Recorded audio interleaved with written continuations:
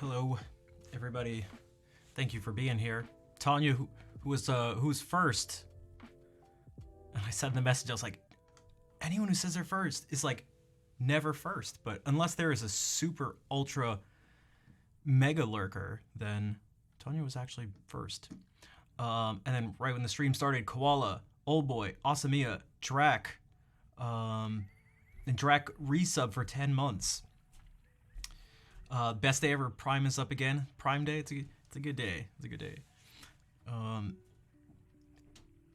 Tinker, what's up? Yeah, I don't know if it's funny. I actually thought about right before the stream. I was like, oh, I'm curious to be like, should I just make all the songs active? And then I really thought about it. And I was like, no, I'm gonna keep the songs. I just, for right now, the actual like singing songs, aside from the Dallin stuff, I was like, no, I can't. Like, I shouldn't. Also, the Vol, Cello, and now Nad. Thank you all for being here.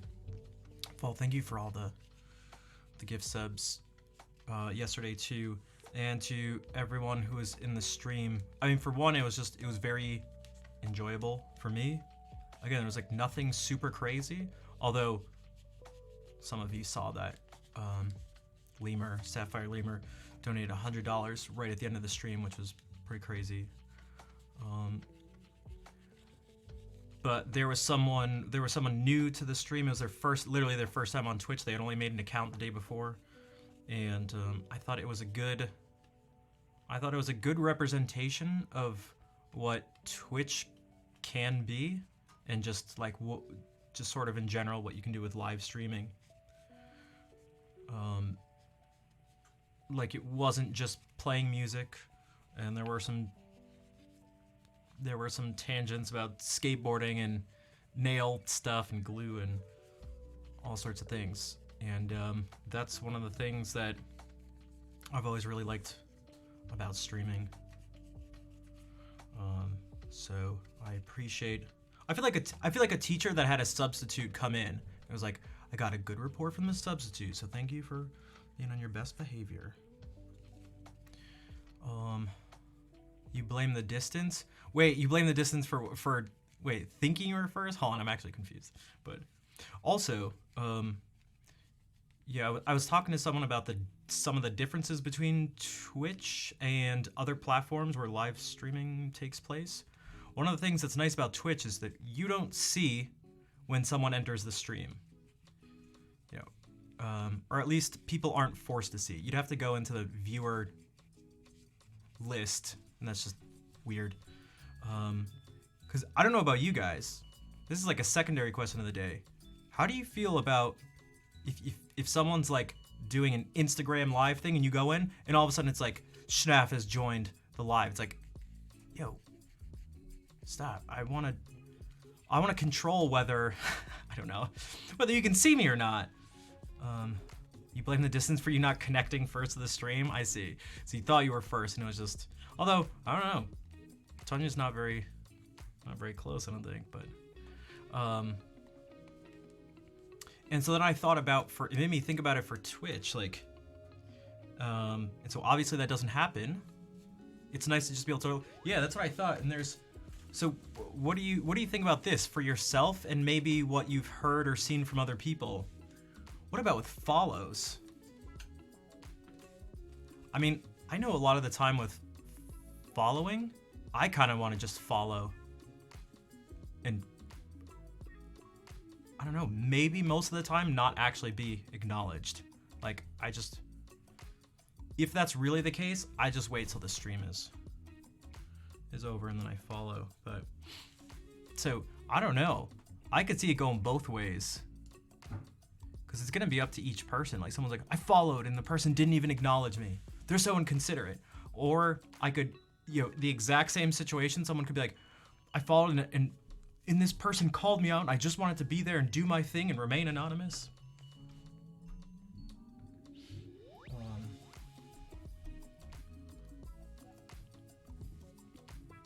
I don't know what your thoughts or experiences with that have been, though, so. That's essentially what the question of the day is.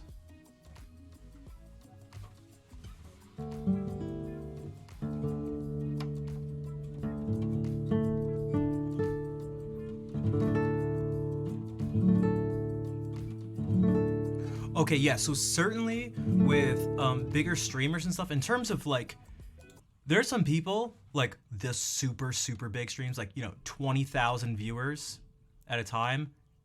The following list is, it's essentially just like constant. And a lot of them, when they're super, super, super, super big, don't even have a follow alert thing, because I mean it would just always be up. I'm thinking more from your point of view. You favor lurking. Thanks when following is okay, but for some. Oh, you were saying, I don't know. I like read that as two thing. You're too messy. Okay.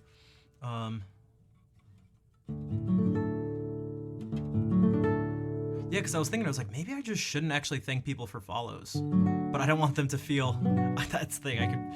I could see it going both ways, and I've heard people say it both ways. Yeah, interrupting things. Yeah, I could see that too.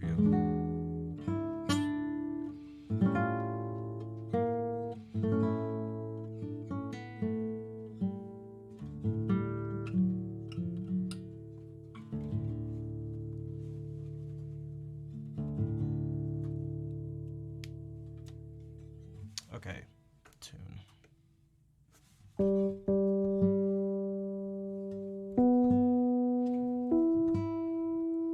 I was playing earlier. All right, so I'm gonna start out with the newer, and you know how I have an opinion. Yeah, I figure the onus is kind of on the person, the viewer or something. Like, if I really don't want to be acknowledged, if I like really don't want to be, then I just, like I said, I just won't follow while they're live. The thing with the notifications on like Instagram or something like that is that you literally actually don't have a choice. The second you watch, it's just like, this person's watching you. It's like, maybe don't do that. Maybe just let the person watch.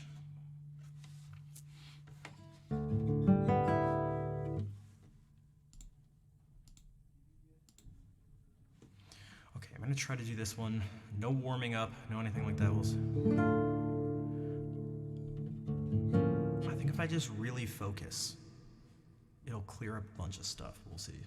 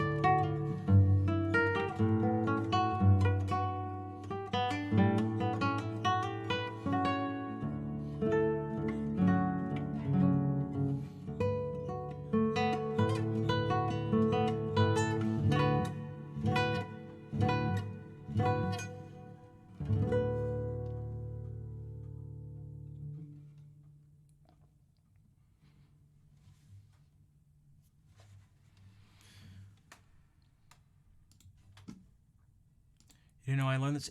It's like pretty new, like less than 2 months old, which is why it's still pretty janky. It's why so much of it is why focus is so important. Which is not to say that focus is important when playing other pieces, but when something's still sketchy, I can't rely on muscle memory and just like I have to really focus.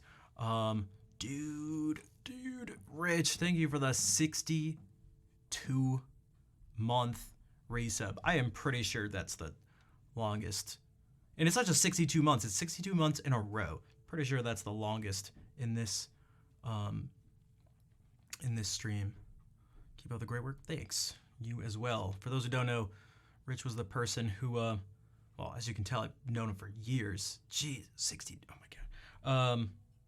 Because I knew him even before that, Substreak started, even before I was streaming, because he was the one who convinced me to stream music.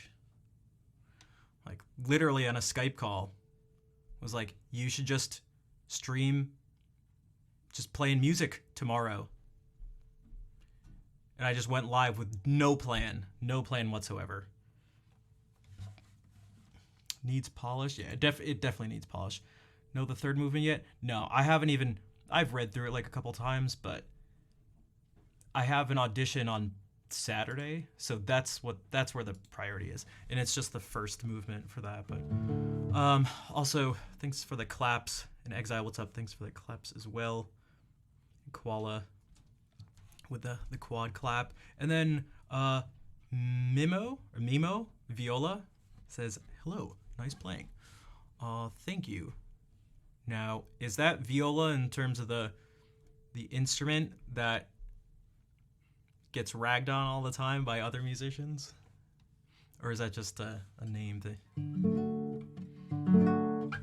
Audition for what? For graduate school.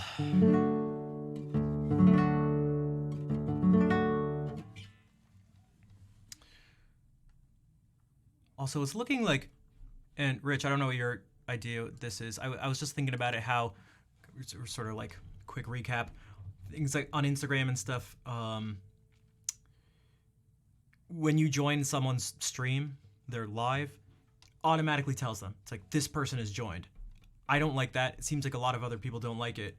That obviously doesn't happen on Twitch. That's great. And I was thinking about like, I can't imagine there's anyone who subscribes and then gets acknowledged and they're like, dude, why would you call me out for subbing? Right? So I can't imagine it. And I'm not sure about, I was thinking, it's like, what about for follows? And it definitely depends on the channel size, as some people brought up, because it could be like a distraction, just if it's too big. I mean, some people it's just constant follows, but I don't know. I can imagine. I know for me, sometimes I don't want to be acknowledged, but you have control over that. What I do is I just follow them after the stream ends. Viola's the intern that everybody makes fun of. Good luck with you. All right. Thank you for the good luck. Also, you are safe here. I think. Actually, I can't promise that. You should basically be safe. I think. I won't make any jokes. I think. This is just actually, hold on. Wait, I'm a straight up liar. 3 message above that is Viola's just a chonky violin changed my mind. So you know what? I'm just gonna be honest. I guess you're not. I guess there's nowhere safe for you. I guess there's nowhere safe. I'm sorry. There's nowhere safe. I mean, it's important. TikTok does the same. I wonder, does anybody know if Twitter does the same thing? I've never actually watched one of the live Twitter things. And actually YouTube too. YouTube doesn't do that. Actually, I'm almost positive YouTube doesn't do that, isn't it? Fanda Malagita. Thanks for the follow. Okay, so this one has some things. There are things that are in the realm of like, despite focusing or not, so even with maximum focus, they can still be difficult. Again, I decided to not change this fingering less than a week before the audition.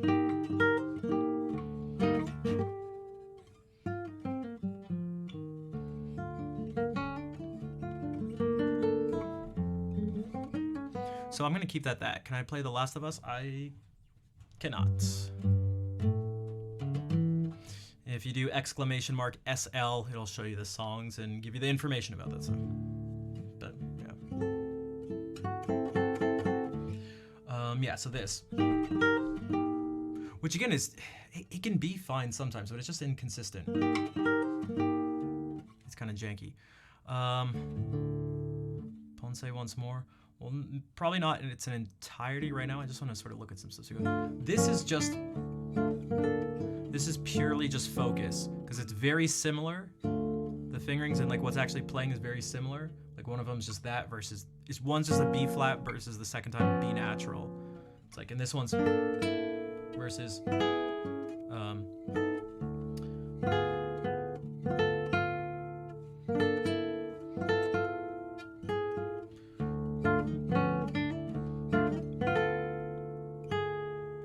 so they're like kind of similar, and then we.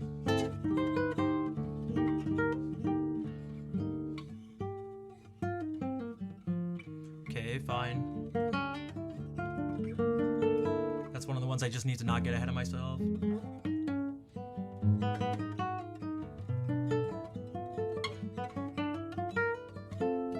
Another one where I need to like not get ahead of myself.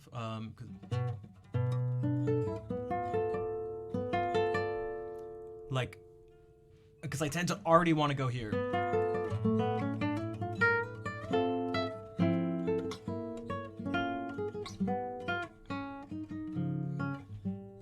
Okay, fine.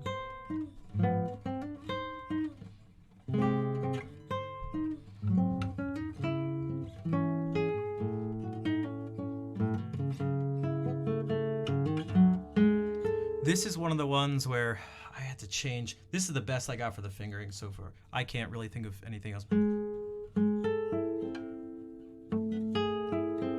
So I got to make sure to actually stay here and not move this stuff ahead of time. And then snap the bar down in this first finger.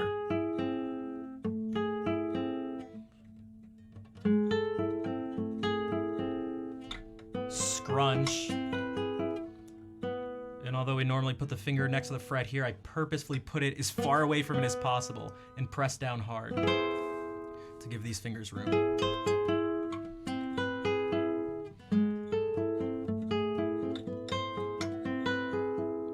And if that happens, which again requires focus, but this one's more than that, then that part's fine. This can be a little janky, so if we go. That's another one where I can get ahead of myself. What's the audition process like? I don't even know. I just actually texted the person. I've been saying this on stream. It's going to be so strange. The person who I'm auditioning for, I don't know if there's other faculty there. I've known him for 15 years. Like, he and I put together an entire, like, guitar festival together. We've been, like, wasted on numerous occasions with each other. Like some other thing, like I've known him for so, and he was the one that suggested I stick around. Because remember, I was ready to go to Texas. I had all the items I was gonna need, how much they were worth, because I was gonna be like, okay, instead of getting a U-Haul truck, I'll just sell most of the stuff, and it'd actually be cheaper to just buy the things again, sell them here, buy them again, and it'll be less than the price of a U-Haul truck. I was looking for places to stay, all this stuff. I had everything set up. And it was talking with him mainly, and another one of my classical guitar buddies. The two of them have been like mentors over the past decade and a half. And they were both like, dude, just hold out for 2 more years, study here, and it'll basically just be sort of kind of better in every way. So I'm not sure about the process. I just texted him today. I was like, dude, Adam, what do I wear? I was like, what do I wear? I don't even remember. It was such an informal process the way I did it last time, because it was like not how you typically do it. I essentially just played for someone on one of my days already at the college. So it wasn't a formal thing at all, but He said to look like a pro, business casual. So I have something I have something planned out. But yeah, masters in performance for guitar.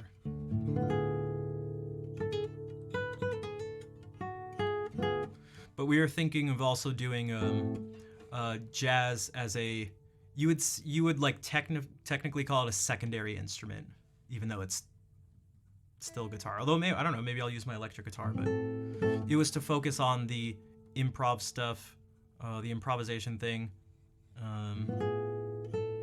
Yeah, so.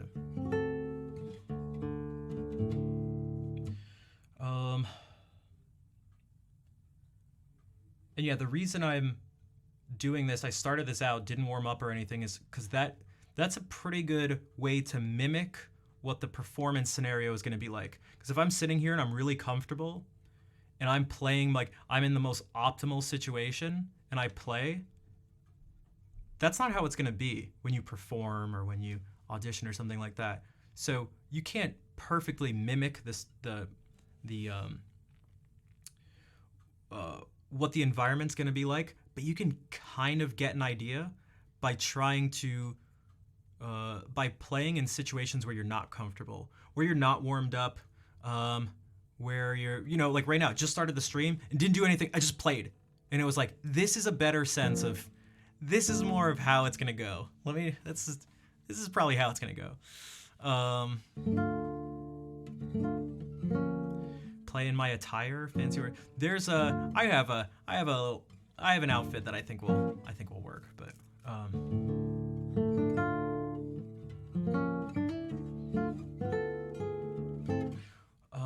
yeah, so there was that, so I did this thing, blah, blah. Oh yeah, I have to make sure. I just need to take time with a lot of these, but because I'm going to be anxious, my heart rate's going to be up, and so a person's perception of time, at least in terms of music, it actually changes. It's not solely connected to your heart rate, but it is directly connected to your heart rate. That's one of the factors. Yo, yeah, speaking of, dude, Jared, what's up? Nice to see you. Dude, I'm gonna be back at URI. It's gonna be so strange. It's gonna be so strange.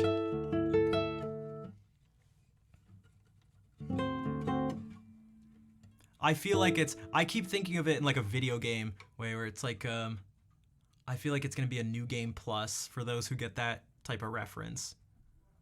Where it's like I've leveled up a bunch of things and like the game somewhat changed, to your second time around. Some enemies are in different places.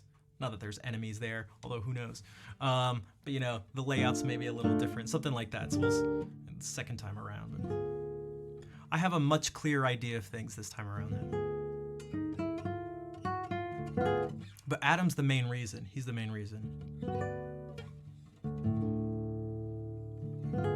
And I'm pretty sure I'm going to be asking Elion as many questions as I can. Yeah, so this thing, again, I just need to...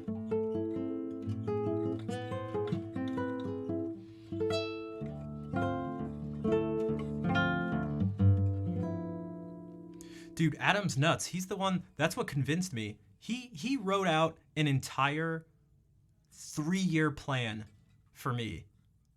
Just out of nowhere, just after I told him my situation, he was like, dude. And then I got hit with this super long, detailed message of scholarships and fellowships, classes to take, things for assistantships, things to do studying abroad, places to talk about things, including he thinks it'd be good to lean into the whole streaming and online stuff and wants to help get more people on board. Because Jared, I don't know how much you've been in contact with people or still sort of seen things, but from what I saw when I did when I was part of that round table thing a couple years ago, I got a wild amount of pushback for the doing stuff online, which was ironic because it was the term, it was like a hybrid guitar festival, right? So they're streaming it to people. I'm like, guys, You're streaming it right now. If this wasn't the case, you're talking about how it's ideal to be in person, but it's like, yeah, maybe. But I was like, I know for sure. I was like, my aunt is in California. She's watching right now. Not right now, although maybe she is. I said it. Because I was just texting her before the thing. So I was like, she's watching now. There's no situation where she would have 100% missed out on this if you guys weren't streaming it. So it's like, yes, it'd be better if she was sitting right here, I guess, but she literally can't. So instead of making it all or nothing, especially because the technology is like, oh, it's so easy now. It is so easy. Like anyone can just stream from their phone, depending on the quality, or from a laptop. Like it doesn't have to be great. You can do it for free. And then to step it up doesn't take all that much more once you know what you're doing. So, I don't know. So, I feel like I need some, They are, and that was one of the COVID silver linings, for sure. Is, Rich, I don't know about you, but afterwards, in the past few years, it went from streaming was just like, when you say streaming, it was just like, yeah, you stream Netflix and stuff. But now, with people doing stuff on Zoom, the idea of doing things online is so much more accepted, but it's still, they still just don't, not even close to being fully realized, the potential. So that's what I was trying to let people know, and I tried to do it, as respectfully as possible too, because what you don't want to do is go, you guys are dumb and you're old, get with the times, old man. And then I went and sprayed graffiti on the wall, and then smoked weed and skated off, and did a kickflip with a spiky hair and a chain. I don't know. And then went to the arcade. This isn't actually far away from things. I went to an arcade, Julian, what's up? How's it going? Do you guys have any barcades near you? We have an amazing one. Dude, there was a guy there.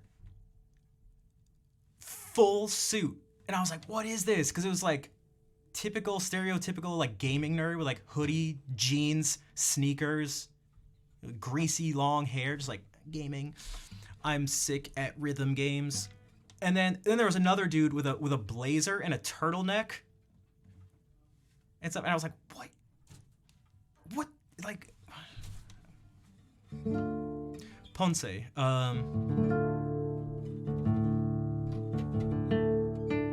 Also, seeing buskers perform. I mean, I feel like this is just online busking. Although I actually wish it wasn't. But that's the closest thing.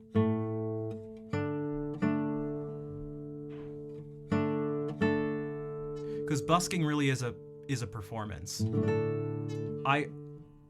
I know for sure there's more to live streaming than it being a performance. And I'm pretty sure most of the people, because you're here, you know that too. That this is not a concert. You can do a concert. You can have like I'm gonna play this but that is, I don't think that's where like okay, you can't measure it, but I was gonna say like the true value of live streaming comes in. I think the value is to be able to react to people in real time.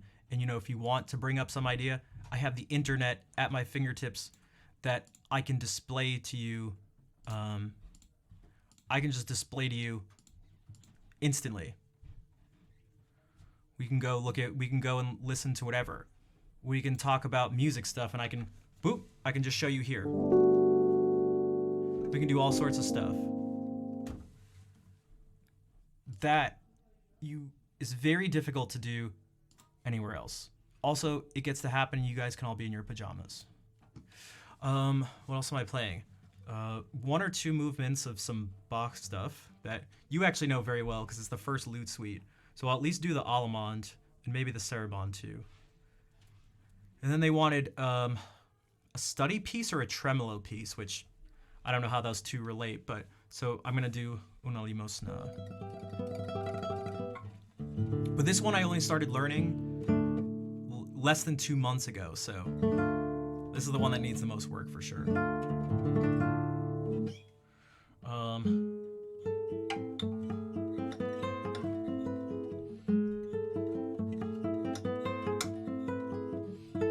I just need to pause there. This part's fine.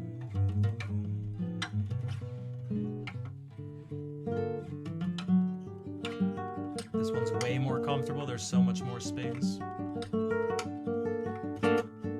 I like this sound, these chords. This one I just have to remember the chords to go to.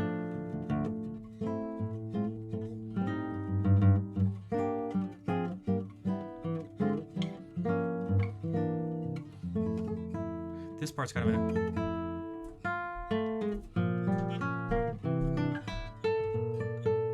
I'm not a fan of that.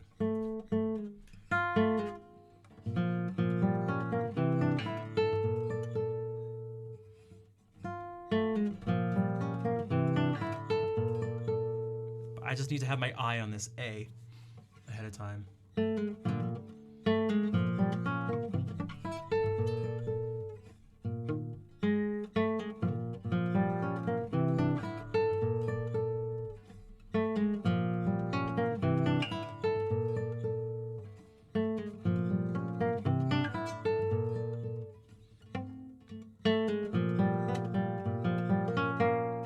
I do like thinking about this shape.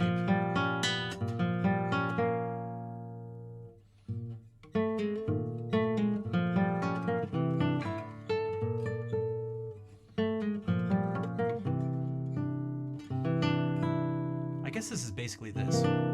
Yeah, it's basically C9.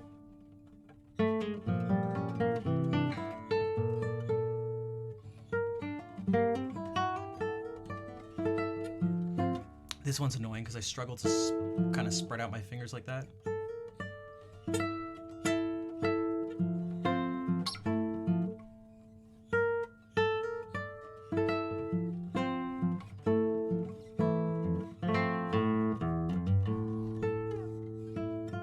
This part's basically fine without repeating.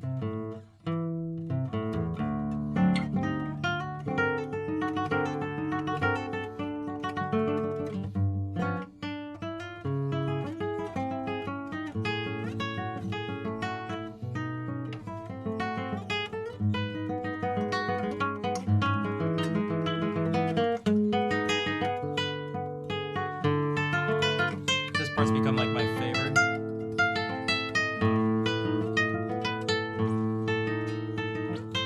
Except what did I do here when I was just playing it? I don't even know.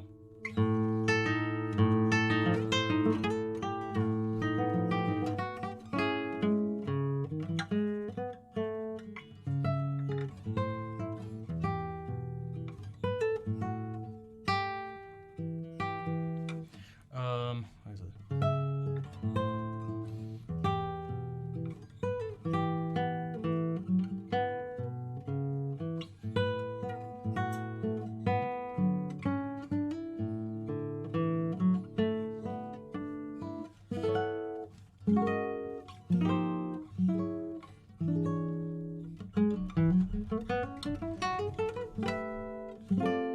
This part's fine. Although sometimes this next part's a little janky. But I've been better, because I just have to remember not to play this D. There's a tendency to want to play it, but if I just think about the actual notes, like the sounds, there's no reason to play it. So I just have to think like F sharp Phrygian. Ba-da-dum-dum-bum. Instead of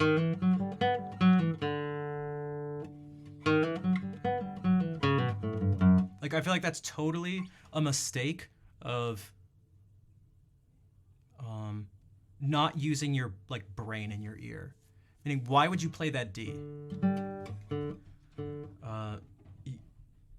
It's not so complicated or something. Like, it's not that this is difficult. That's not difficult to do. It's almost like, it's maybe not the best word, but it's like laziness and not hearing it. But if you're thinking ba da da da bum, ba da ba ba bum, like, you shouldn't be you shouldn't be making that mistake if you're like really thinking and not just moving your fingers.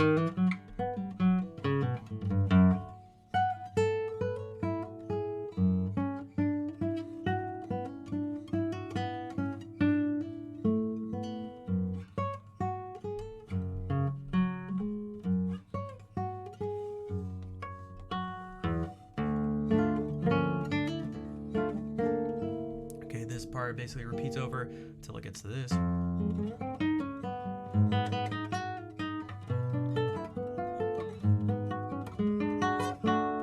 That part's a little annoying.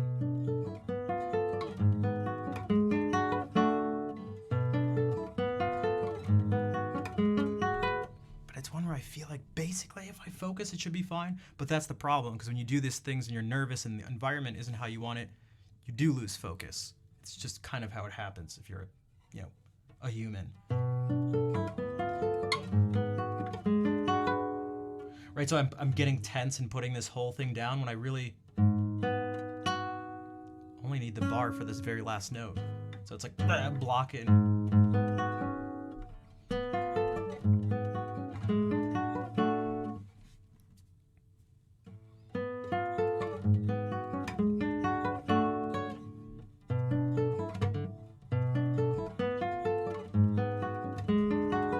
Like if I just chill out and relax, it just makes it so much easier. Well,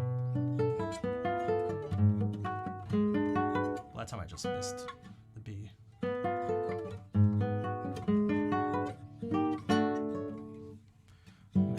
Thanks, Rich. The thing is, as I've mentioned before, I'm actually not because I'm so amazing or something, but I'm not worried actually about getting accepted. And I think Jared knows it too. Like I'd be very surprised for multiple reasons. If it was like, it's like, am I really going to play so poorly that I don't get accepted or something? It's more that I want to make a good impression, and I don't want to go through this to just try to get by. Like I want to excel. I'm not trying to just get by. I'm not trying to just do what's good enough. Like obviously it's not going to be perfect, but and so maybe I can, you know, like aim for perfection while knowing it's not going to be perfect. But like, I'd like to excel at the thing and not just barely get, but oh, what's the least amount I can do to get, but hey, I just barely made it. It's like,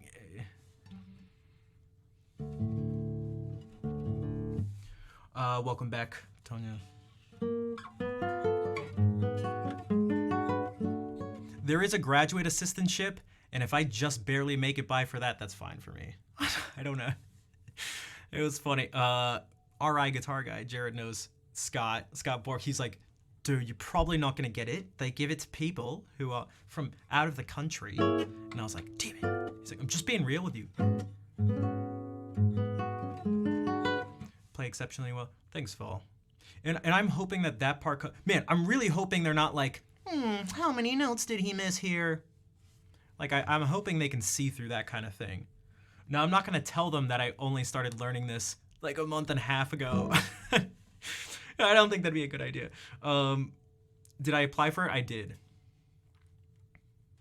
I'm not sure who all is involved. You know, Mark Conley at this point is the department chair, and Elion is the head of graduate stuff, so maybe she's a big person, and her and I always, you know, I felt like we had a good relationship or something. I took what, 8 different classes with her or something. It was crazy. So yeah, we'll see. I mean, that'd be nice for the experience. I think it'd also just be fun, and also there's a lot of money. There's a lot of money involved.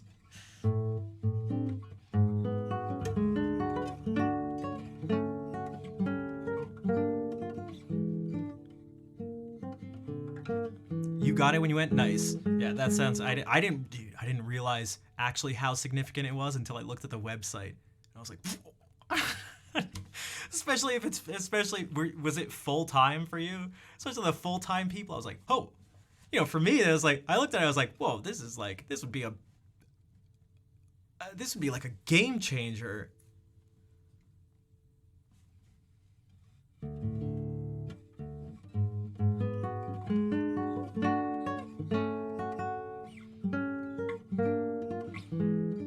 This is all focus stuff.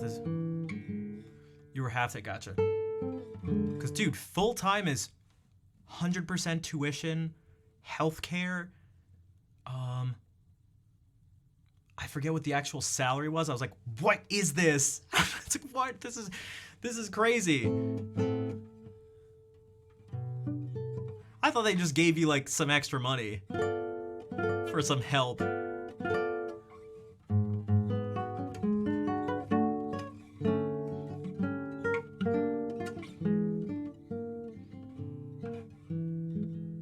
Based on what they said, I honestly feel like, and I'm not one to over-assess myself. I feel like, if anything, under-assess. But I feel like I'd be really good for that stuff based on all the questions they had about, you know, sort of what they were looking for. So we'll see. But I understand it's not always about that. So.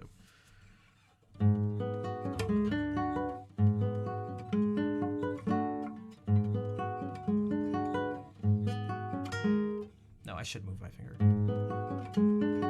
I was like, I can keep it down here, but I don't like that as much as that. Yeah, I don't like that.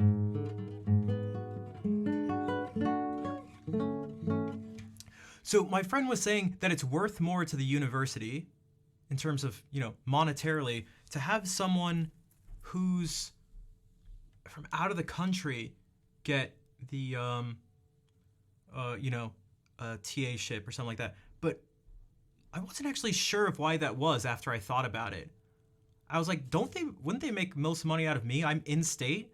So if I don't get it, I pay them, you know, whatever the low in-state tuition is. And they're paying for someone who would have given them like this much money. And if they give it to the person, they're missing out on that and they get this. It's like, maybe it's not that simple, but that was sort of going on in my head. I was like, what's going on here?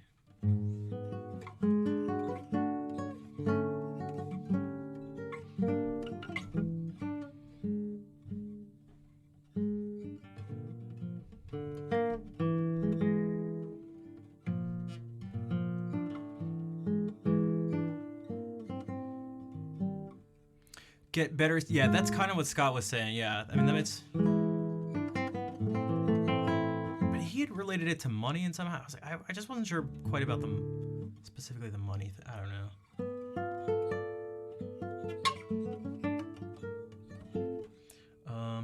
Yeah, this.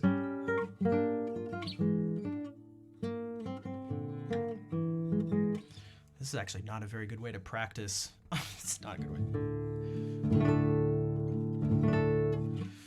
So maybe I actually shouldn't practice like this. This is I never really do it on stream, and it actually doesn't feel very effective.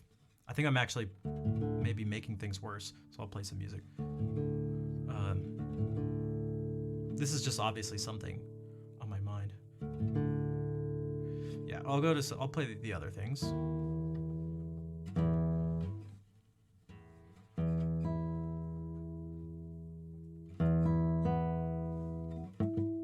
Well, that's the other part I was thinking about too. Is like, oh, maybe they don't get it the whole time. So once they sort of maybe reel them in with an assistantship, and then they're like, now you have to pay everything. I don't know. Or you're talking about the actual payments from the overseas people. That's what I think I misread that at first. Okay, we're not doing that tremolo piece though. The other way, okay. Oh.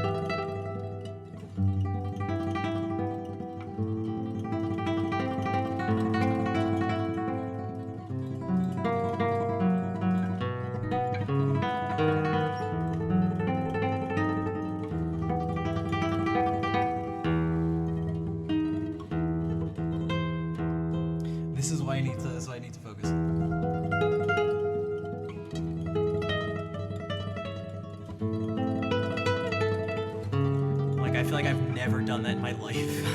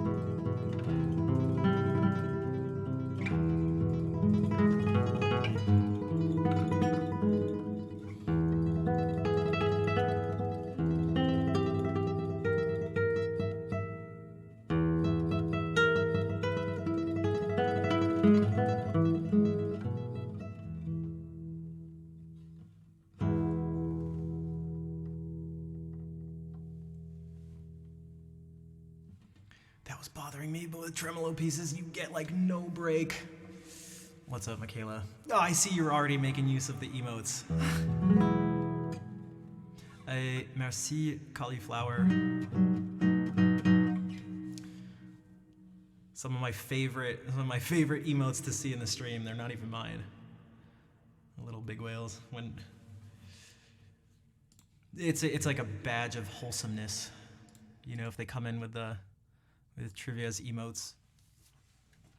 99%. See, look at that. See, 99% of the time, they're just gonna be a nice person.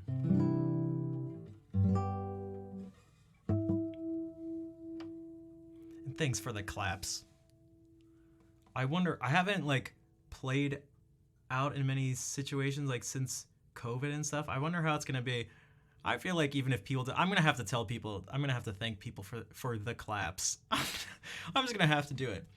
Thanks for the claps, guys. Because usually you don't do that. You do this. You do this. It's my also, before I forget, I got a little distracted, but I wanted to say BlackBerry. Not that I don't appreciate other people being here, but I feel like I could maybe go into the details why, but I feel like ever since Dan's raid a little while back, I feel like you've been a great addition to the crew. But this is the move when they finish the piece and they do the thing and people start to clap and they just like mouth the thing.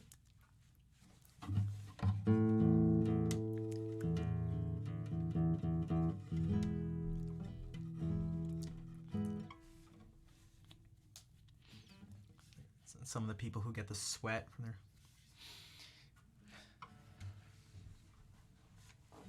If you know, like, I feel like if you know, you know. You'd be like, what? It's just a person mouthing thank you. There's a particular, there's something about, I don't know how to describe it. There's something about the particular, like,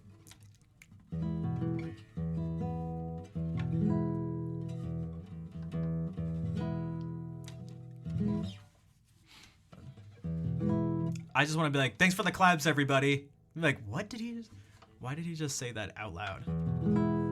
The claps?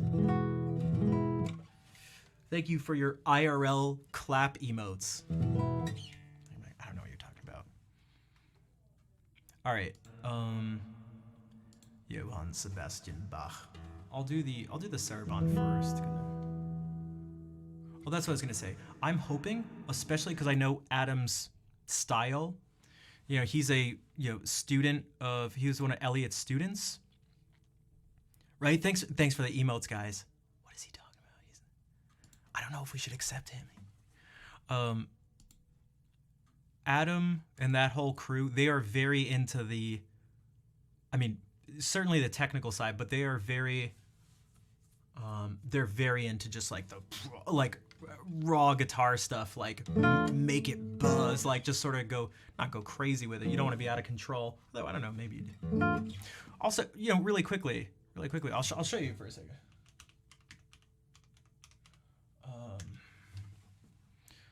Dude, I cannot search for Adam's name without just getting Adam Levine results. Even when it doesn't say, oh, did you mean so-and-so? It still just gives me Adam Levine results. But so this is like an example of, it's Adam from years ago, but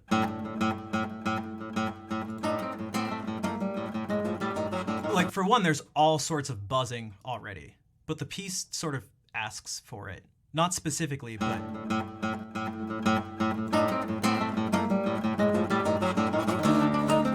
I mean, this piece was written for him too.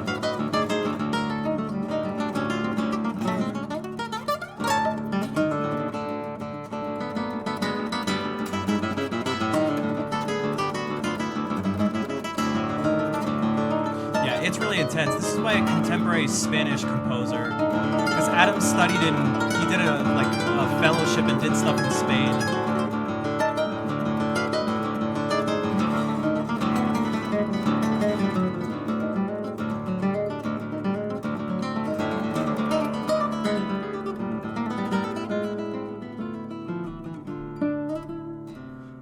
I'm also not so sure it's the greatest guitar in the world, but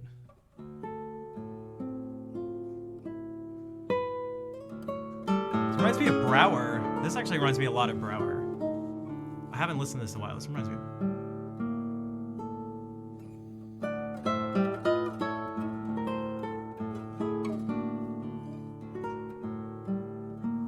But I think you can see why I'm more concerned about the musical side of things,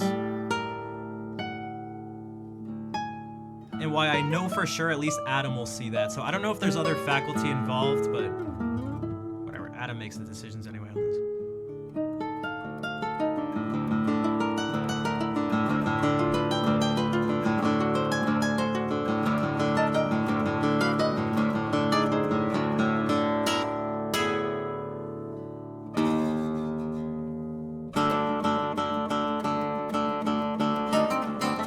This is from 8 years ago. Jeez.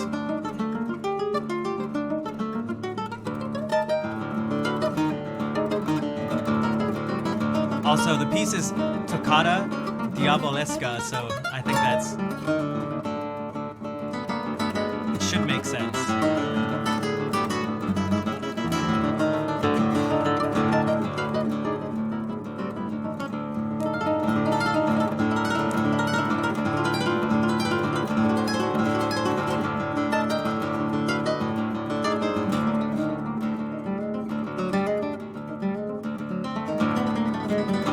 I love that part. It's definitely anxiety inducing, yeah.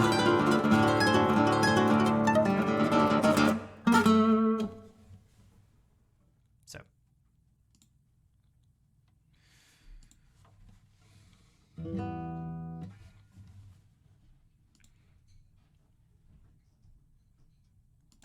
Now this is of a very different character in multiple ways. You can't stand sloppy, frenetic, noisy playing any longer. I mean, that's Vladimir Spifikov. I mean, look, and I think Elliot and Adam, these people would agree that if you had the choice between, a string buzzing and with the exact same amount of character and volume, this is outside of flamenco, but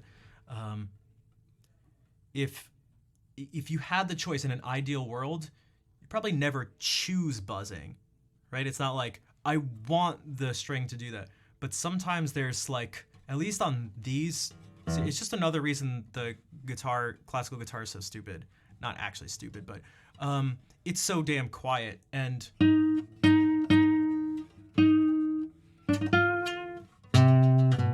now this guitar actually does a pretty good job of resisting that, to be totally even pressing that hard, like it still doesn't quite buzz. But that again, the buzzing's not good, but if your performance is like, so many people take it to not even necessarily the other extreme, but it's just like, it's so nice, and they prioritize that over everything else. It's like at the highest place, everything has to be pristine before everything else. And I don't know about you, but I feel like I'm the other way around, where that's what I used to prefer, and I got legitimately just like bored. Again, not to say that every, perfectly clean performance, it doesn't mean it's actually bad, but so many people seem to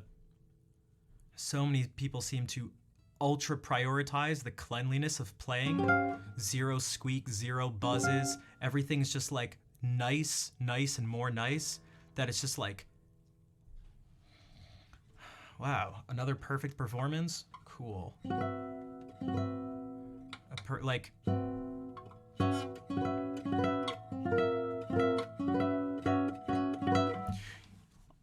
I'll give you sort of an example. This may not be, I actually do think this is a good example, because I was going to say, technically it's not, okay, speaking of Elliot, all right. Bear with me for a second. Bear with me. I think bear with me for a second. May seem a little strange. Because part of this also has to do with live performances too. It's not the same as recordings. And I'll show you what I mean. That is actually a little different. I've always, for me, I grew up listening to the oud before I even, sort of knew what it was called. I'm Armenian, like that sound, and that's, man, I always thought that was kind of part of it, just like flamenco too. That, I mean, especially with the lower tension strings, I mean, that becomes part of the sound. It's hard to play. I've never played, but it looks like it for a few different reasons. But hold on, I'm setting up a few things. This was something I just sort of stumbled upon. I had seen all these before, but I never kind of looked at them like this. You'll see what I mean in a second. We're going to get some different versions of Paganini. I'll show you. Okay. We'll do Drew. I didn't spell his name right, but I'm sure this will be fine. It's fine. No, not that one. Caprice 20. And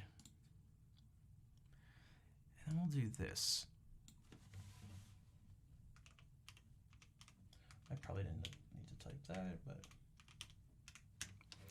All right. So,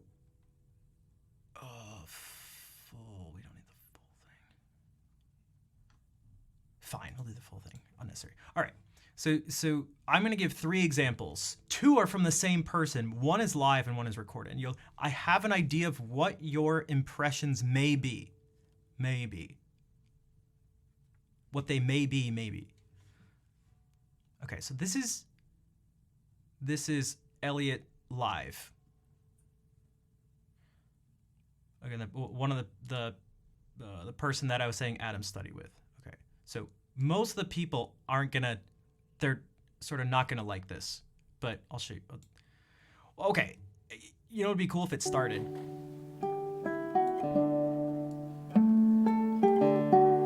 So for those who don't know, this is the Paganini. Well, not this person. This is Elliot. Paganini of the Paganini Caprices fame, and this is the 20th one, not one of the more common ones. Number 5 and 24 are the most common for sure.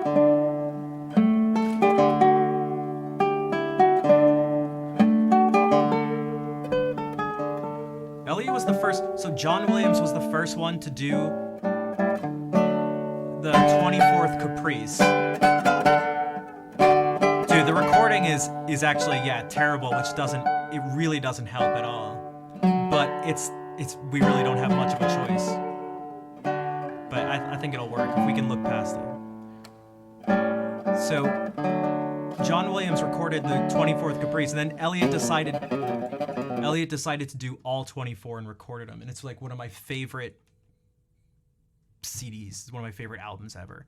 So I should probably stop talking here because this, yeah, I want you to even recognize the buzzing and stuff, but I want you to see if you can sort of look past it, and I think it'll continue to make more sense. But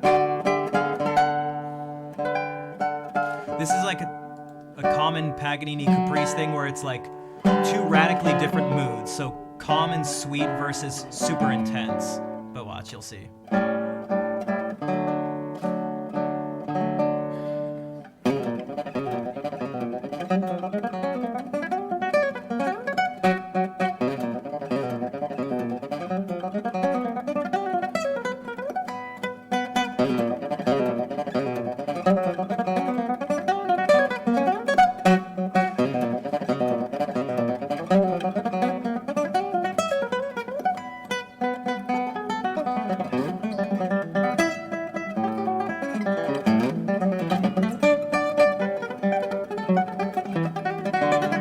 So he just like messes up a bunch there, but still, watch.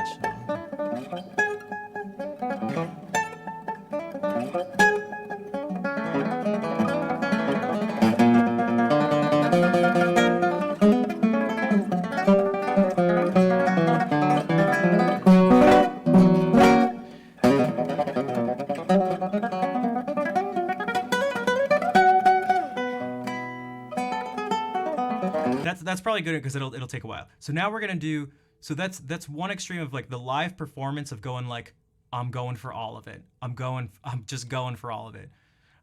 This is not a live recording, but this is the sort of, I feel like, more common purity type thing.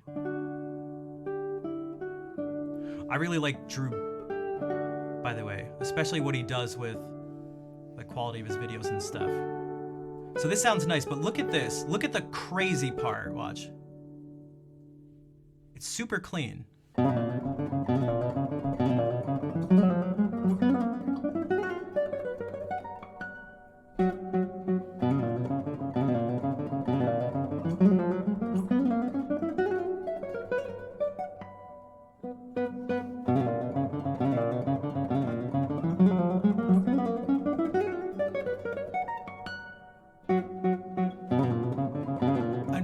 I don't know about you, but I almost feel like it's like, I just don't think it works. Like, I'm just, it almost sounds like a joke.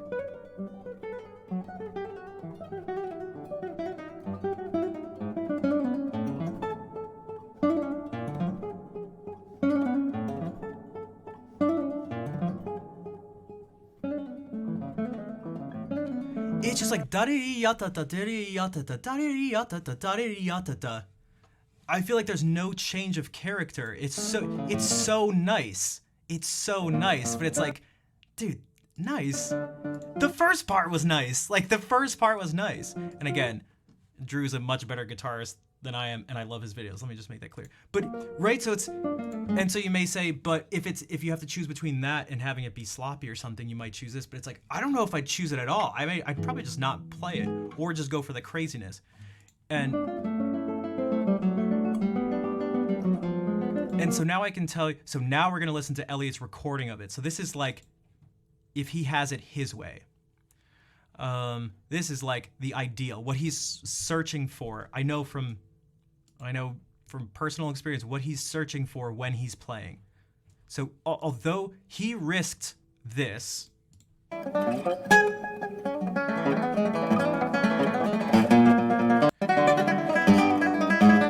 was this.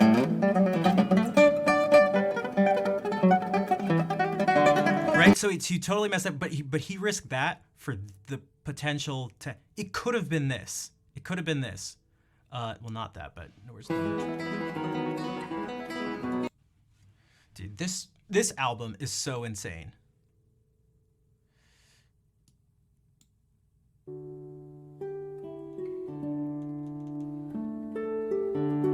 Well, almost the other extreme, because what you're gonna see is like you can actually have the best of both worlds, especially in a recorded thing. A recorded situation. Also, what's up, Cheap Asian? How's it going?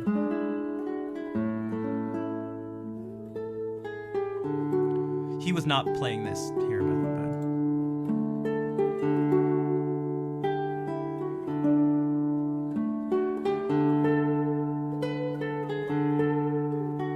And this is all. I'm not even bringing up the fact that just because this is the pretty part, match the image. I guess there's that too, yeah. But you'll see just when it gets to the. It's just nice to prep the intense part with the relatively serene part.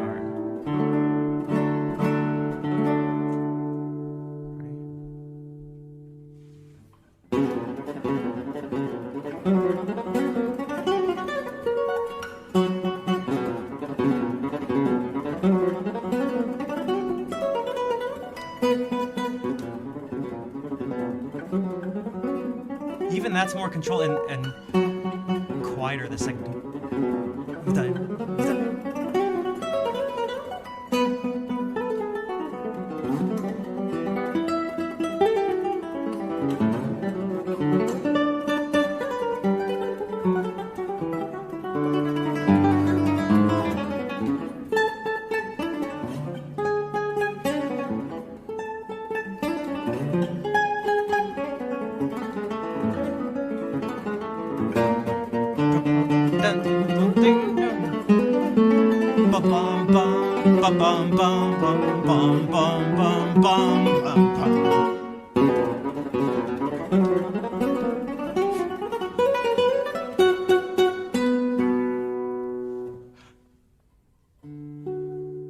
Like that, I feel like is the spirit of Paganini. Again, just my opinion, but so these are more of just like, because extremes can be nice to make points. Like you pick the. Oh, I promise it's super intentional. You know, I saw one. There was there's some of these moments in life, I guess you'd say. I saw a master class with Elliot and this guitarist, and she was great, and she played Paganini's 24th Caprice.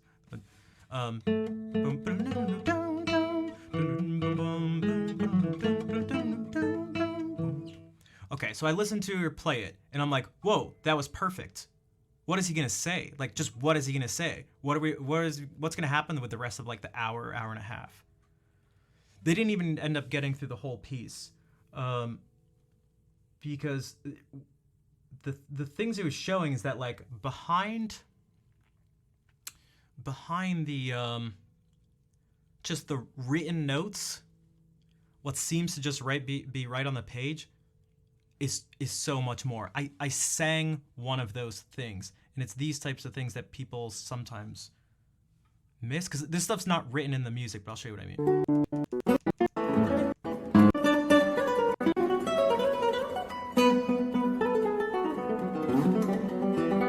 There are things here, but there's a very clear example.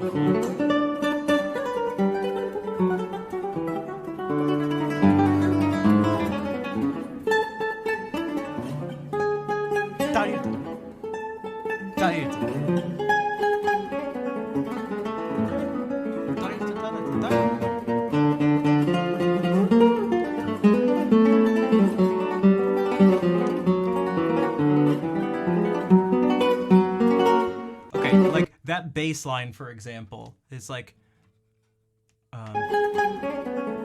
bum bum bum bum bum bum bum bum bum dum dum bum. Like it's so dramatic, and it's so like it's actually brought out and made to feel like it's a totally different thing from the other stuff that's going on. So okay.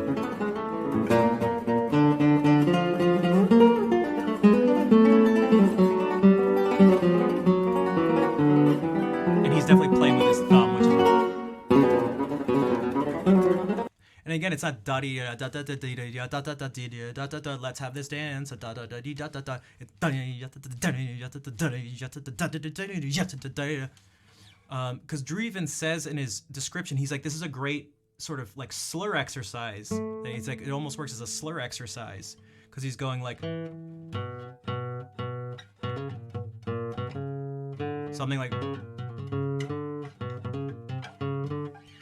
that. But if you notice in Elliot's right hand, he plucked every single one. So he used like almost like a tremolo type thing to go so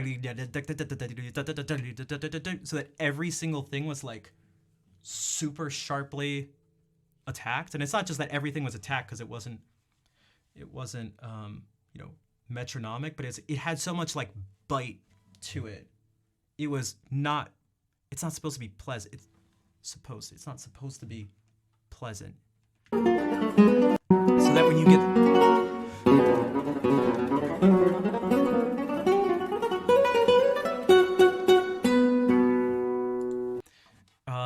and so there's like, and so going through that 24th Caprice and that master class, it was like showing where like, yes, this person had like all these notes and rhythmic values down, and there was like no buzzing, no squeaking, stuff like that, but was missing all the things underneath that. So like an example that I've brought up on stream for something that I can at least play is this. I feel like it's all over the place with Bach, which is part of the reason why I love it. So towards the end here, it goes.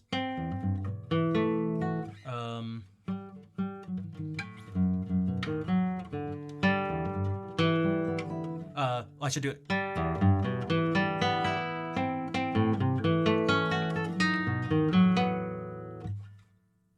Esta Bubin, what's up? Good evening. Right, so these are the notes right now. They're just a string of eighth notes.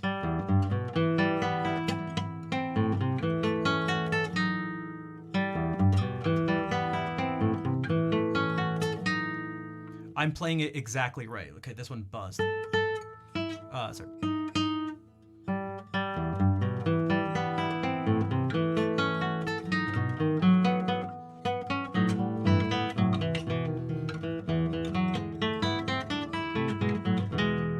Okay, so you could do that, or there's a few like underlying gestures within it that aren't explicitly stated. There's things like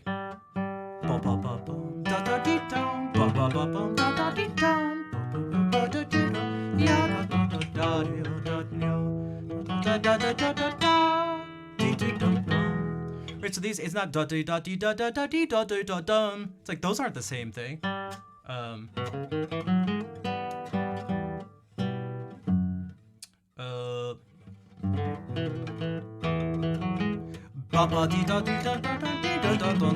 Like what the?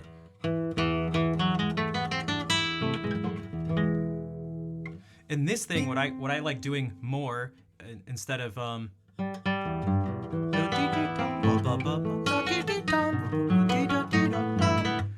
like the single notes that started off. So ba ba da da da da da da da. So it's like not quite a melody, but it's its own line, and these things stick out. And when they stick out that way, once you get to this, whoops, then that part, it's actually built up to something, and that sort of takes it over. And so it's still just a string of like eighth notes.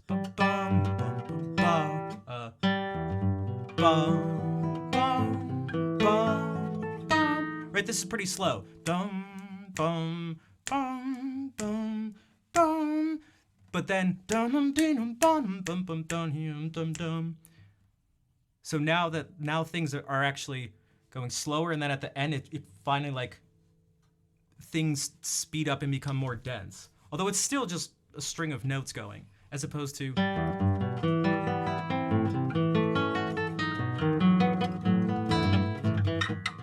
now that's not a good example because I like missed a bunch of notes, but it's like almost hard.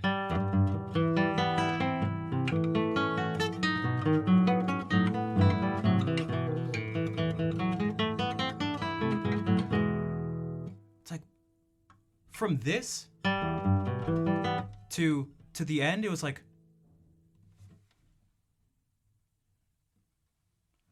and I don't think it's what Bach intended. If it was, I wouldn't even really care. What are you gonna do about it? I wouldn't even really care. Part of the reason it was meant for this was meant for a single instrument, but that's almost more of the reason to do it. So if you look at things that you know for sure 100% are not meant to be played just straight like this. I'll try to find some like an example right away. So the things for cello, for flutes, for violin, like this, where it's not so, it's not for an orchestra, it's not for guitar. Well, he wasn't really writing for guitar. It's not a keyboard thing where he has the luxury of writing multiple voices. What he needs to do is write implied counterpoint. So what that means is when you see this line, okay, so there's not a single time in this piece written in the music. This is the original music. It's essentially the manuscript just brought into the, a modern format here. You see, these are the notes.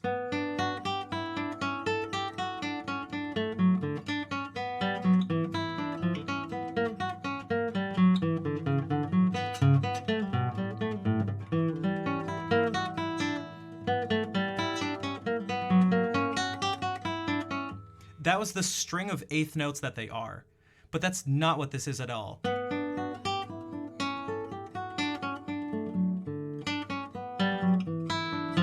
I mean, especially if this wasn't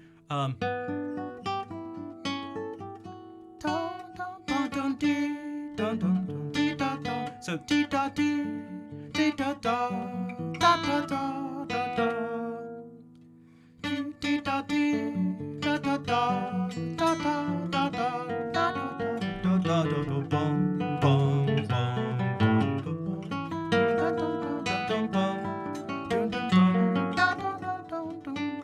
This part's super clear. It's not. This is clearly a bass line that's going up chromatically.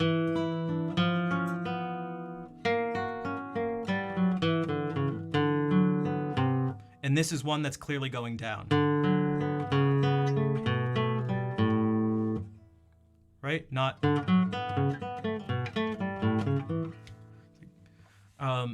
So those are the types of things that's where I feel like are some of the things that can be found here.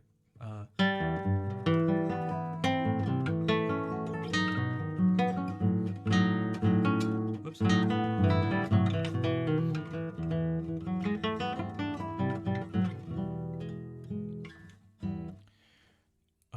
But it's not specific to Bach, but again, just like it's the same thing for the Paganini stuff. So for me, that's part of it too. That is like more and more as I listen and play more music and just get older are the things that really stick out to me.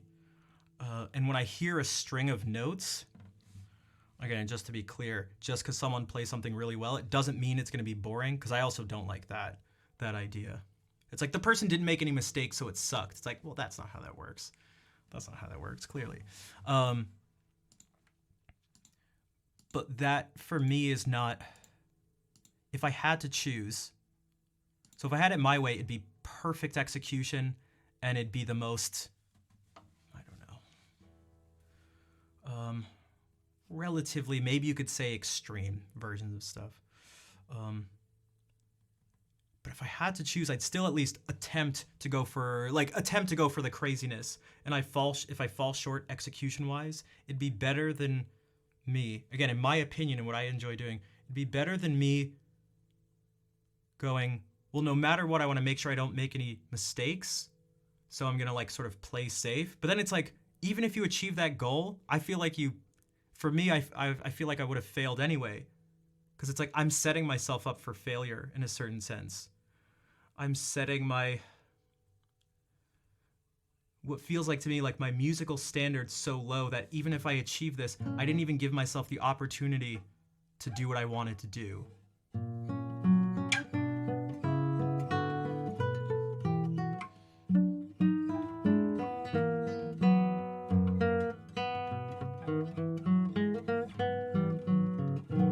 So let's say I do that. It's like, great, I did it, but I still lost. I mean, like, it's like a losing proposition in my mind. So I'd rather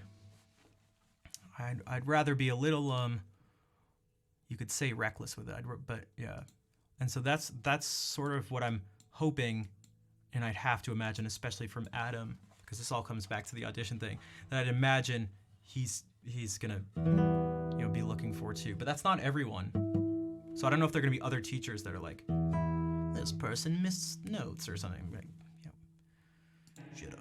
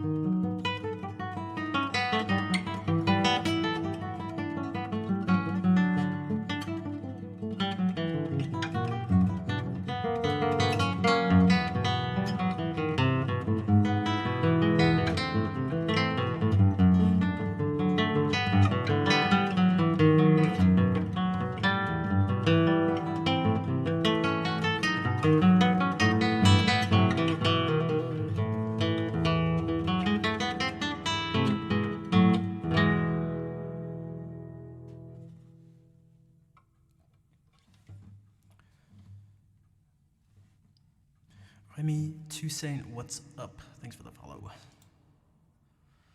So something maybe more like that.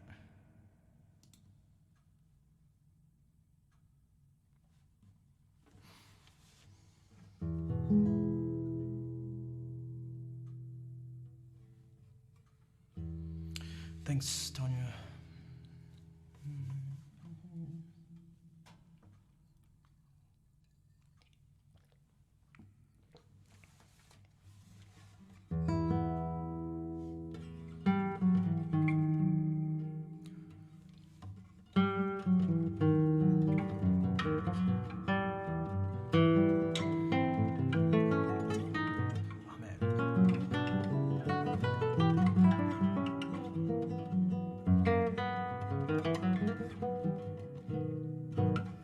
Freckled Farmer. That one. For mein Geschenkabo. Yeah, but that's got to be thank you for the gift sub. Whatever. We can use context clues. 9? Ja. Ja. Geschenkabo. Ja, danke. Und danke, Papa Shadow. For no, it is 9. I know it is. I know it is. The auto, for those who don't know, the auto sort of fill for that is I speak German. 9. Je spreekt nicht. Right? Is that how you say that?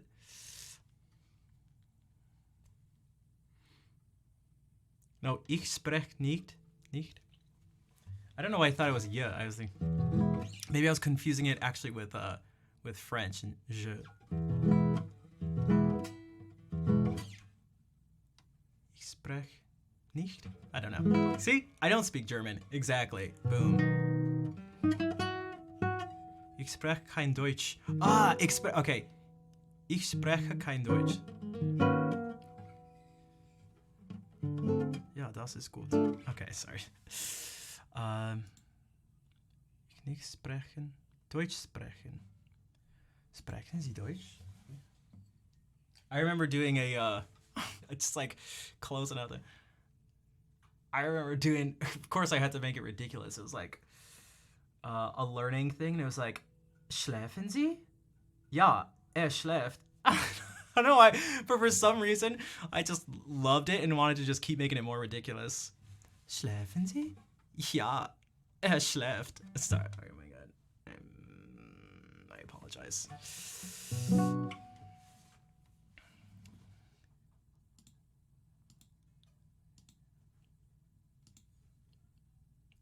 Let's just put it this way. If I ever tease you or something like that, it just means I like you. Like, you know who gets teased the most? The French speakers.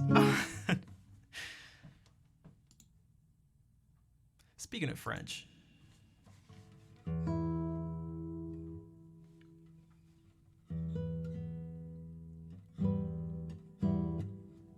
Okay. Ich spiele ein Stücke. Franz, I don't know how to. Rindfleischetikettierung, Überwachung, Aufgaben, Übertragungsgesetz. Sure.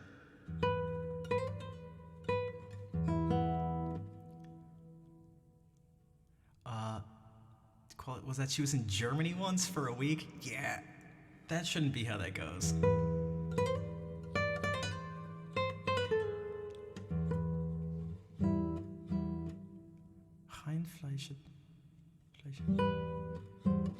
What are those eyebrows? Although, Michaela, you did find, I say this to everyone the first time using it, especially if they've just subbed, you have found, this is where I have never given myself such a big compliment. You have found the greatest emote on Twitch. that emote exists in other people's channels too. These eyebrows are, I mean, you've just, yeah, there you go. That's, I mean, is that not reason enough to just, for those who don't know, I was a weird child, as if I'm not a weird adult now. I used to spend so much time in front of the mirror just doing things with my face, and so that was one of them. It's just like, oh, what can I do here? I'd be like,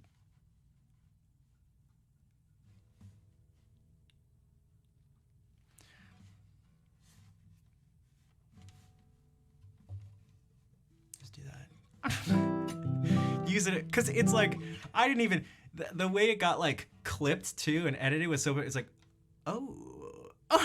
It's like an ooh at the beginning of it. Hey, all right, okay. Forget about the guitar playing, forget about everything else. These eyebrows, I'm just gonna, that's what I'll say to the people at the audition. If they don't look too happy, I'll be like, I'll do some uncle magic and do stuff with my eyebrows. At the same time, too, I'll be like, eh? I'm like, we gotta take him now. We gotta take him. He detached his thumb. It's like, I think that was just a trick. It's like, no, I think he was. Like, Like this one? You love the face tricks? Oh, I got face tricks. It's so funny. My older brother hates when I do. He's like, I get it. My favorite is his least favorite. It took me 32 years or something. I thought I was the only person floating on this tiny rock in space that we call Earth. I think I was the only one who could independently move my eyelids. But then I found someone else who did. I was like, what? How is this possible? That was crazy. So let's turn this into an inspirational story. Ready? I'm gonna turn this into an inspirational story. What do you mean moving my eyelids? I'll show you.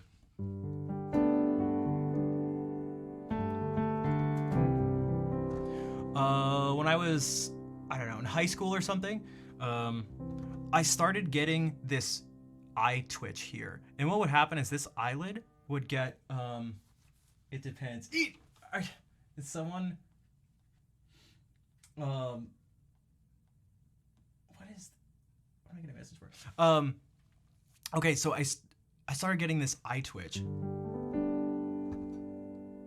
it was really bothering me. It would just like come and go for like a really long time. And so what I tried to do is I tried to actually like flex the muscle to get it to stop, because I started to be able to feel the muscle itself. Not like feel it like this, but like as it happened, it was like I became sort of aware of it. And so that looks like this. So what would happen with my eye? It would do this. Okay, it would do that on its own. But while that was happening, if I went like and sort of held it in and did it myself, it would start to go away. Okay, and I was like, oh, that's interesting. And then again, just in front of the mirror, I was like, what if I teach myself to do it with my other eye? Because why not? So I went and I just sat there and would, okay, move this one.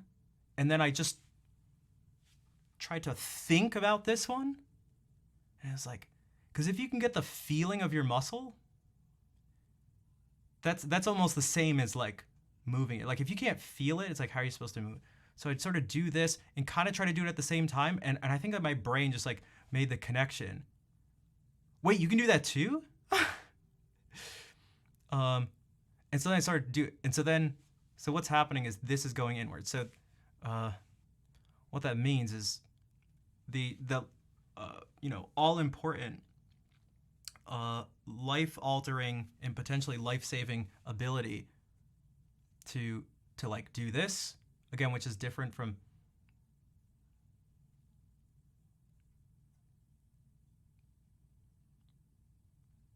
This is where the real skill comes. But if I just do this, it looks like I got like punched in the face or something. So it's super subtle, but just bring him in like that. So I can do a good Forrest Whitaker impression from The Shield. Vic killed Lemansky. Okay, so I can. 6 people. Yeah, how many? How many people?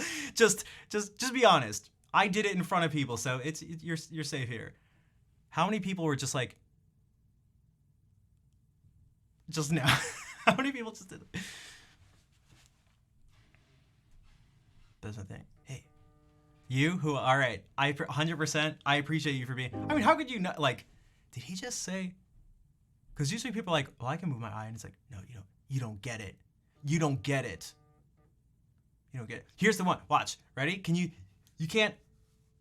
Again, this is how important this is. This you can't tell if my right eye is open or closed.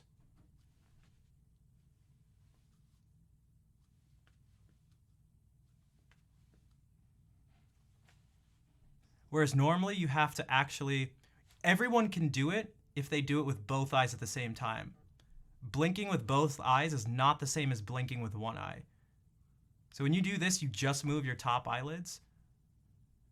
But basically any other time, you scrunch, you actually use totally different muscles and scrunch up your eye like that. But if you can hold this one in place, then you can just pull the top down. No, see, that's see? I already preempted it. And this is what's gonna get me, like closing your eyes from the bottom.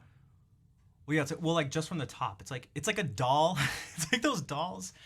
My great aunt had one of these where what? You put it upright and it goes like this, and then when you lean it back, the eyelids go like, and like bounce down like that, but just with one eye.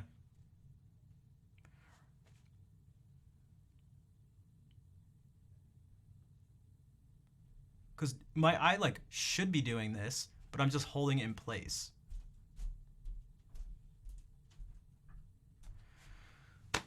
I know. I'll take my bow. Streamer of the year. Streamer of the year.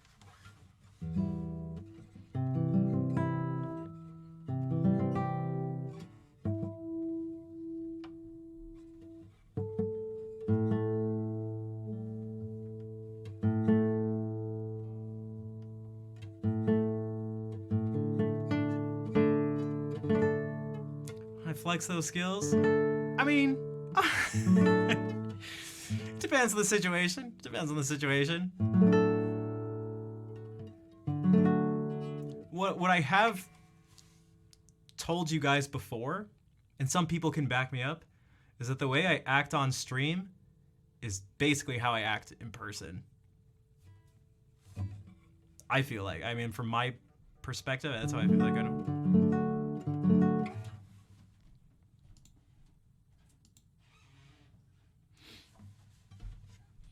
Oh my god, I'm getting so many notifications and stuff. All right, this needs to stop.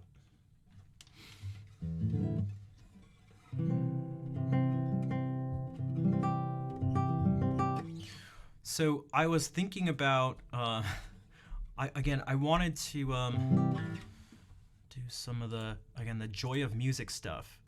If it's, who here would potentially like to learn how to make music themselves? Because you can do it. If not, I'm just gonna do it. I'm gonna do it anyway, and if it's just really quick and sort of quiet or something, then I guess so be it. But I have to try to do it regardless, because I still need to experiment more with stuff like this. So for those who aren't aware, I've been trying to channel my inner Bob Ross, but gotta sleep soon. No, you're staying up. I mean, if you gotta sleep, that's fine. So here's what we're gonna do. Change the stream title.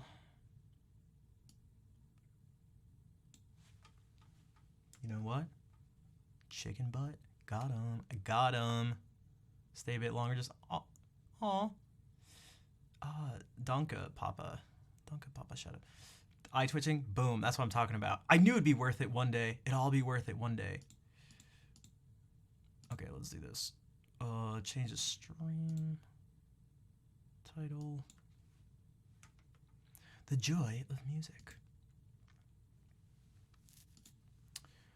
Okay, so what we're gonna do is this command exists if you'd like to try to follow along. All right, here's the thing. Anyone can learn to play music and do it relatively quickly, at least to some degree. And the physical parts can be tough too, and wrapping your mind fully around all this stuff is obviously not going to happen in one go through, or even 2 or 3. Or I don't know, maybe it will, but that's not the goal. Is that I'd like to dispel the myth that playing, writing, understanding music, all of that is only for the few lucky talented ones who've been given the gift from the god of music to be able to understand and play. If this all looks like nonsense, I'm hoping we can change that. And here is the fundamental main key that underlines all of it. I don't mean physical key, but you could chase into, well, here's the thing. We're gonna pull you back from the abyss. Here's all you do. And we'll just start with these keys, the white keys, just to simplify. There's no reason to make it overly complicated, because everything else after that is just a variation of this. You pick these, we'll just start with these 7 notes. And it repeats over. Boom. I can't read. Piqued your interest. Boom. We got him. We got him. We got him. This means you're in a key, essentially. Whatever 7 notes you're using to make it sound like this. And it repeats. Okay, so these are 7 notes. We'll number them 1 through 7. 1, 2, 3, 4, 5, 6, 7. 1, 2, 3. Okay. Pick one of them. And then from there, to know what notes you're gonna play, you just skip. Just play every other note.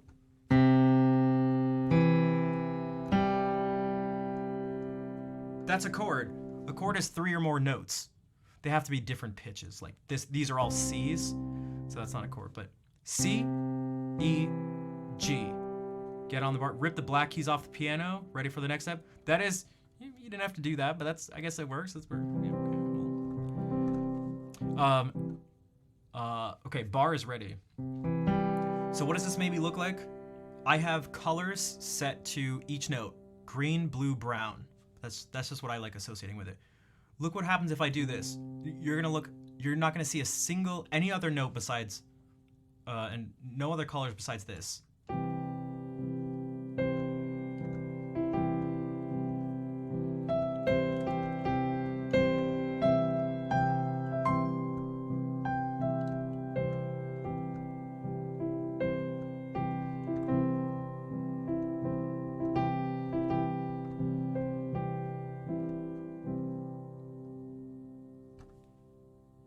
Right? I just took these notes. I didn't arrange them in any crazy way. I didn't do anything crazy. I just played them. Dun, dun, like, you could even...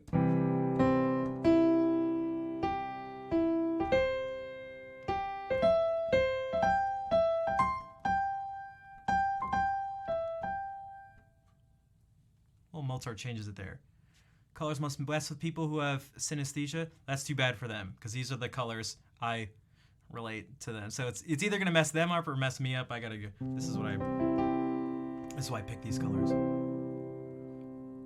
So that's part of it. Now all you can do, well, it's like, but I want to use more than, if you're colorblind, then you're just gonna have to do it the old-fashioned way and just look at the notes themselves. But that's also in that resources thing. If I click on this here, wait, does people leave not work? That's what this is for, although I have my entire thing in dark mode. Oh, I can see someone's here. So this just tells you, if you don't want to, there you go, boom. These are the things, if you need to know, this is all you need to know. For now, this is the basics. This will give you like some of these fundamentals to make you go from, yeah, this is just complete nonsense to, okay, there's at least something. You played a C chord, boom, perfect. Nice, I love it, I love it. So we just did this right here. These are the only 3 notes we used. And then they repeated. Remember we called this 1? Boom, there we go. It's our 1 chord. If you've ever heard someone say 1, 4, 5 or something, these are those numbers they're talking about. Okay, so what if we start on the next note? We're gonna play this. What does that look like in color and key sight? Oh. D, F, A. Just play those 3 notes.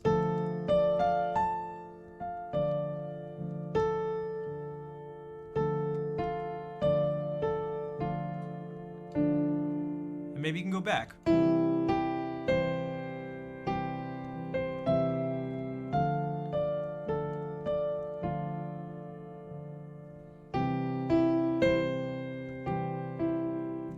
No, they're not. So that's a good question. So the key is what determines the 7 notes you're using. So because we're using these 7 notes, that's C major. Now, some people may go, well, actually, it could be A minor, in which case, yes, that's true, but let's not make it more complicated now. But this is, so what it means to be in a key is essentially one way to think about it, because all of these things, it can make it a little confusing, but it's also something I like about music and actually studying it and learning about it, is that there's tons of ways to think about the same thing. But here's the way you can think about it. Being in a key, in like a major scale, is this sound. Doesn't matter what you call it.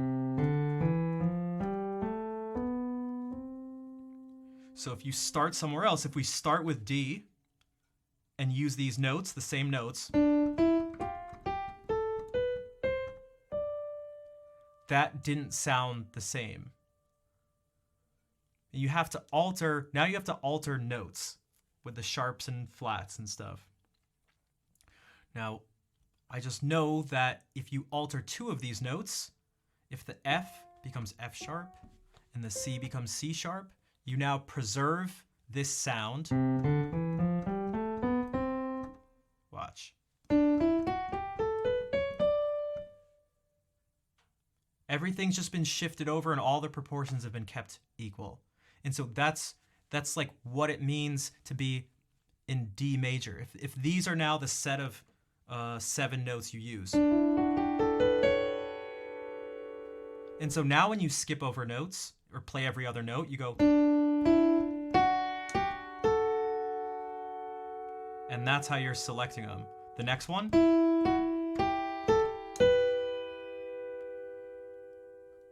The next one, although we should go back to C major. Our 3 chord, it's what determines the chord quality, so like whether it's major or minor.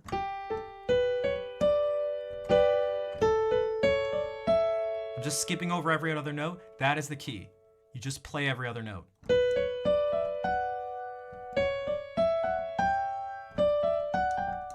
Let's go back to C major. So if we do that,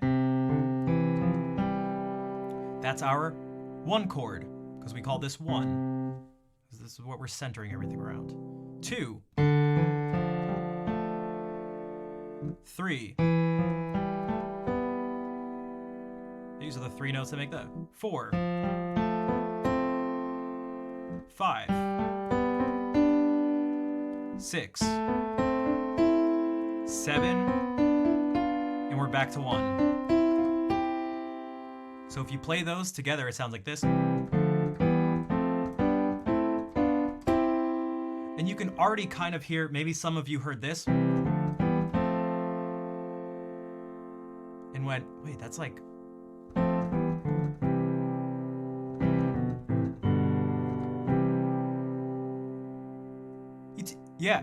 It's literally just triads moving like this. So triads are these 3 note chords. dun dun dun dun. Like that's like, I mean, you don't have to play it like that. That makes it sound terrible. Dun dun dun. But that's what it is. So most of the songs you hear, most of the songs that most people right now are going to be exposed to, aren't even going to use all those chords. If you've ever seen like 4-chord medley things, well, we can do two things. Starting on 1, starting on 4, 1, 2, 3, 4, and these are the notes you get. And then starting on 5, 1, 2, 3, 4, 5. So that's 1, 4, 5. Those 3 chords, you can play a billion songs. So if you were to start with just something, pick those, and there are a ton of songs. Yeah, even just that. It just goes 1, 4, 5, back to 4.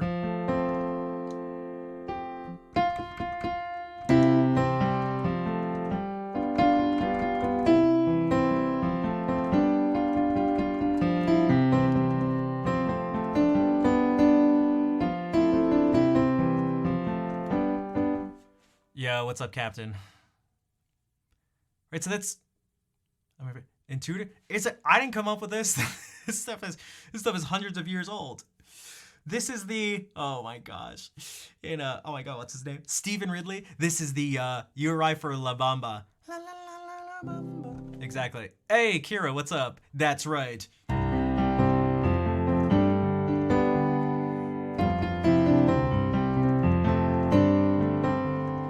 So I'm like adding in extra notes, but that's not in La Bamba. But this is the basis. Now so back to the sort of 4-chord thing, there's like 2 that are typically heard. So if we do this, if we go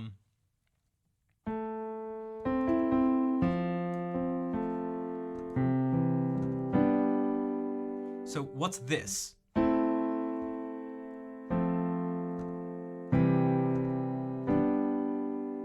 That's just 4 different chords. So this is what the 1, 2, 3, 4, 5, 6. Okay. Our 6th chord. 1, 2, 3, 4. Well, 1. And then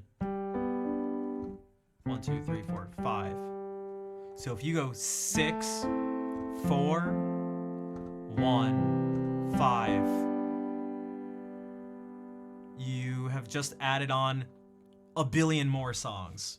And now this is without, anytime you hear one of these chords, I'm going to try to resist playing any other notes but these 3. And so I'm going to nearly randomly hit notes that are just any one of these 3. At least 12 songs, yeah.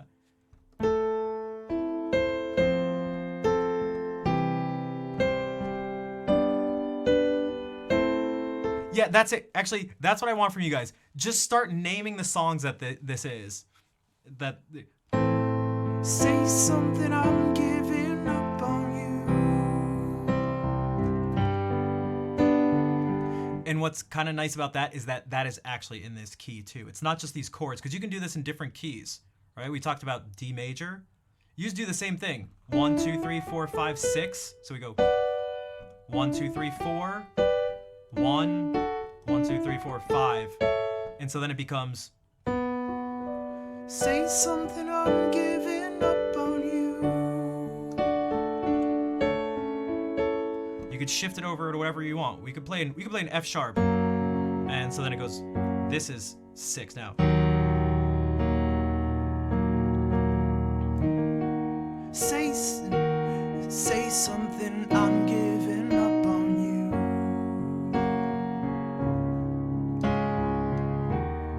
I'll be the one if you want me to.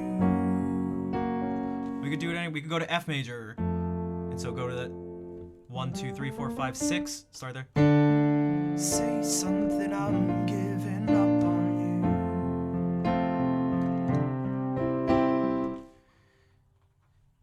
Despacito.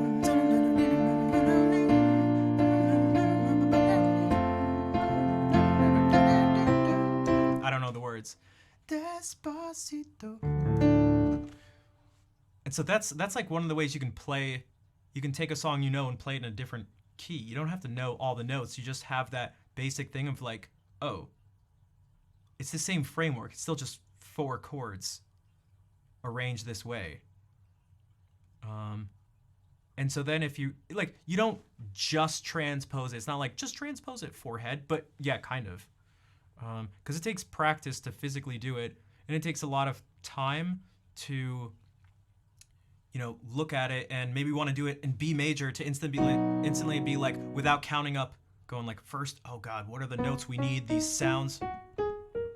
Okay, so if that's it, then how do I count up 6 notes? Like that. So it's gonna take time, but if you do that, you'll know. Okay, yeah, you could press the transpose button, but that's cheating. That's cheating. But you can do that, and if you know this stuff and you're aware, you can see, okay, we're in B major, so we're gonna go G minor, G sharp minor is 6, and then it's gonna be G sharp, E, B, F sharp.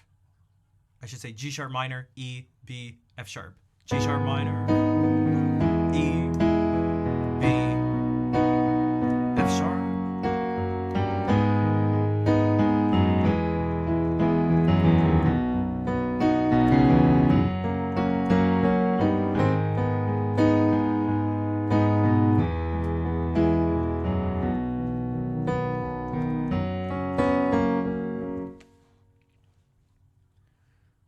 I added a passing note. I added a whole passing chord, because then when you...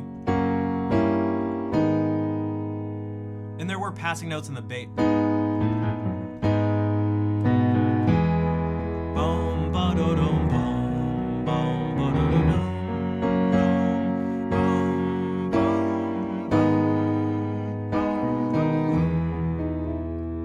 Because when you start doing this, then you can go like, oh, I don't need to just use those 3 notes. Start that way, back to C. It'll be easier to see. So back.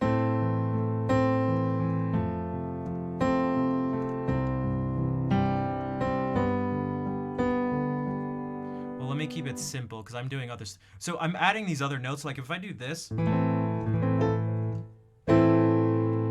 you're like, hey, you're cheating. That's more than 3 notes. But if you notice, it's actually still, some of them just repeat, but they're all the same. It's all purple, green, and blue. So, and that's just what it means for a chord essentially to exist. Like that's by definition what A minor is. It means you have A, C, and E, no more notes and no fewer. It has to be these 3 and these 3 only. When you add another one on, okay, that's like a variation. This is A minor 7, and you can have A minor 9 or something. But if you just have this, that's not A minor. This is just an interval. Now, when you're playing music, you can imply chords. You may not have the full thing, but it becomes somewhat ambiguous and actually kind of becomes fun too because of that if you want to start adding your own things. That's a whole other thing. So what you can do, this is the sort of, what I'd recommend is just taking these things and just moving. You can maybe just do this or something.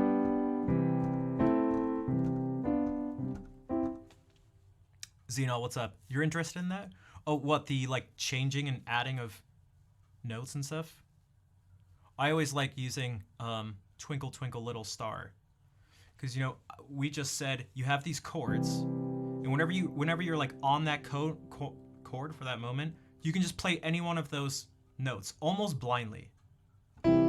Oh, the hint at more fun implied chords. Yeah, so that's like, I was just playing Bach, and if you do something like that, maybe there's like counterpoint in 2 voices. So we can still be in E major and go like, C major and be like,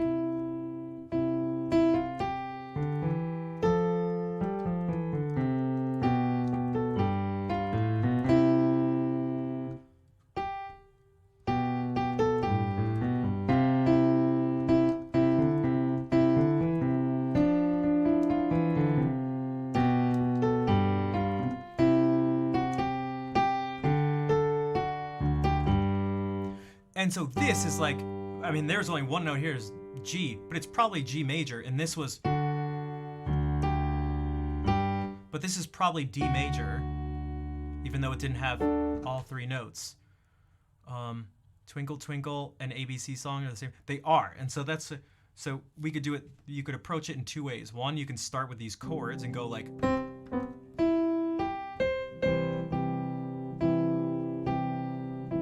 you can move to another chord, and all of a sudden, this is now your new, your temporary new palette of choices to use. So this is your overall palette, but then this is your like subset of choices.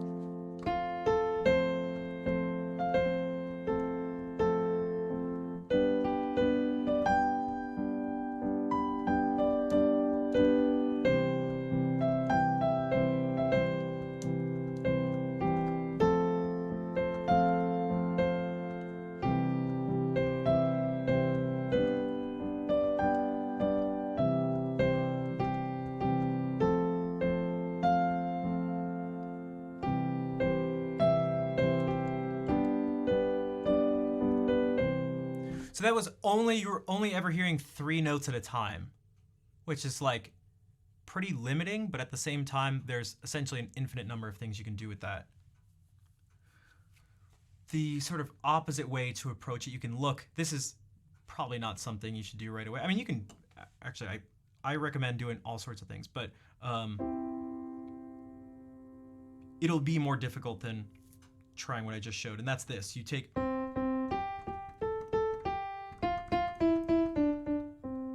you frame it. Dude, frame things. This is not even an opinion. This is just fact. So if you think limiting things limits your creativity and you're just bursting with creativity and you don't want to be, constrained or something like that, you may want to try limiting yourself and see momentarily as an exercise. Don't just do it and be like, I'll never do this thing. That's just dumb. But just for a moment and see what happens. Just see what happens when you give yourself very few options. You might be more creative than you think in that situation. Especially because I'm not even worried about that. Worry is not the best word, but sure. If I were to worry about someone, it's the people who look at this and see everything. They have no constraints, no limitations. It's just this. Everything is open to them. Yet they look at it, and when everything is open to them, it's just a blur of nonsense. So it's like, let me give you some helpful restraints. Let me, because yeah, all of this is certainly overwhelming. If someone's like, you can just play whatever you want, and then they go and try to play whatever they want, and they know full well they don't like the way it sounds bad or whatever, and so they've just been told, play whatever you want. Everything is just free and it's all subjective, and you can do whatever, but they don't like what they played, so it's easy to then go, well, I just am really not good at this. I must not be one of the good ones. I should probably not do this because I'm playing this stuff and I don't, it's just, this is terrible. This is terrible. What I think is more helpful, it doesn't sound as nice on the face of it. It doesn't sound as nice on the face of it, but it actually helps the person out. It's not even like tough advice. It's just like, I think it's more motivational. It's like, hey, this thing's chaotic right now, probably because it's like, has anyone told you that there's a way to make sense of it?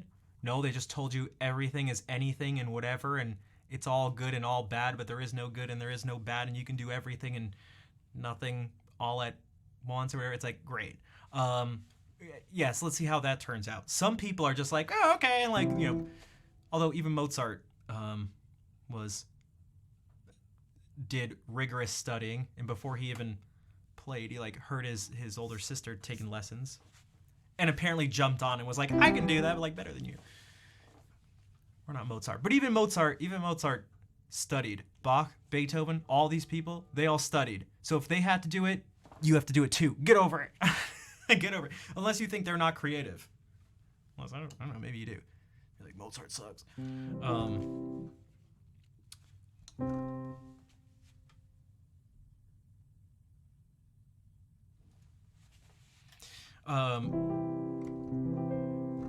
On guitar is trickier.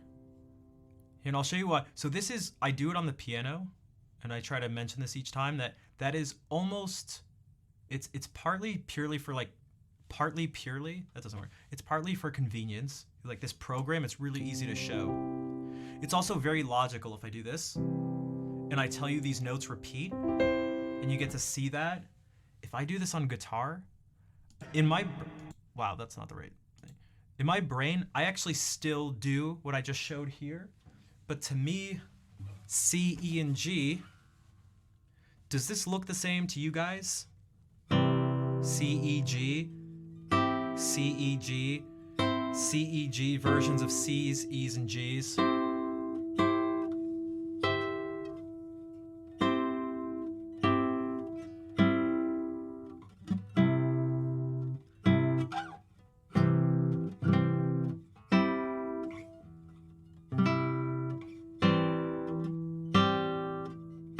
Right, so it's like, wow, but when I'm playing, like the classical people, like when I'm playing this, I'm still going like B B. We're in E minor, and I'm outlining an E minor chord. B B, E G B E, and I just outlined the key that we're in, E minor, and now this is B major.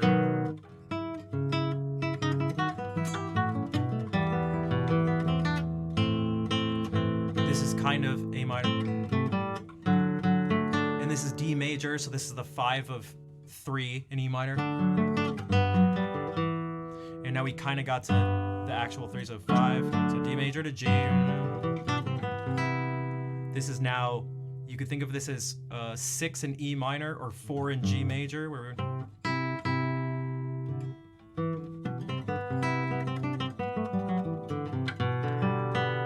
this is G major in first inversion, and then it'll take a while to go through these, but back to E minor, and now we're tonicizing B minor, the 5 in E minor. So this is a 5 of 5. This is F sharp major in first inversion.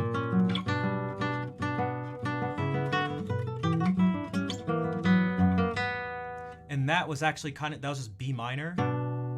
Watch.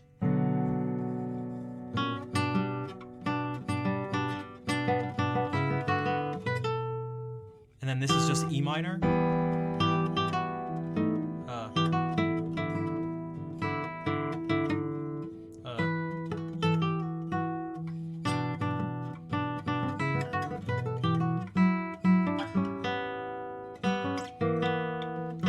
F sharp major. So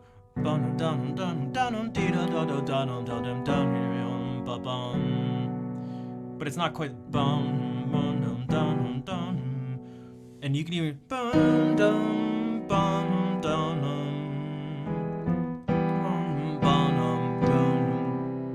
do we want to do this?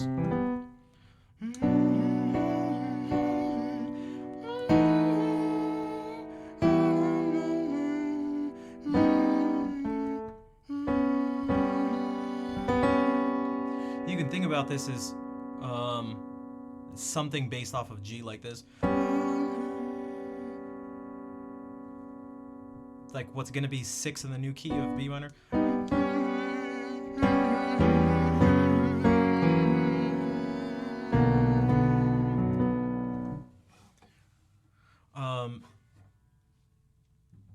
So I'm still thinking of that stuff, but it's not as intuitive as it is here, where you can just, well, it just all looks the same, just shift it over. This is just all C majors, especially with the colors on top of it too. Um, so I was saying there's a way to do it from the opposite way. So instead of going like, oh, these are the chords, started shredding. And that's so I could have gone slow enough where you'd maybe follow everything, but those details I think a lot of the time are less important than the overall picture, which is why I try to encourage people to do something that seems counterintuitive, and that is to not worry about the details at the cost of the bigger picture, because you'll probably miss the details anyway. But if you can take from this, I'd be happy if someone who initially looked at this piano as a complete blur and complete chaos goes, after all this, goes, oh, there's something to it. It's not magic. Then for me, that's like, boom, that's a huge victory. And if they remember, play every other note. That's like, man, you can do so much with that. That's much better than like, oh, C major has C, E, and G, and that song he played. What did he say? He played the 5 of 5. What's that? It's like, don't worry about it. I wanted to say what's true. I don't want to say things that are, I don't want to say wrong things just to not overwhelm someone. But it's like saying it, but you don't have to. Think about it like this. If you're learning a language sometimes and someone just speaks to you in that language, and you maybe miss most of what they say, but it's that like surrounding yourself, somewhat immersing yourself in this, and doing that also with direction too.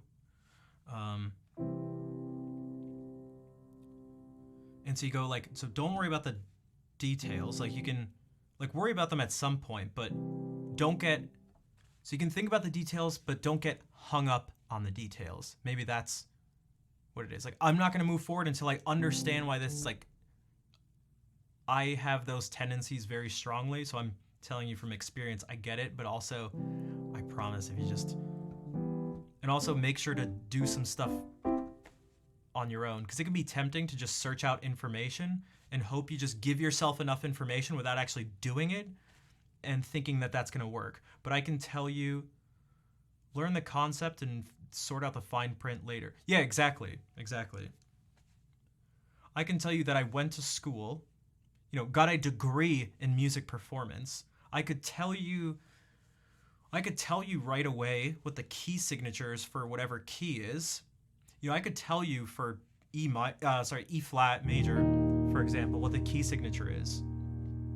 But I never actually put it into practice. And now at this point, as many of you have seen, I have put in a ton of actual work where my brain goes like, I don't feel good right now. But that's what it feels like to learn. You have to go, And so if you were to be like, do something actually in E flat, like use that information, like great, you know that E flat has 3 flats, B flat, E flat, A flat. Okay, so I don't know, even just play those chords. I'd probably be like, right. So E flat, and then the third of that is like G. The 5 is B of some sort and it's flat. So that's but like, that's not very good. As opposed to maybe being able to.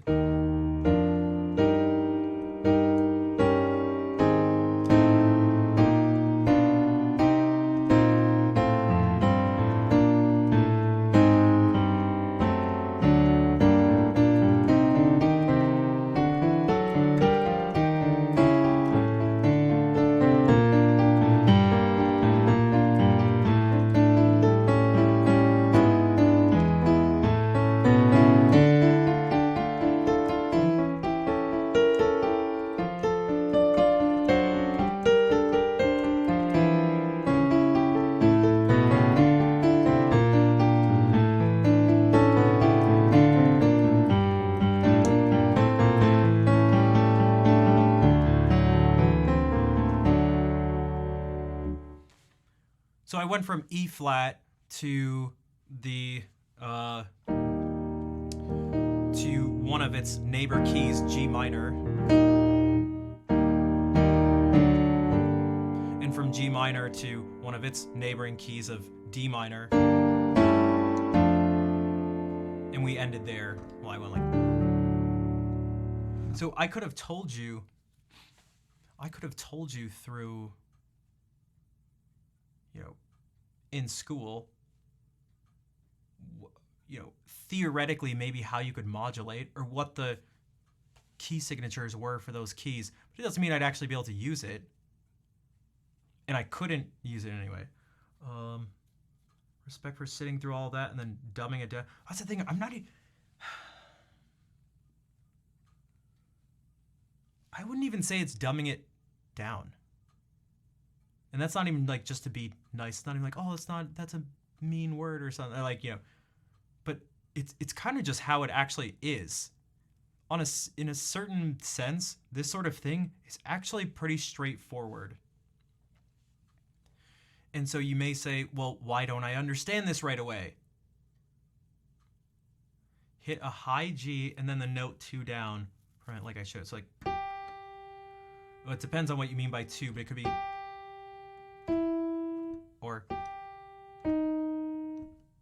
or if you mean 2 notes like this, it would be. So it kind of depends on what you mean. I think those were the only possibilities, though. It's either this, or this. I think those are. It was actually able to follow quite well. Yeah, so that's the thing. It's like that. How about this? Is there a reason you ask? Or is it? But I guess what I'm trying to say here is that all this stuff I just did for a second, so what I was doing is I was playing a scale. I went.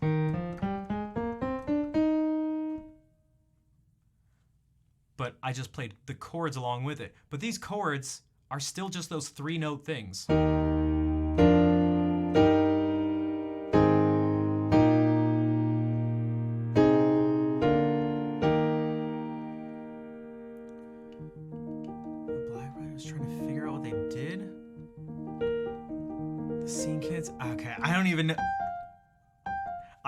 I am totally lost, but whatever. All right, I'm so lost. And so that's basically what I did. I added some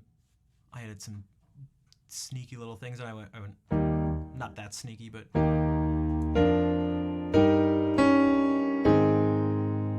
I changed this note to this one because this note, that change emphasizes being here. It emphasizes this.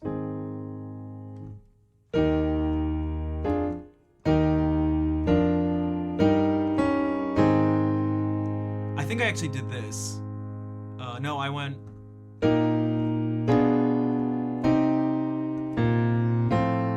Okay, so I went from E flat to B flat. Then I went to G minor. But if you try to look really hard, I can try to restrain myself for a second. I'm terrible at reading. Welcome to the BlackBerry. Oh, so it was actually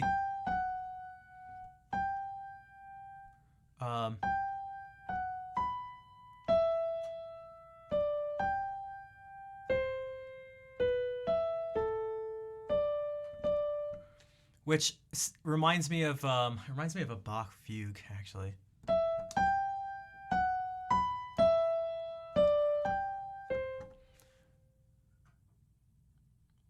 It's a song that starts with high G on the piano that people who listen to a certain genre of music, like 20 years, inexplicably have perfect. What?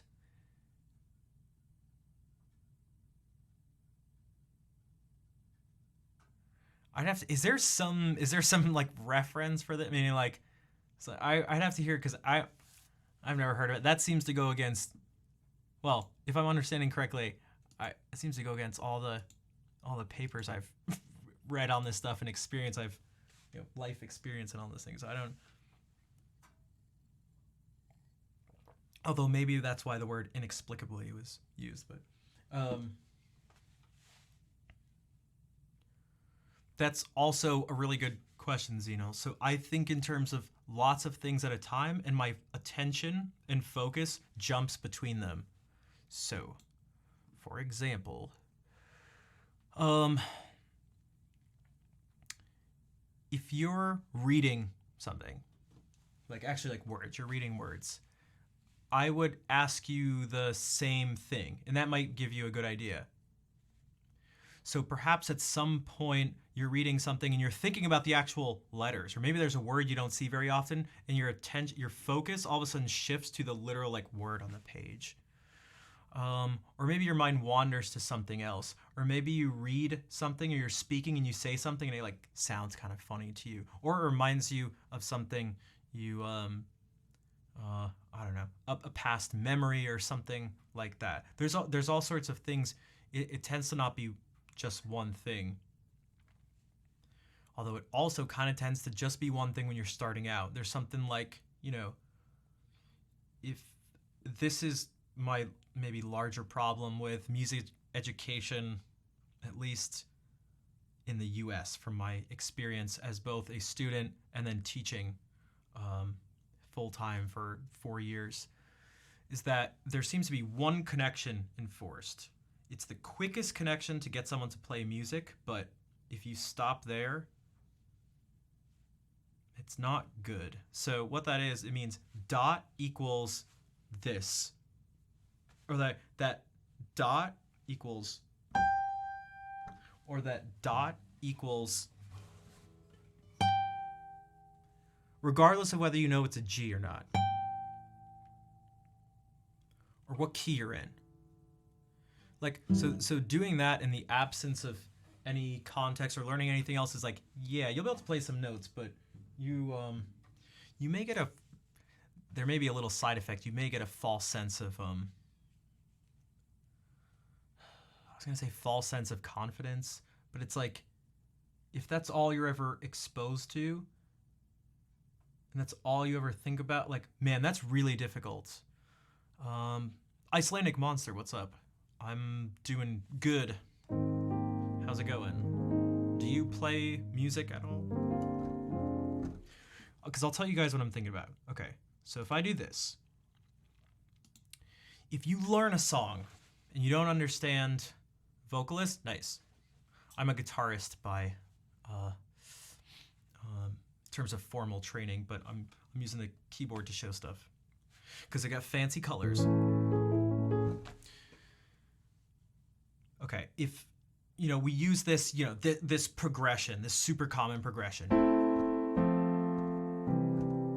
All right, if you just learn that as the physical thing that is, for one, that's a lot of process. That's a lot of information to process. Because if you try to represent this as each individual note, that's like a good amount of things. But if you can go, this is an A minor chord, you can think about it like this. You take the literal information here. There's this A, there's this E, there's this A, there's this C, there's this E, there's this A, and there's this C. Like, that's a good amount of things.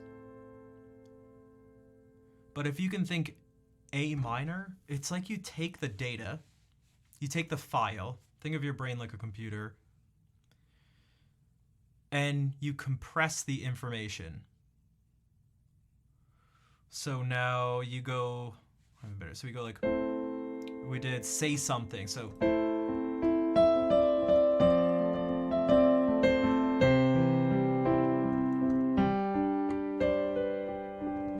So if you the most high sort of resolution version of this is knowing each note specifically what it is. That's like the most accurate high resolution version of what that was. But that's a lot of information to process.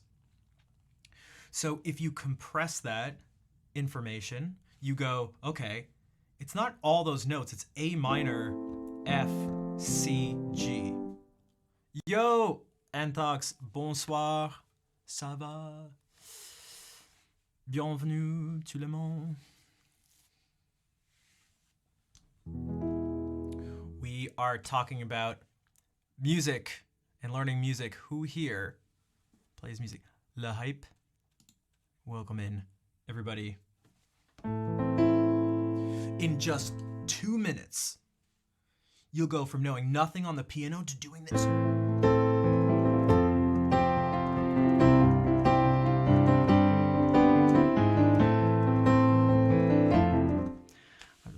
How's it going? I've been good. How have you been? I haven't been around in a while. The code thing. Here's the thing. We got this fancy program.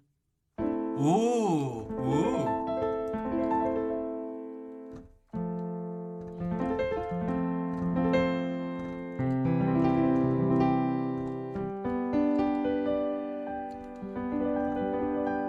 A big live show? Nice. What were you like? What was it? Like, what were some of the? Was it a music-based thing? Because I know you make music. It's nearly 3 a.m. All right.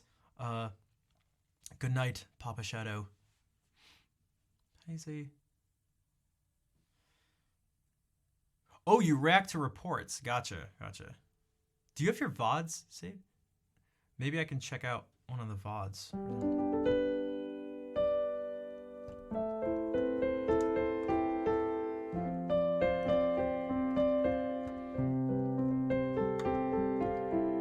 Boulevard of Broken Dreams? I mean, I could. Like, I could show... I'm not...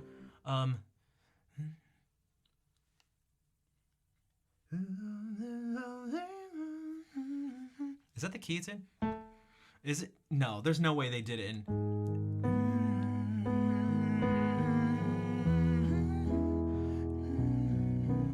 Here's what we can do. Almost as another example. Like, if I do this, watch. This will be this in action.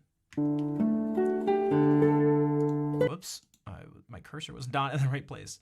Going to sleep, late here, kisses to all. All right, des bisous, Antox. Bonne nuit, et merci encore pour le raid.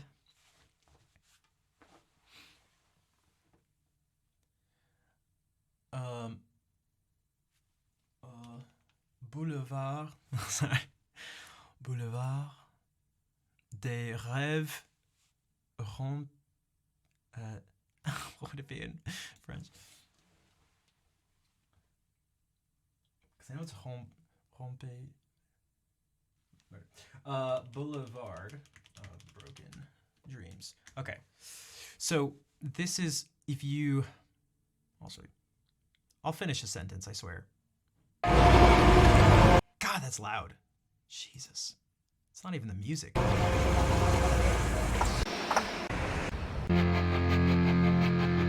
Is this the first note? So I think this is just gonna be the first note. Okay, it is. See? So it should be an F. Mind you, I don't have perfect pitch, but I can do. Okay.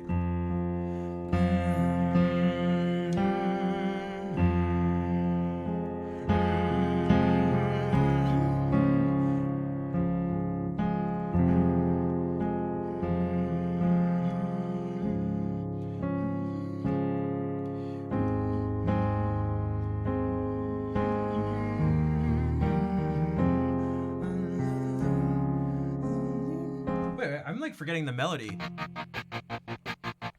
Goes like, walk a lonely road, the only I walk a lonely road beyond the what are the extras? one that I have ever known. Okay. I walk a lonely road, the only one I only know. Something like that. That's how bad I'm so bad with like words. It's like, Walk a lonely road, the only one that I have ever known. oh, the I walk a lonely road, the only one that I have ever known. oh, Walk a lonely road. oh. Yeah, it's 6.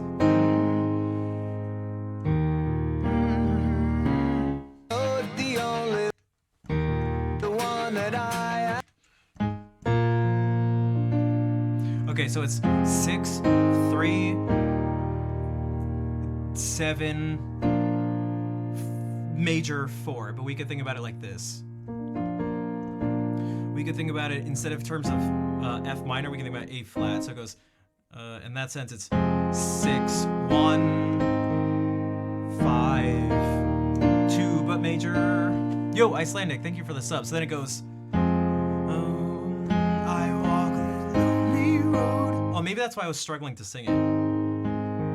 The only road I've ever known.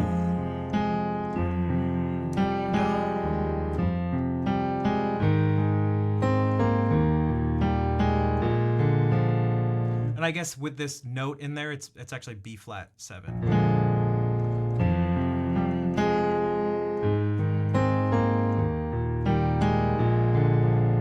So if I can compress that information now, and instead of going, okay, it's F, A flat, C, A flat, C, E flat, G, B flat, D, F, maybe E flat 2, I can compress it to those numbers I said, and then we can play it, instead of in F minor, we can play it in G minor. We can go,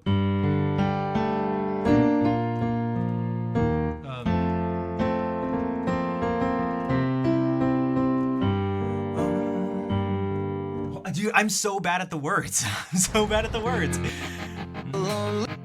I walk a lonely road, the only road that I have ever known.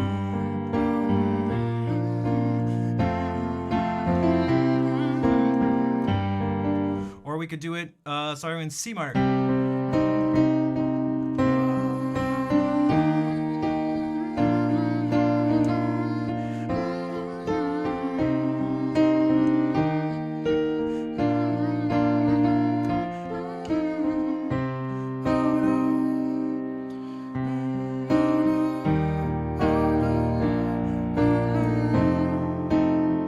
You can move it wherever you want. Whoops.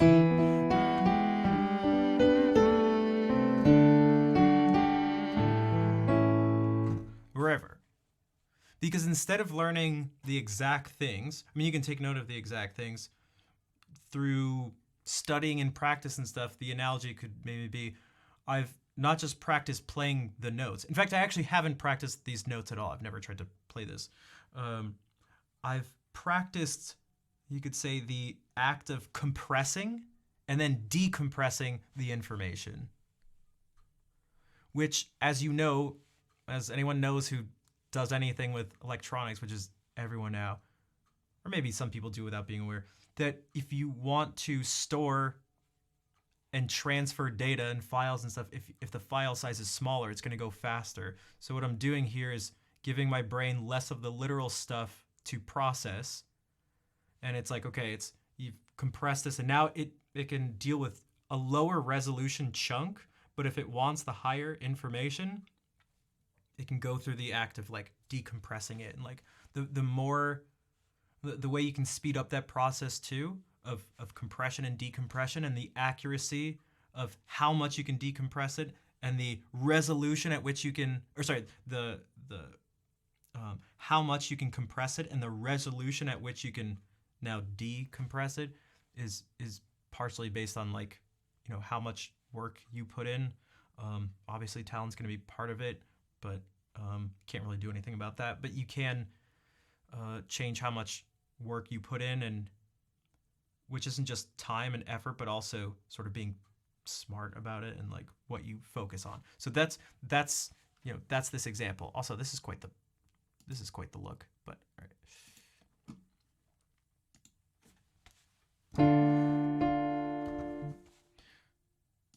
Now, what I was gonna say actually, like a while ago, actually relates to this. I've gotten interrupted by a bunch of things, but it's fine. So I was saying what we've been doing is like thinking about the chords and going like, okay, these are my choices of notes, so I can go. Okay, wow, amazing. What you can also do, this seems to be maybe less intuitive or something, is taking something, now you take the notes.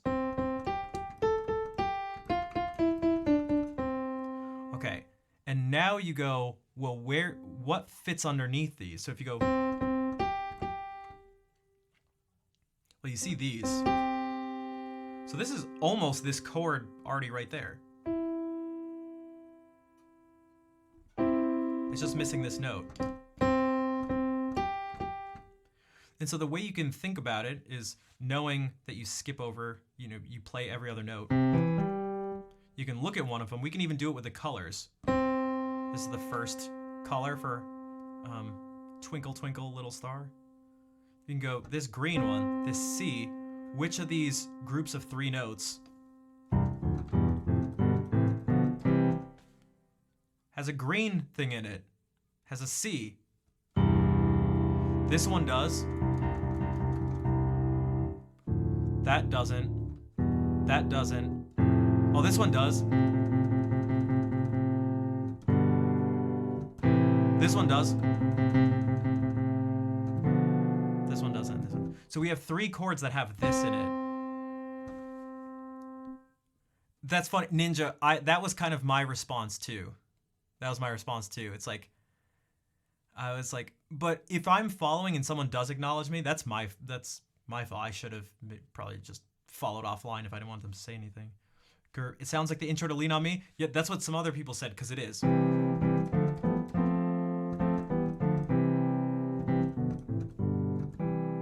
Because this music, I mean, that's a very pure form of like, that's like very close to the theoretical way in which we build our harmonies. Like,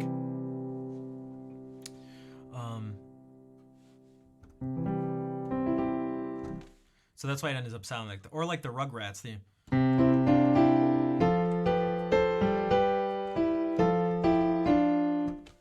That's just your 1 chord, but like going 4, 5, maybe almost 3, 4, but it's just.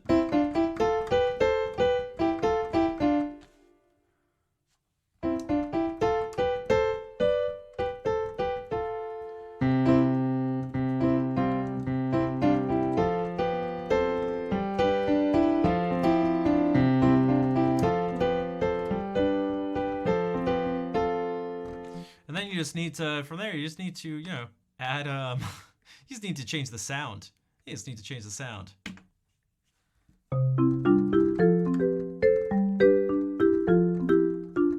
Yeah, it's Rugrats in English. Why? Where does,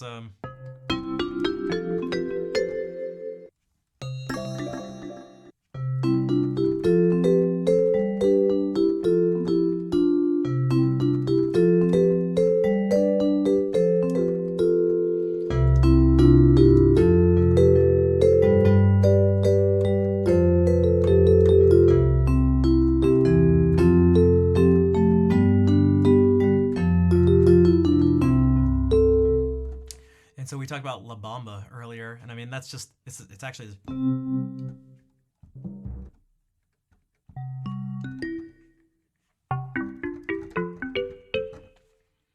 You booty bobbin.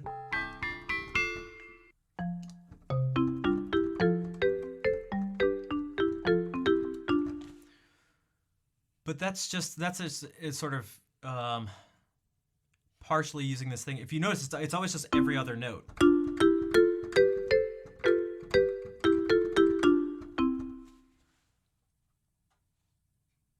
Hardest karaoke song in the world, Iceland to sing. I don't even know what that means. Is it hard because it's in Icelandic?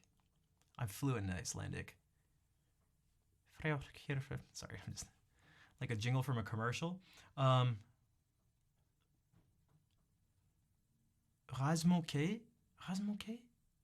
in French? That doesn't even look like French. YouTube it.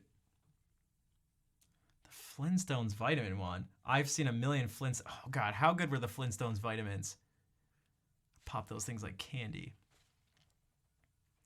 Although a lot of commercial jingles and stuff use these simple things. I mean, that's what you.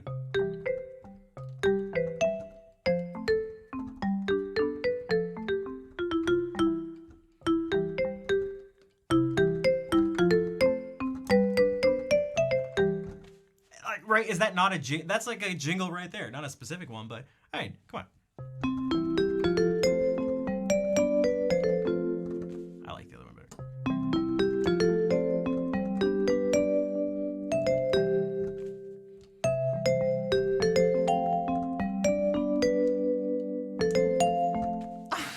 It's like, Or, well, what?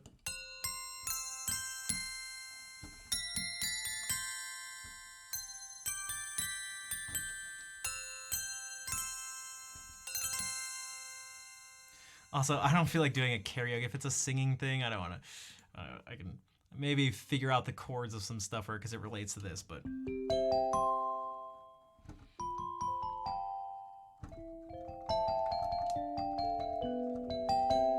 So whenever I'm doing, oh, so that's what I was gonna say. Okay, so we have, I'll go back to the piano. So we had, great. So on this, and you can make the harmony as simple or as sort of complicated as you want. You can go. I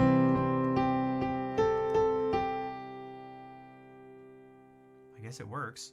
You could do the other extreme where you change it every single note. Every time the note changes, the chord changes.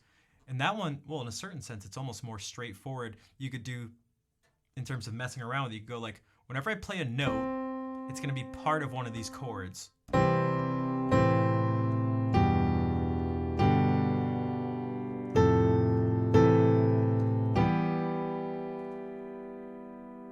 So I just randomly pick those chords. But I did make sure at least that whenever I played one of the chords, like we ended here, they share a note. So they share this.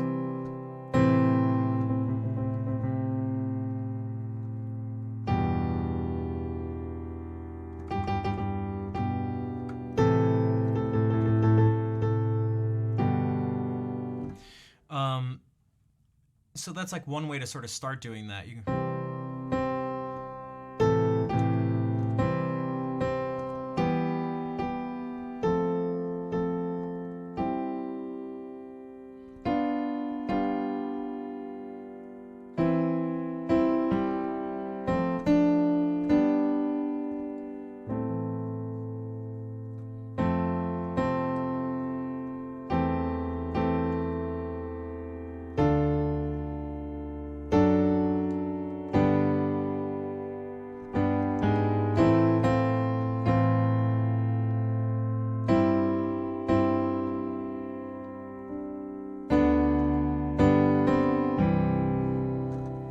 Also, someone mentioned at one point, you said it sounded like a German national thing. So when I did this, that was when I went.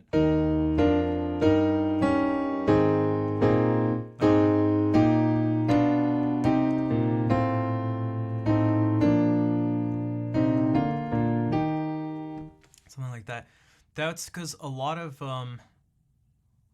that music that we sometimes categorize as nationalistic is very heavy. It has like solid, these like heavily grounded in like these really strong harmonies, and sometimes they relate to there is a connection between like the church music. I mean, it almost sounds like these Bach chorales.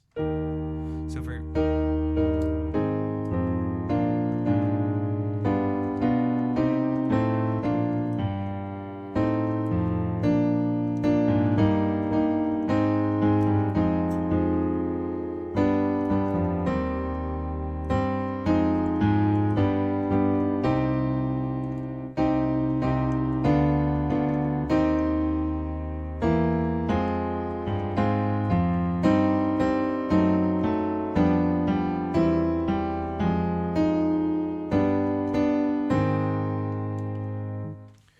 no, if I start, I'm gonna take off some of the restraints for a bit, just for demonstration purposes, and I'm gonna try to preserve Twinkle Twinkle and show you using these principles. You're not just gonna be able to sit. You're not gonna listen to this and and then just go sit down and do the same thing.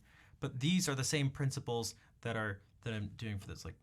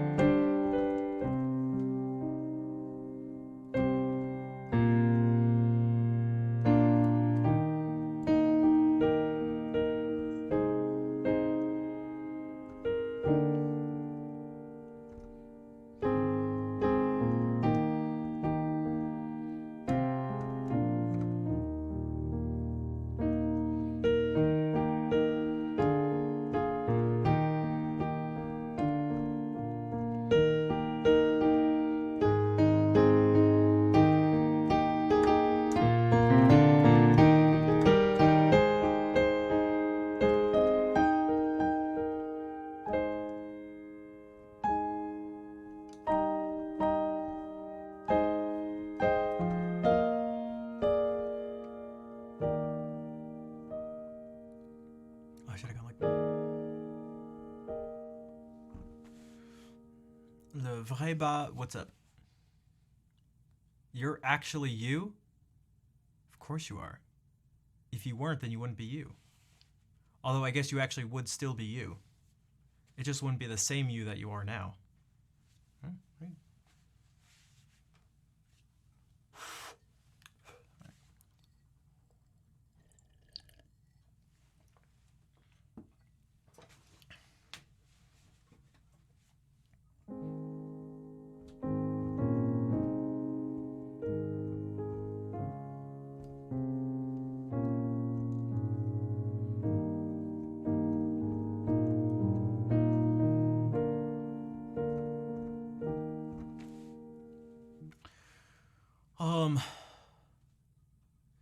Yeah, so these are like the basic things. Hey, thanks for the claps.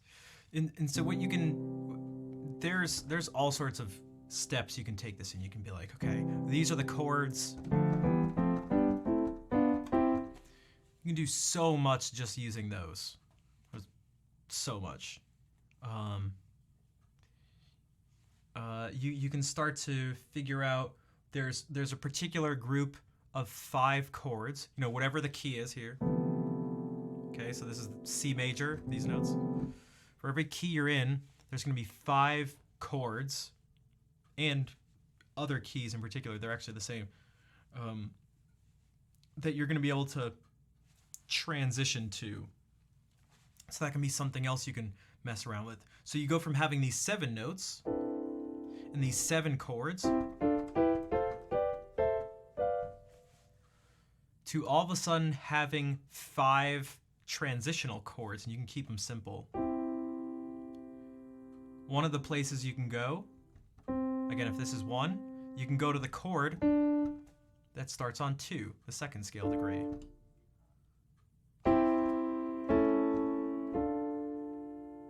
Those same notes rearranged. My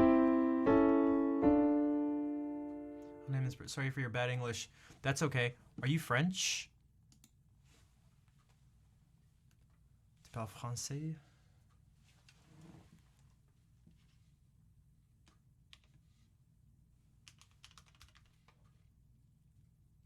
A lot of time. Oh, I didn't know if you came with Anthox's raid. That's the program. Keysight. Tu parles français? Ah, bonsoir, Fer S. Okay, sorry. Hello, Fer. How's it going? Gracias. De nada. I figured with Le Vrai Bas that, at least for you, is French. If not, that would have been strange. Okay, so this chord, all of a sudden we get to add this in. You all know that sound too. Here's the basic thing. Wherever you want to go, count down 5 notes. 1, 2, 3. Oh, sorry, count down 4 notes. I'm thinking of the 5 chord of that place. Sorry. Because counting up 5, 1, 2, 3, 4, 5. Look, from orange to purple, 1, 2, 3, 4, 5. Or orange to purple, 1, 2, 3, 4. Wacky, tricky. Yo, Lemur, what's up? Thank you again for the donation last night. I appreciate the support. So you can count down 4 wherever you want to go and play a major chord and go to. So we want to go here. 1, 2, 3, 4. So without doing the counting thing like that, it sounds like this. So you can start to add, oh, okay, so now you have 7 chords. Now you've added an 8th one. Sweet. You know where you can also go? If you count up 3, you can go to this chord. Same way, you just count down 4 notes. And play a major chord. So now you can go. Good evening, Who Girl Blue. Thank you. Oh, dude. 24 months, 2 years of sub support from Who Girl Blue. But not just that. Do you guys see it? Do you see it? It's a tier 3 sub as well. That's like that is probably like the biggest. That's like mega support for any streamer. So thank you for the consistent support. Enjoy the lurking while we talk about nerdy stuff. So now we have these chords. 7. Then we have 8, 9. There's another one we can go to. We can go to this chord. Count down 4. Wait a second. We already had this chord. Rafi, you're a liar. This one's a little strange, but we can go up to this one, the 5th one. Count down 4 notes. Play a major chord. So that sounds like this. And there's one more. You go up 6. Count down 4. Play a major chord. The last 2 I just did are some of the more easily identifiable ones. So here are the extras. We have some extra chords now. We just added in 5 new chords. So now we can go.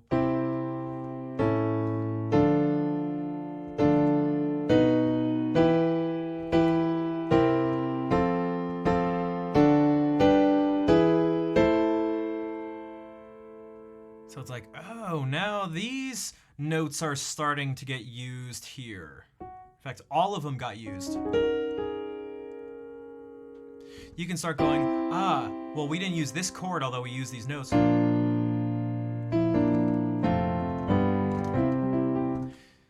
there's different ways to think about this stuff. You could be like, oh, this is like one of the Disney chords. It's not the technical name, but like, if we do this, if we go.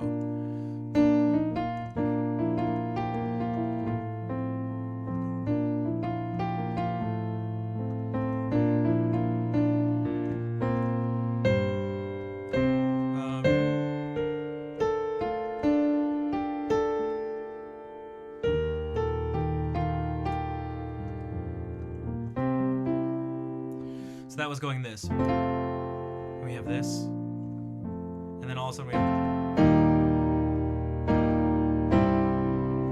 That happens in a lot of Disney songs. So that was Can You Feel the Love Tonight? It also happens in Part of Your World, which is my favorite Disney song, by the way.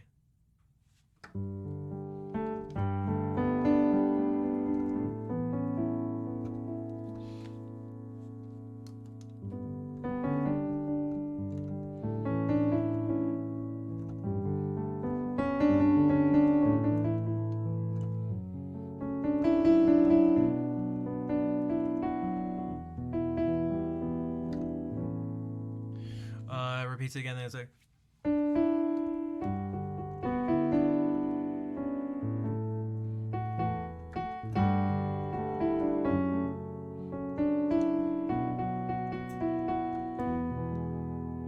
You want thingamabobs? I got 20. But who cares? No big deal. I want more. Okay, then it starts out. I wanna be where the people are. I wanna see them dancing, walking around on the. What do you call them? Oh, feet. Flipping your fins, you don't get too far. Legs are required for jumping, dancing, strolling along down the. What's the word again? Street. Up where they walk, up where they run, up where they stay. This is another one. You wandering free. Wish I could be a part of the world. What would I give if I could live out of these waters? What would I pay to spend a day warm on the sand? Bet you on land they understand that they don't. Oh, here's one of them. Reprimand their daughters, bright young women. Sick of swimming, ready to stand. That's the chord I was talking about.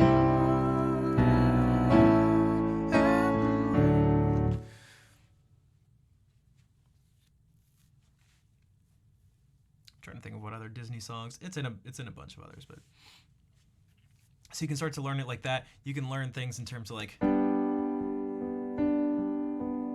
well, how about this? What does this sound like?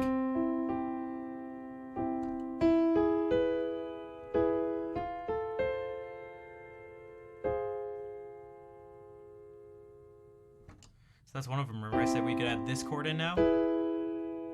But we don't have to go here. We don't have to go here after we play it. If we do it here.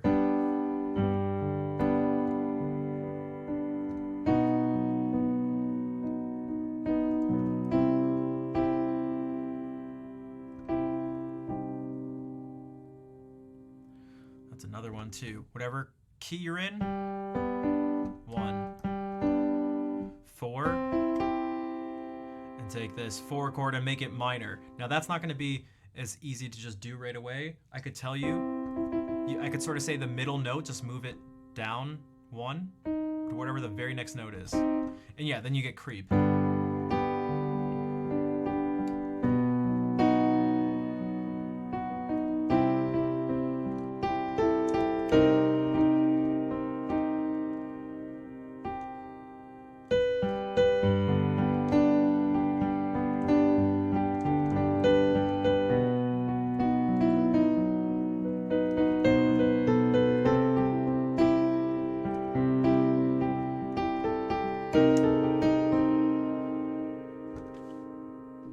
And again, with that sort of information, you can go and you can play it in whatever key you want. You can go.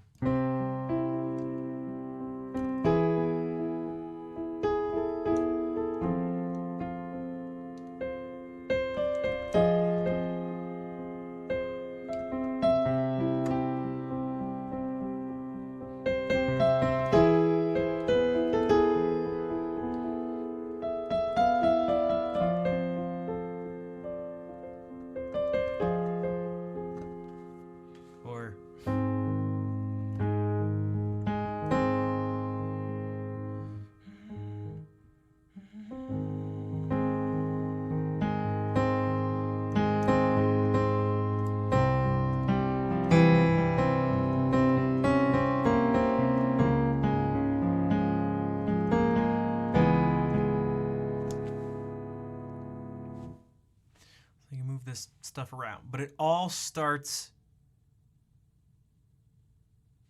with picking a note and just playing every other note. And in fact, that's even how you get some like jazzy chords. Because what if we stopped at 3, but what if you said, wait, what if we add more? Ah, ooh, jazz.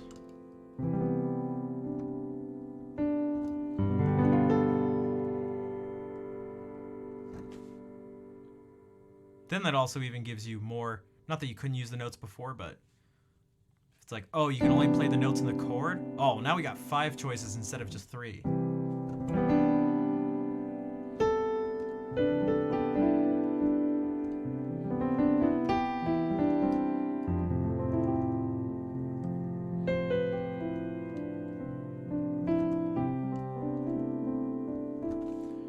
And eventually you can basically just, you can just play whatever notes you want, because every chord is every other chord.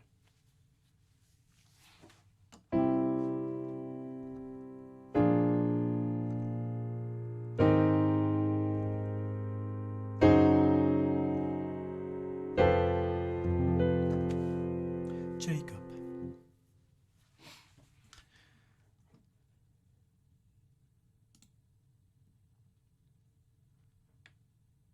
So hopefully,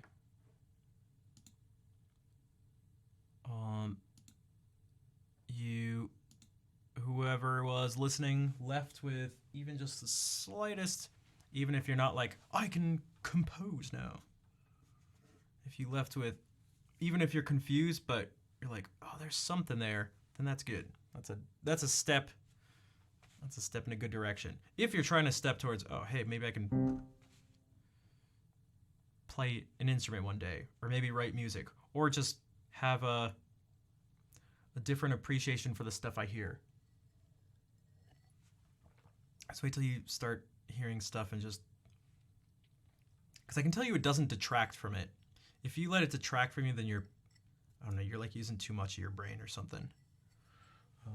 If you think because you know the chords that it means it's bad or something, then I don't know what to tell you. But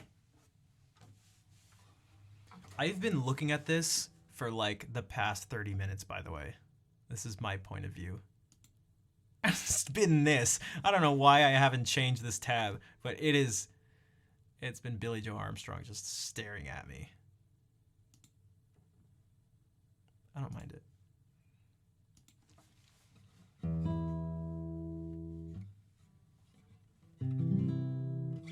Maybe I should end it like this. Once you realize how much freedom you have, after you've given yourself the structure and all that, and you realize that learning music is not something that's just reserved for a few special people, and there is actually order to the chaos, you start to see where I would say the true beauty lies, if I do say so myself. Meaning, it sounds beautiful maybe on the surface to be like anything and is everything and you just don't need whatever and just play whatever, which is like nice. It can be encouraging in a certain way, but what starts to be really crazy is when you like wild things start to pop up. They're like really inexplicable things, but like, hey Lagria, what's up? You fall asleep with the stream? Thanks. I'm glad I can provide some music for people to lurk and sleep to. There's so many of our European friends.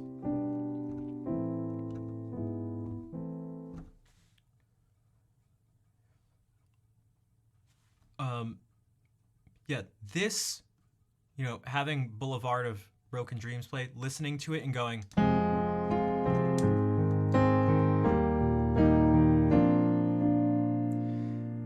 that's where most people think the magic is. That's not the magic. The magic is more like, why does that make us feel that way? Why do we like that so much? Because those things are not as simple as you may think. Yeah, it's like people are like, it's repetitive. We've heard it sort of before, somewhat familiar. It's definitely part of it, but these things are not that simple. And so seeing connections, that's where the crazy stuff lies. The connection between these chords and the laws of physics and stuff like that's where it really starts to get crazy. But recognizing a few chords like that's not the. I promise you, that's not it, and that you can do it. Like I don't have like perfect pitch. I wasn't this like virtuoso prodigy trained at a young age or something. I was only given this information at the age of 19. That's super late. So if I can do it, you can do it. And once you figure that stuff out, then you discover the joy of music.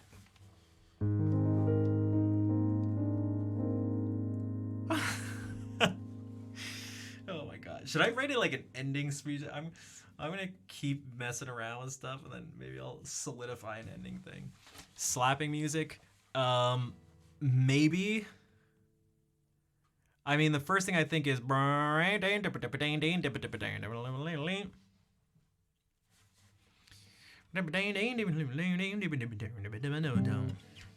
even that.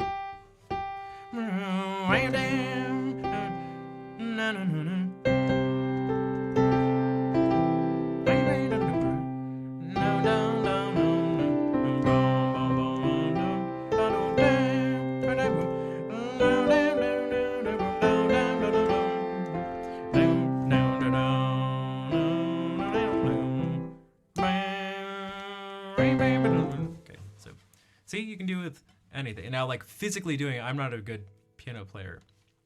Again, what you always see here is not years of training with the piano, but that's just training my ear and my brain. Can I play sleeping music? Yeah. I can do that. I don't know if there's an intersection between sleeping music and slapping music. Oh, oh my gosh, unless that was a typo.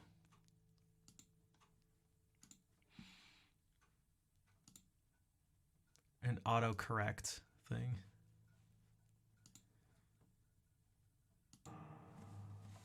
Look at this. This is, just picture this, by candlelight.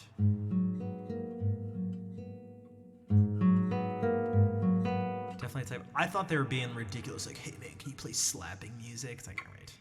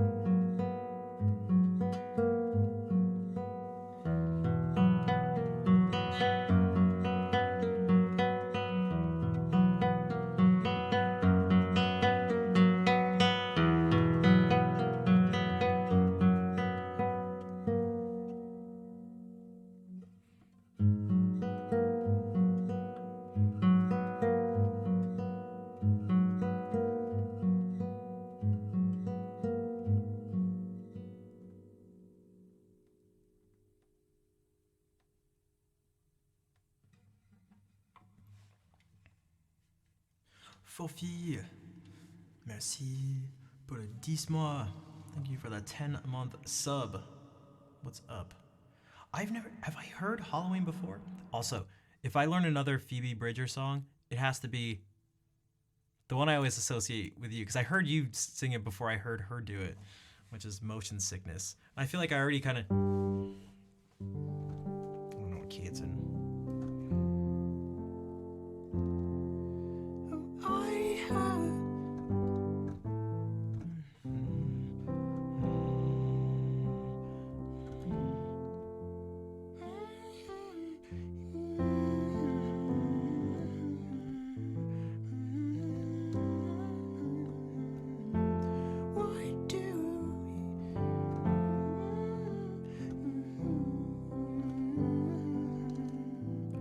A Phoebe cover band, let's do it. Star Wars music, I can play some, but I don't know if I'm not going to at the moment. Thanks for the claps. I don't know if you could hear.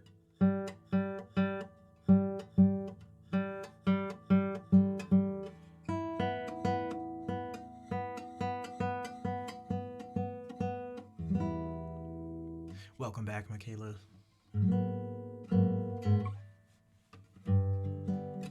I always think someone asked about what I think about when I play music sometimes, and it can be that, it could be something like every time I do this part of Capriccio Árabe, so it goes like,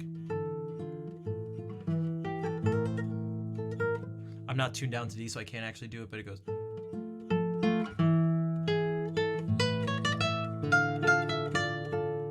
Every time I do that, I think about Big Coffee Stout. He was in the stream yesterday because he was the one that suggested to make this fingering change, which was a great fingering change. It's so much more comfortable, and I feel like there's something sort of more musical about the way you shift over to this part too. So that's where the shift happens. I like where the two shifts happen. From here to there, and also from. I think I need a quick buff thing I can hear. And whenever I do Phoebe Bridgers, I only know one Phoebe Bridgers song that I do.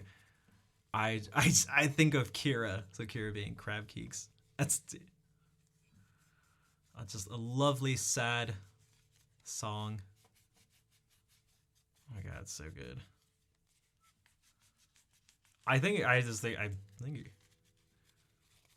it. It happens. I just make connections with things, and I like the fact that happens. We sing it together one day. One day.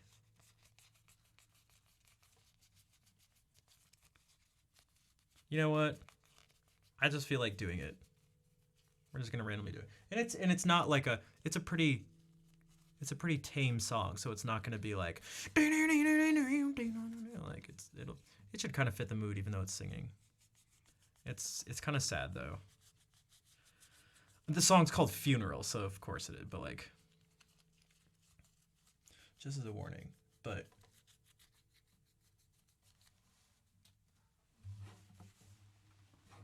Because it's kind of in my head, but in my head. In my head.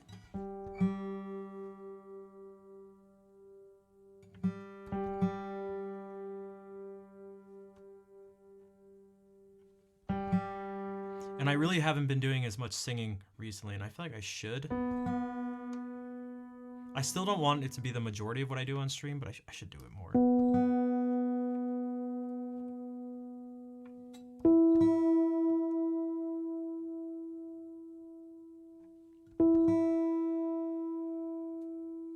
Is it I haven't heard anything of hers recently at all, so is it a recent song, or has it been out for a long time? Because I'm just really bad with names of famous people, names of songs, names of albums, lyrics and stuff. The words, it's always the musical stuff I think of. Been out for a while.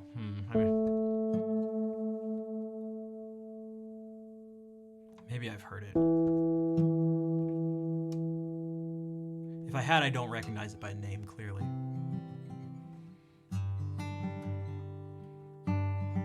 Actually, sometimes I just play this, and I instantly think of Funeral.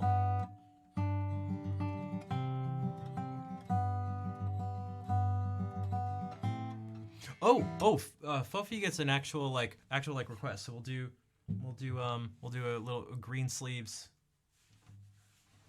thing, and then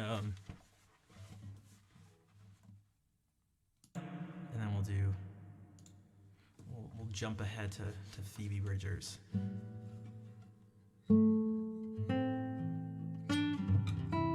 Yummy. What's this?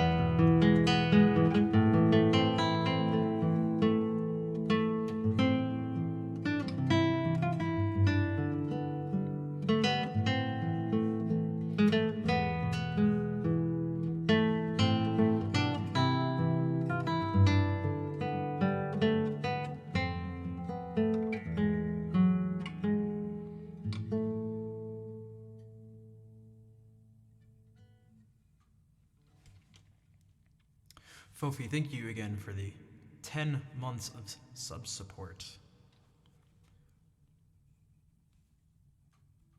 Which is a reminder, anyone who subscribes can request a song. There's also, you can also donate or cheer bits. Bits are like Twitch specific currency. 1 bit equals 1 penny. Just in case someone doesn't know what bits are. Or cheering is the act of giving bits. Just in case someone. I always try to improvise something different. I tried something a little different. I feel like I tried to combine 2 different things at once. Maybe it wasn't the greatest, but whatever. At one part, but and Koala, welcome back.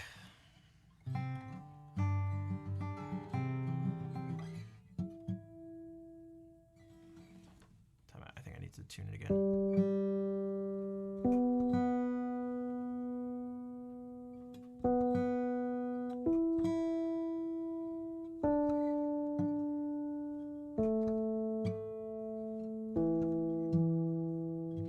That should be fine. But yeah, we haven't done this in forever. Like, actually a really long time.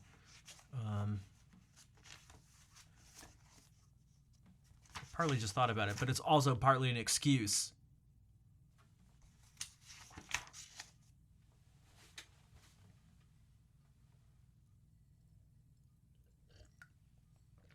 Just in case things don't go well.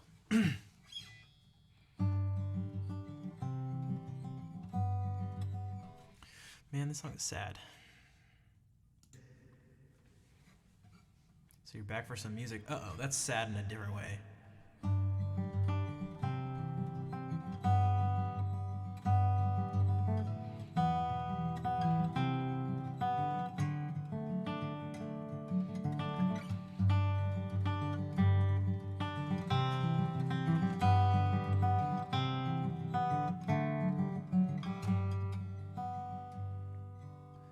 Singing at a funeral tomorrow for a kid a year older than me.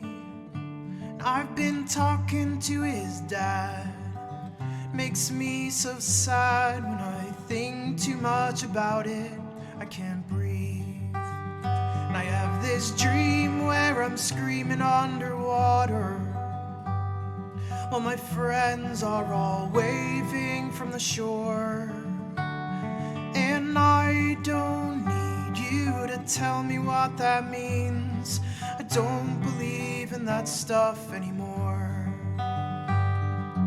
Jesus Christ, I'm so blue all the time. And that's just how I feel. Always have and always will. Always have and always will.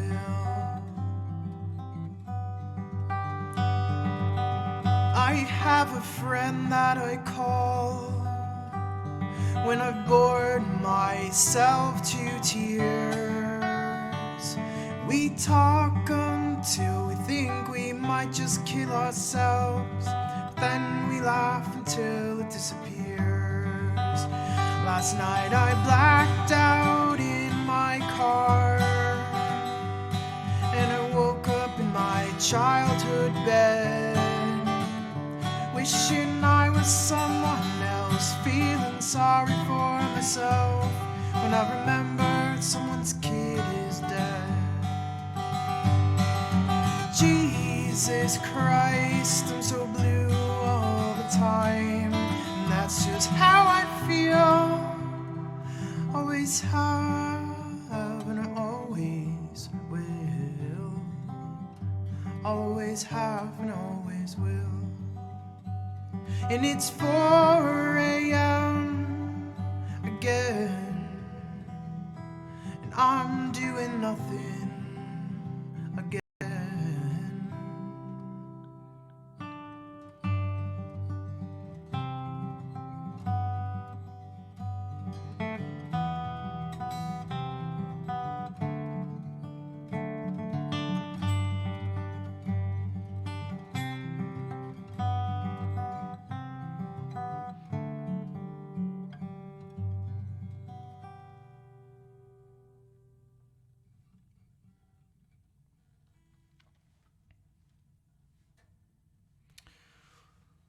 That's a special request for Kira. For those who don't know, who I've known for years now at this point. It used to stream all the time. Oof, I know, I know.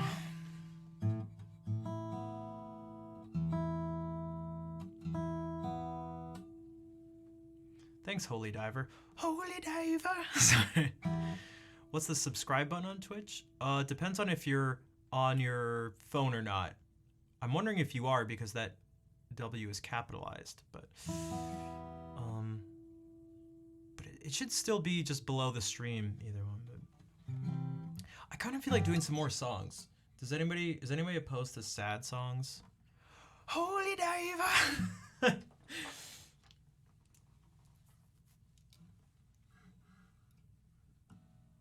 I kind of like sad stuff, just in general. Which maybe sounds weird, but I think for the...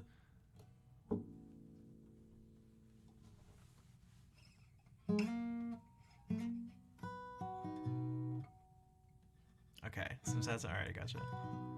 Hey, what's up, Rubik?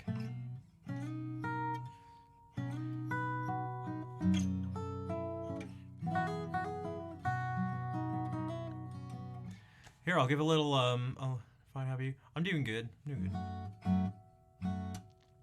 Just, was doing some guitar stuff, and then we nerded out with some, you could say music theory, but,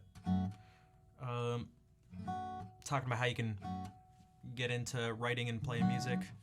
And now I guess it's singer-songwriter hour. So, my mom loves James Taylor. Probably, like, one of her favorite musicians. I always thought he was lame. Not for any reason in particular.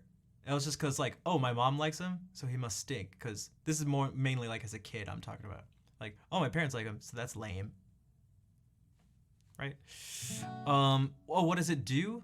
You pay $5. I get half of it. And what you get in return is my undying love and support. You get a badge next to your name.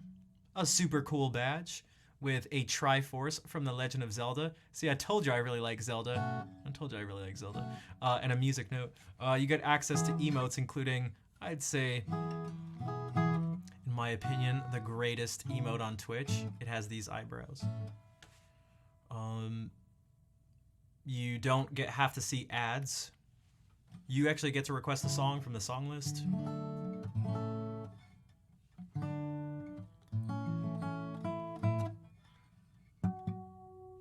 So I thought, yeah. So I was like, oh, James Taylor, that dude's corny.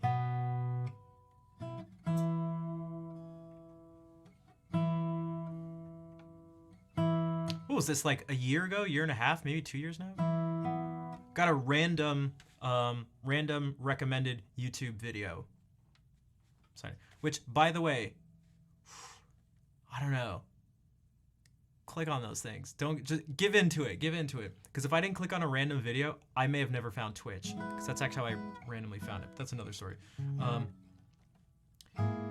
I clicked on it, and I looked at it, and I noticed it first, and I only afterwards noticed it was James Taylor, and it was Fire and Rain, and I was like, wait, that's James Taylor? It turned out to be a young James Taylor, like early 20s, and I was like, whoa, that dude looks like cool. Like, what's going on here?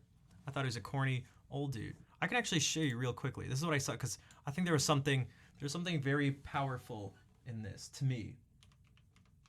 And God, I listened to this a million times in the course of like a few days. God, so this was it. I saw this as a recommended video, and I was like, who? For a second, I was like, who's that? Kurt Cobain? Like, I just had that vibe from it. I was like, what? So I was like, okay. So I clicked on it. I like to swing right out of that. For it. Yeah, look at him. So you can see it. You can start to see it through here, even though it's blurry. You can see him look up. I've seen sunny days. And I felt like I knew this look to a certain sense. Without knowing the details, I felt like I knew this that I look. thought would never end. I felt like I knew this look. and even his mouth too a little bit. And I was like, oh, okay. What's going on? I was like, what's going on here? Cause I'm like missing something. Cause this doesn't look like the eyes of a cheesy man, if I can put it that way. It was like, these are the eyes of someone there's something very troubling. There's something, although he's not looking at us, there's something very like piercing to it, but also there's like, so instead of this, it's just like, it's like this face, like.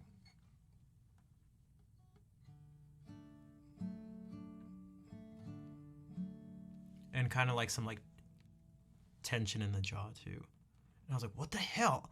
And I couldn't stop staring. Felt like he had, I don't know, you could say like something to tell me. Or like he was like saying something. He wasn't just like, I'm strumming a guitar and blah, blah, blah. Like great.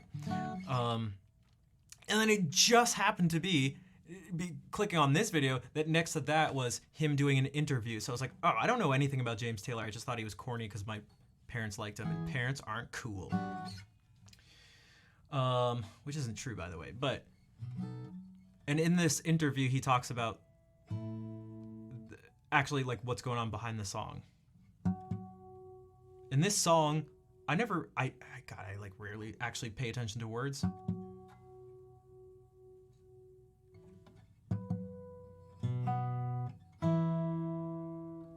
But this song is not, it's not sunny and cheery at all. The Suzanne he talks about is his girlfriend who took her own life when he was, and he's already really young here. He's just in his early 20s. This is something happening like, you know, they're really young.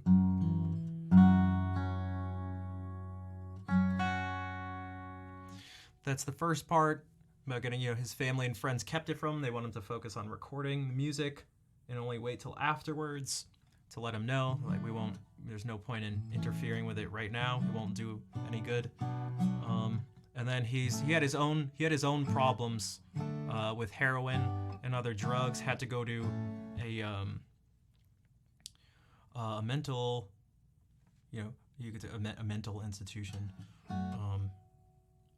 Actually, relatively close to some of us in Boston, I think, and was, well, really just struggling essentially from day to day. And so you can hear him sort of doing the, like, I don't know if he's religious or not, but I think whether you are or you aren't, you can connect maybe with the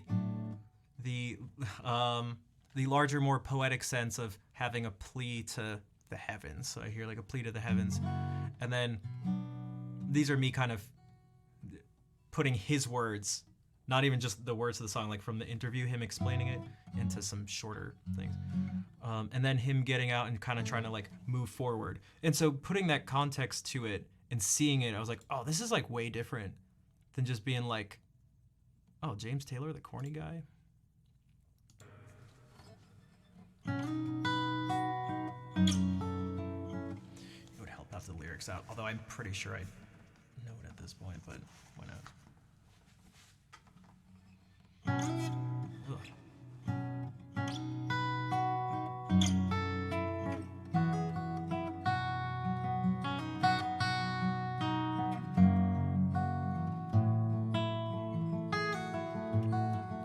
Just yesterday morning, they let me know you were gone. Suzanne, the plans they made put an end to you. Walked out on this morning and I wrote down this song. I just can't remember who to send it to. I've seen fire and I've seen rain. I've seen sunny days that I thought would never end. I've seen lonely times when I could not find a friend. But I always thought that I'd see you again.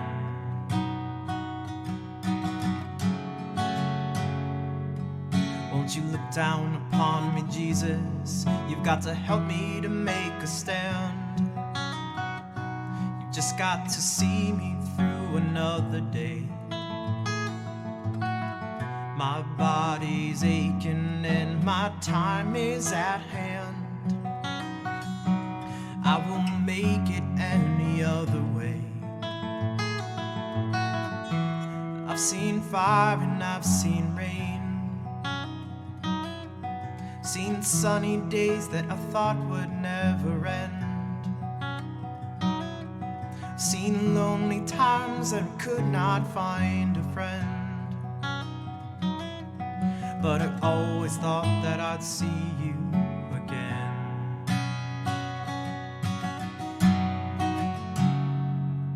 Been walking my mind to an easy time with my back turned towards the sun. Lord knows when the cold wind blows, it'll turn your head around. This hour's a time, telephone line, to talk about things to come. Sweet dreams and flying machines and pieces on the ground. I've seen fire and I've seen rain. I've seen sunny days that I thought would never end. I've seen lonely times when I could not find a friend. But I always thought that I'd see you somehow one more time again now. Thought I'd see you one more time again. There's just a few things coming my way this time around now. I thought I'd see you, fire and rain. Na na na na na na na na na na.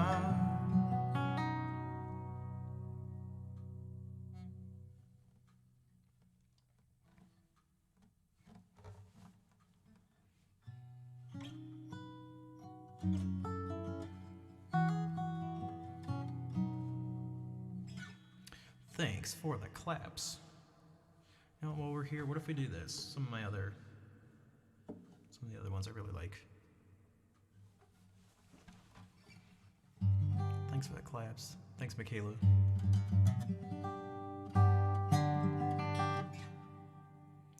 What if we do this?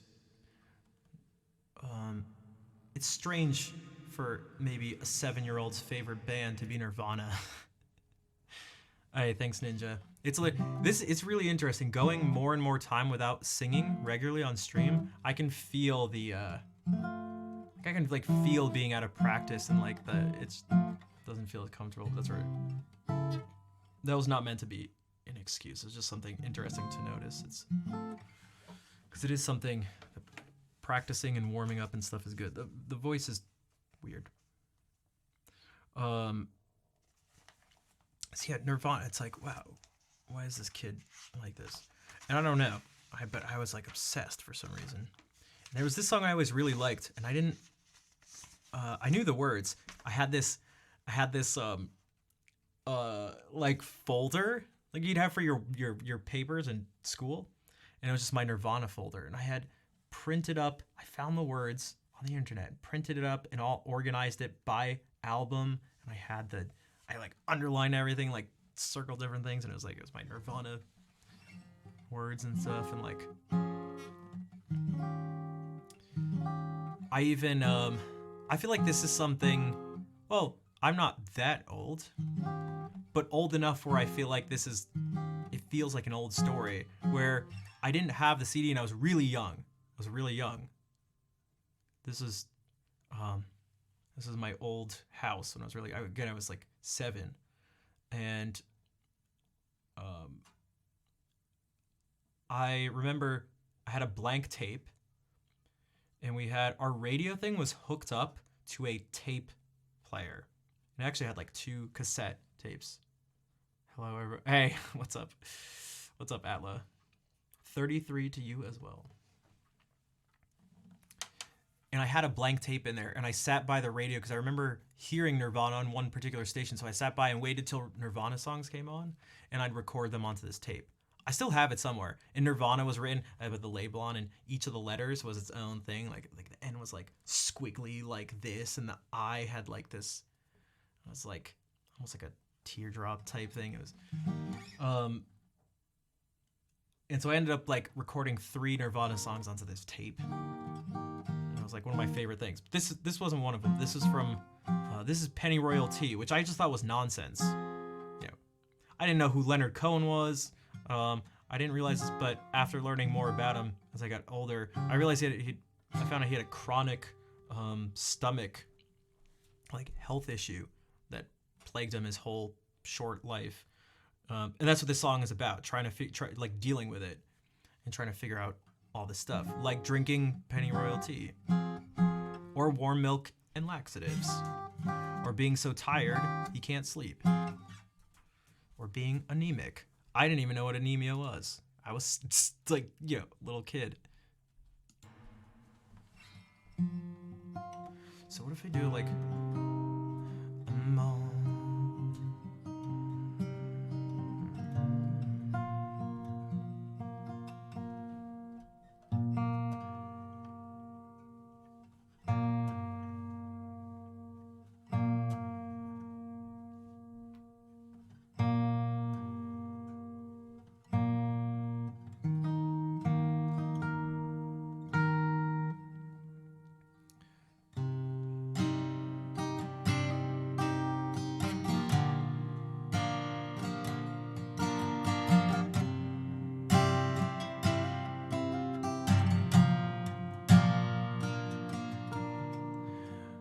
I'm on my time with everyone.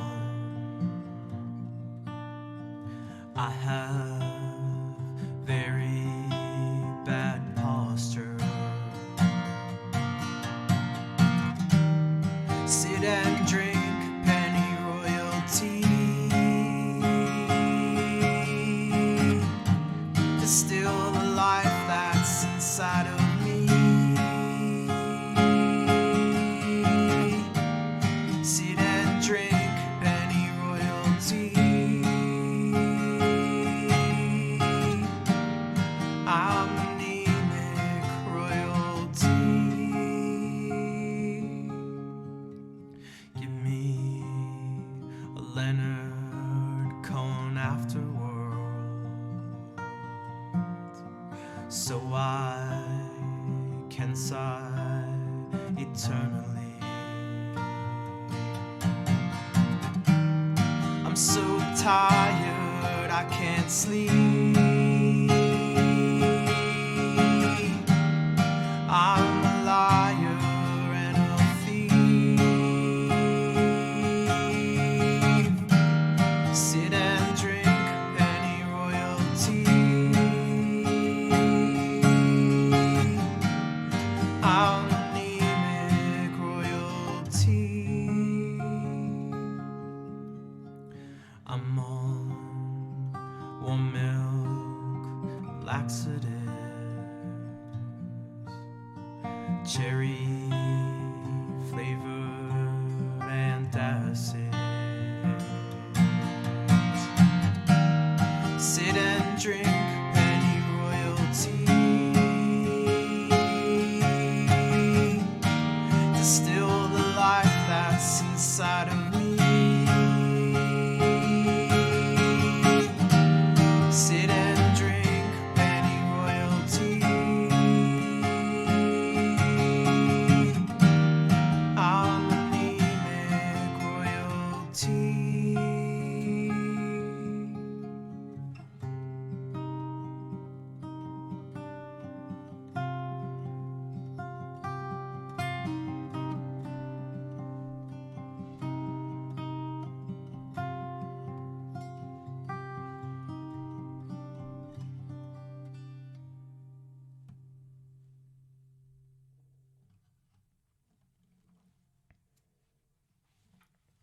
The piano played by itself.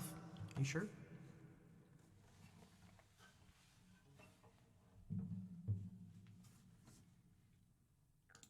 Thanks, Koala. Oh, Koala with the 3 claps. Only the triple. Only the triple.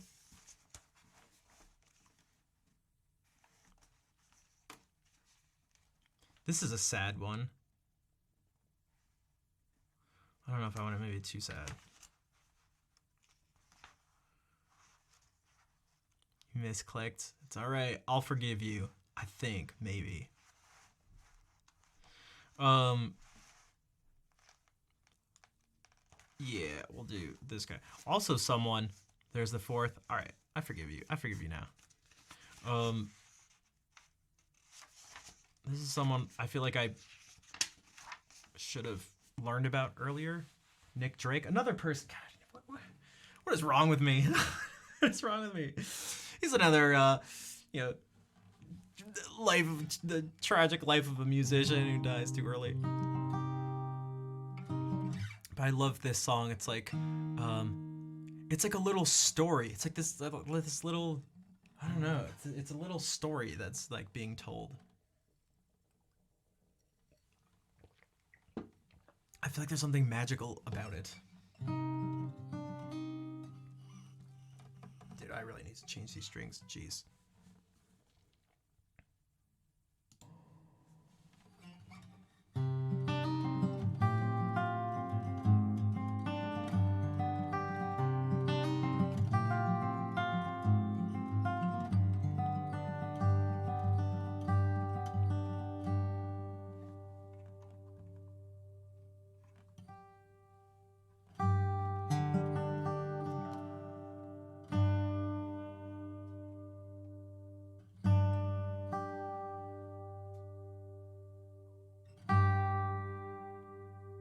This is when the guitar's not at pitch. This is...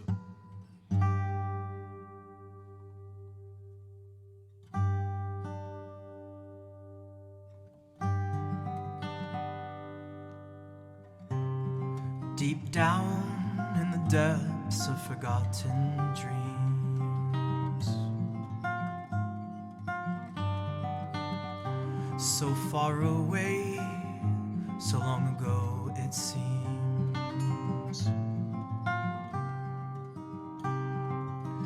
The memory comes of a distant beach, the pale sense stretching far from reach. It was then I found my princess of the sound.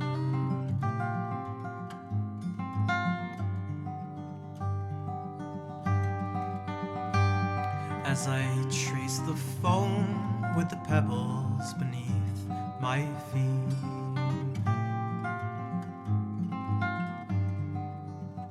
I looked behind and I saw this one so sweet.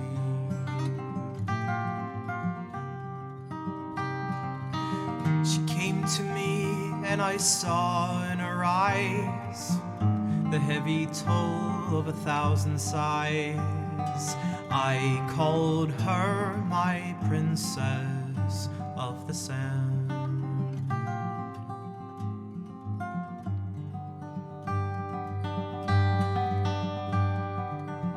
She stared at me and my mind was in a maze.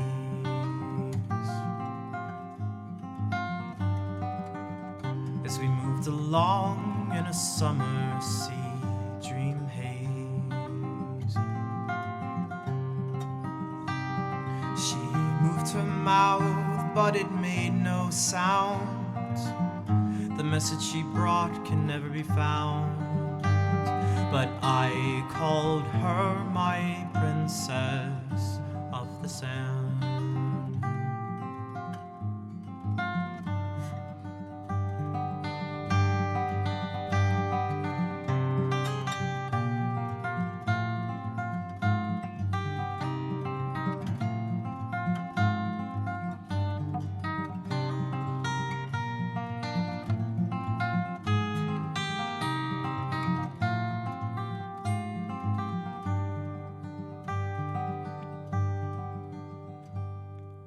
One moment we walked with the night breeze in our face. Then I looked, she'd gone, of her presence there was no trace. Where she went from, came from, who can know? or if she'll ever return to help me know who she is, my princess of the sand.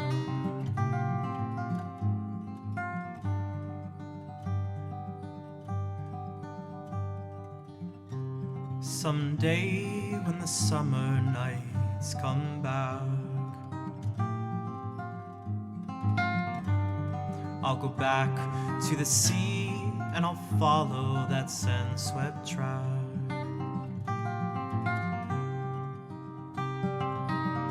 I'll look around and I'll hope to find that strange young dream close behind. I'll call her my princess of the sand.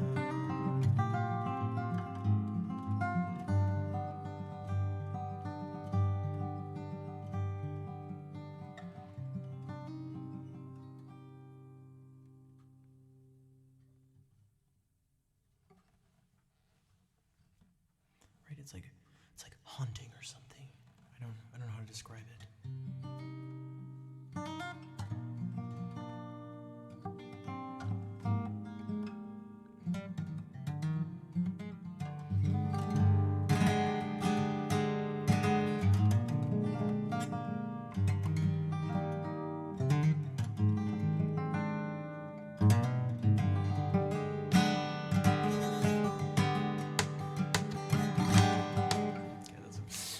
Thanks for that claps.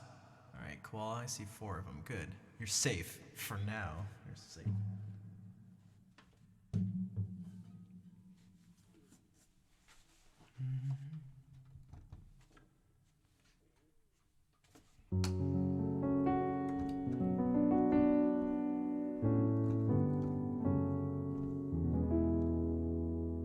No problem, Good Noodle Mom. That's because it has been a while since I sang for an extended period of time. Trying to think, there are a bunch of things. Oh man, there's so many things actually I could do. There's literally hundreds. There's this, which I just got a new iPad. I say a new one. I mean, it is new, but I didn't have an old one the first one. So I am about to embark on the journey of taking not just this, but God, it's gotta be just thousands of pages of sheet music for guitar and transferring it onto the thing. But then when that happens, oh my God, it'll be so convenient. It's gonna be a lot. It's gonna be a lot. But basically there's a lot of music.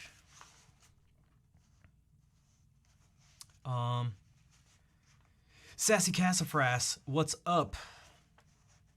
Thank you for the raid. Bonsoir. Hey, wait. It's a different Archon? Wait a second. Wait a second. I almost said, wait, did you change your name? Don't you usually have 2 N's? Harris, hello. Wait, guys, am I just crazy? Did you change the color? Archon, did you change your color from like that brownish one? Am I losing my mind? Maybe I'm losing my mind. Is this a French raid? Not the same Arkham? Wait a second. Am I losing my mind? Because have I never noticed that there's 2 of you? Have I never noticed? Not that you're the same person, but have I just never... Also, we're doing this.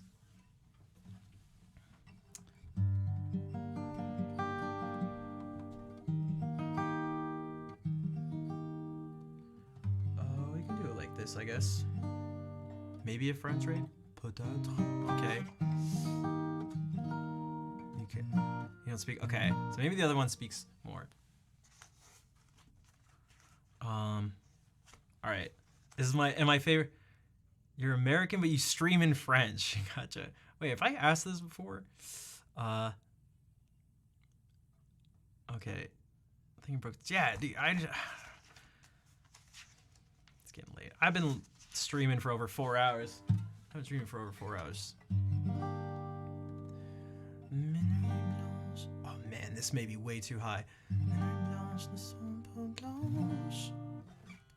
Or maybe we could keep it here and just do this one instead. Okay, we'll do a trade-off. I have an idea.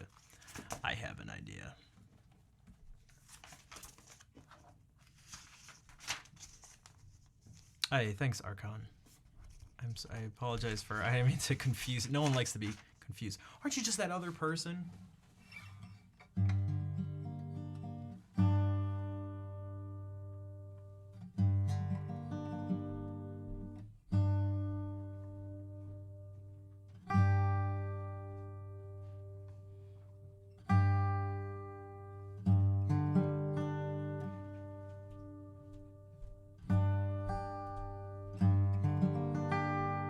Oh, okay. So I gotta do this because I'll lose my mind.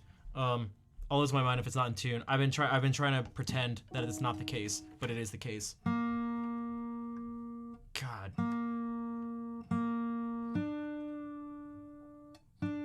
The capo shifts everything around. Like it doesn't equally press on the strings. So everything. Whoops.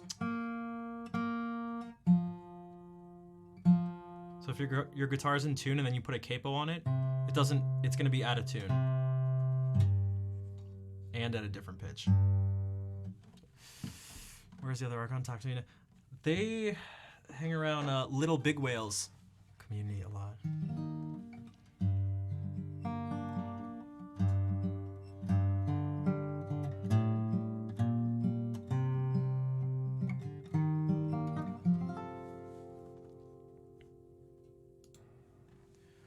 I'm driving your car with you sleeping in the seat next to me like a baby. You twist and you turn, you're traveling fast like a bird in a dream. Look at it go, look at it dance like a sky, like a rocket, a love machine, a cinematic dream. So pure, it hurts when the beauty is lost in the speed. 'Cause everything matters to me. To me, to me, to me, to me. You're a part of the dawn where the light comes from the dark. You're a part of the morning and everything matters. Here we are, an atom and a star. You're a part of the movement and everything matters. To me, to me, to me, to me. I'm watching your storm turn into form in the clouds of the world like a burst.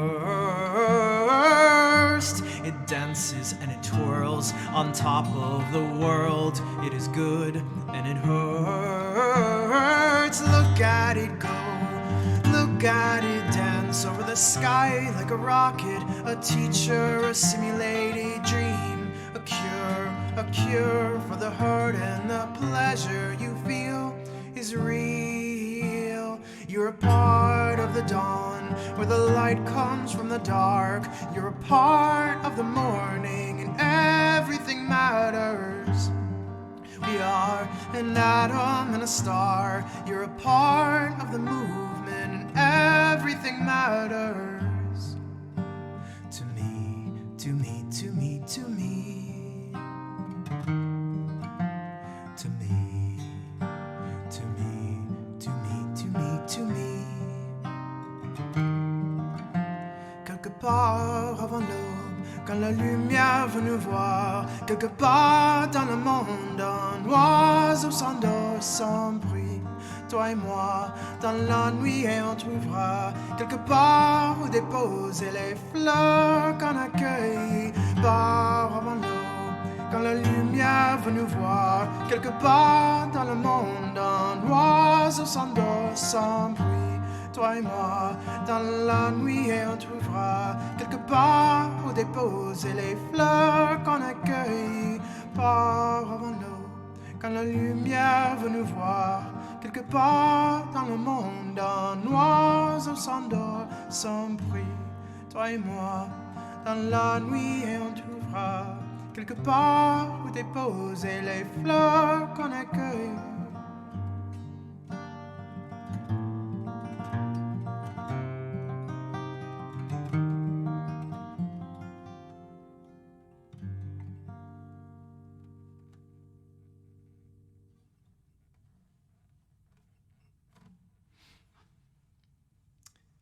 Emmett FPS. Thanks for the hearts.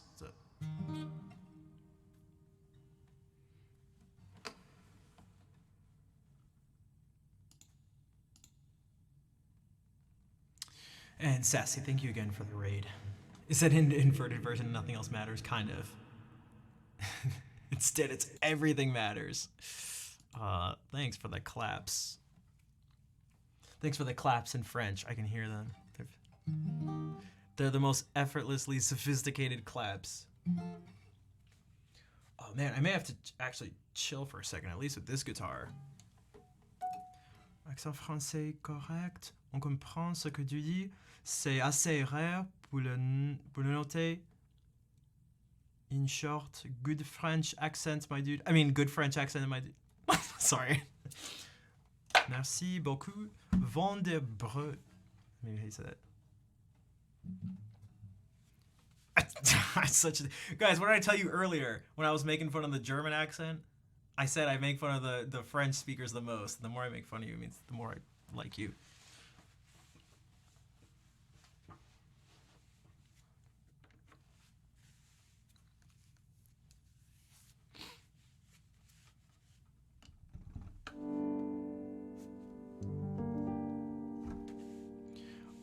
Dude, my fingertips are killing, and the steel strings just make it even worse. So maybe we can do a few more things that involve the piano.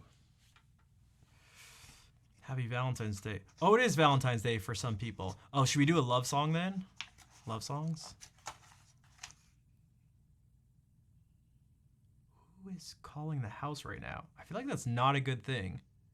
First of all, no one calls houses.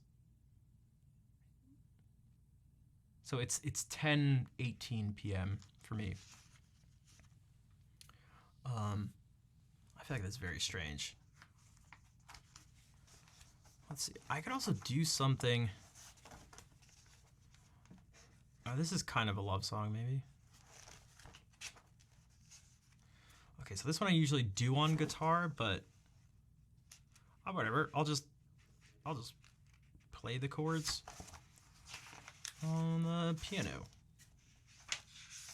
It's not gonna have the same feel, so I may even have to sort of change the way I sing it too to fit the fact that it's gonna be.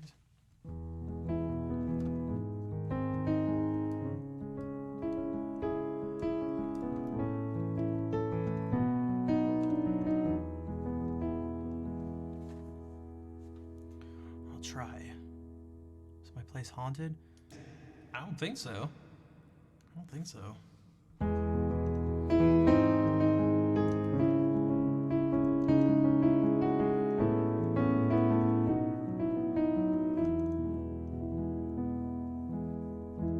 This is the first day of my life. Sir, I was born right in the doorway. When out in the rain, suddenly everything changed. They're spreading blankets on the beach. Yours is the first face that I saw. I think I was blind before I met you. I don't know where I am, I don't know where I've been, but I know where I want to go. So I thought I'd let you know that these things take forever. I especially am slow, but I realized how I need you, and I wondered if I could come home.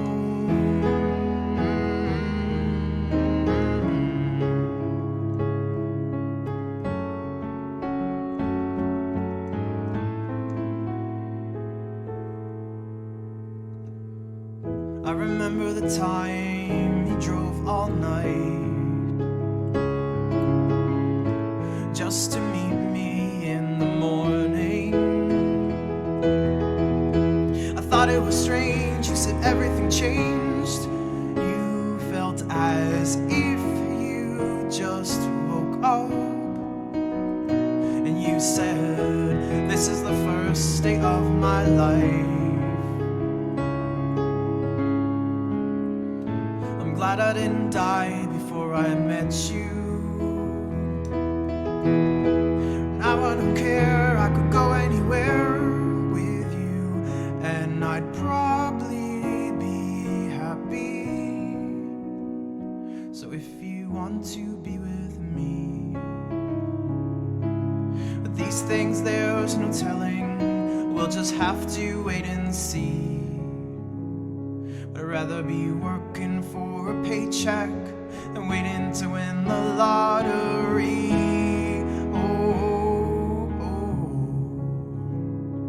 Besides, maybe this time it's different. I mean, I really think you like me.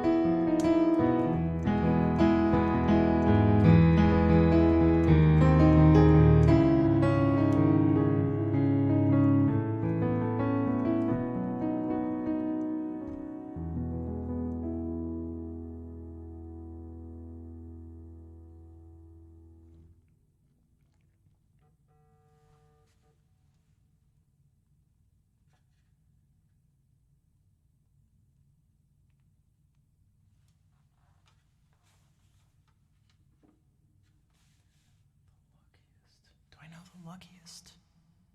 Wait, no, we've listened to that before.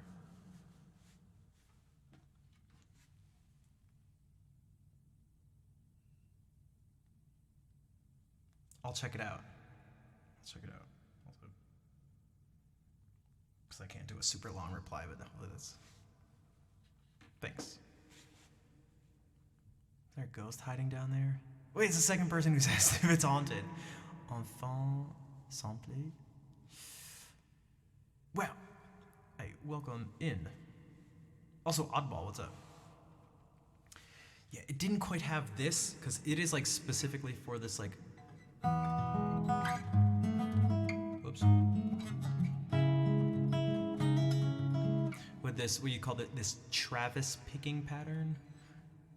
Everyone knows it from this.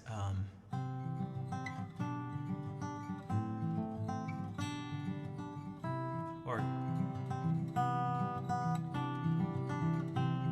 is it boom doom doom doom doom doom doom doom doom doom doom? They seem very sure it's haunted. I don't know. Maybe it is. I don't think so.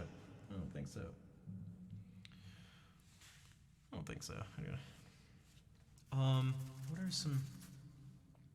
I should do an. Oh, this would be another good love song thing from Elton John. This is one of my favorite love songs.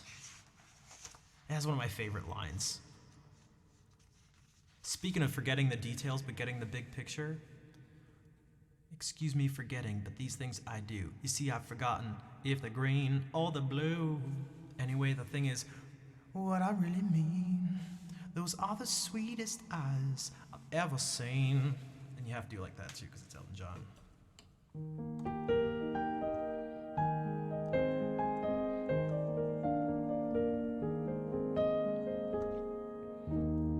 It's a little bit funny, this feeling inside. I'm not one of those who can easily hide. I don't have much money, but boy, if I did, I'd buy a big house where we both could live. I was a sculptor, then again no, or a man who makes potions in the traveling show. I know it's not much, but it's the best I can do. My gift is my song, and this one's for you.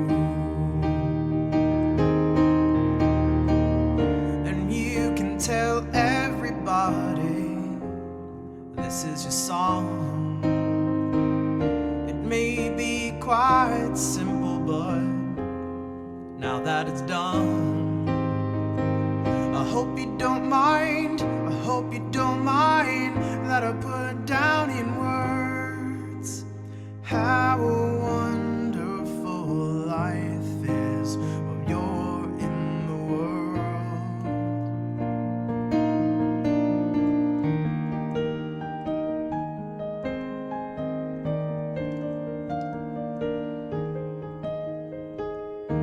I sat on the roof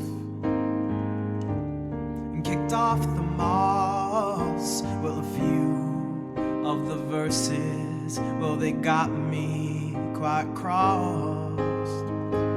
But the sun's been quite kind while I wrote this song to people like you that they keep it turned on. So excuse me for getting, but these things I do. You see, I've forgotten if they're green or the blue. Anyway, the thing is, what I really mean, those are the sweetest eyes I've ever seen. Tell everybody this is your song. It may be quite simple, but now that it's done, I hope you don't mind, I hope you don't mind that I put down in words how wonderful life is while you're in the world. I hope you don't mind, I hope you don't mind that I put down in words how wonderful life is while you're in the world.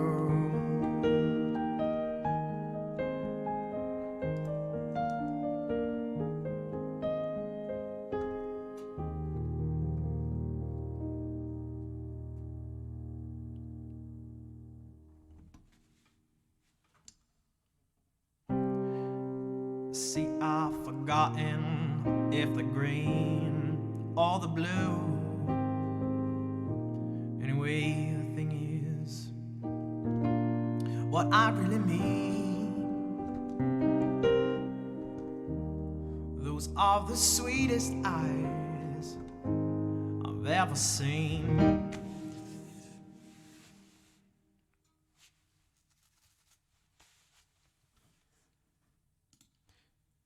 Thanks for the claps. Ever seen? I didn't hear it. Alright, sorry. I didn't even want to do that during this. I had that one. It was just too strong in my head. This was too strong in my head. Now, my parents both really liked Elton John, so I listened to Elton John too when I was younger. But I didn't think I thought he was super cool. One of my first cassette tapes for my Walkman was Elton John's Greatest Hits. As a kid, I had no idea what a garage was, by the way. In a garage by the motorway. This isn't a love song, but I'm going to sing it because it has the word garage in it. It wasn't until years later that I was like, oh, this guy's from England. Oh, I love Goodbye Yellow Brick Road. I haven't done that in a while. I feel like I got to be ready to belt for that one. Or else it doesn't work when you go to the...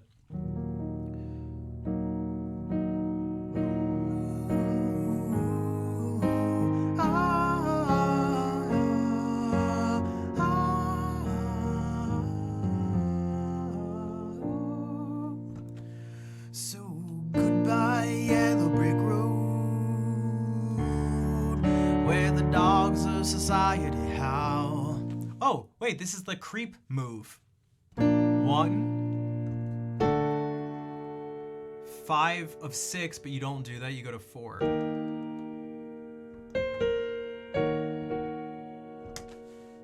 See? You start to see these patterns everywhere. You start to realize, like, these aren't that crazy. So goodbye, yellow brick road, where the dogs of society howl. You camper in your penthouse, I'm going back to my plow, back to the howling wolf out in the woods, hunting the horny black toad. Oh no. Wait.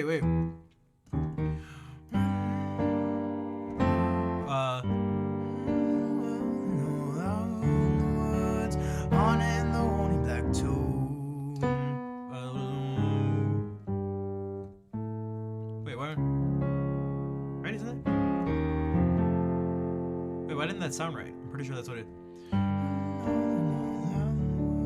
On in the horny black toad.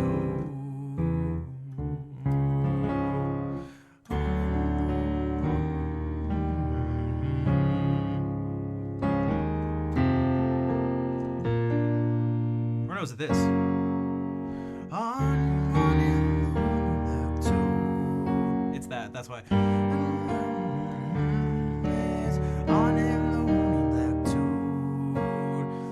I should have known. That's one of our chromatic medians.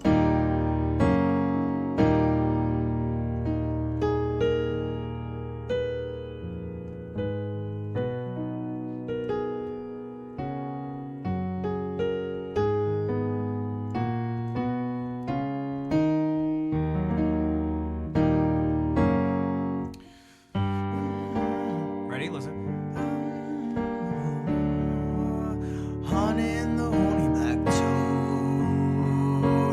Oh, I finally decided my future lies beyond the yellow brick road. So was it? I can't remember. I should actually just at this point. Instead of just doing the song, I spent more time and just didn't even do it. What the heck are so many chords? Elton John's great with that stuff though. Goodbye, leggy blonde. I cannot. I don't know what that is. We'll do a couple Elton John things, I guess. These aren't love songs anymore, but whatever. That only lasts for a couple songs, I guess. Tiny a dancer in my hand. I don't feel like doing Tiny Dancer.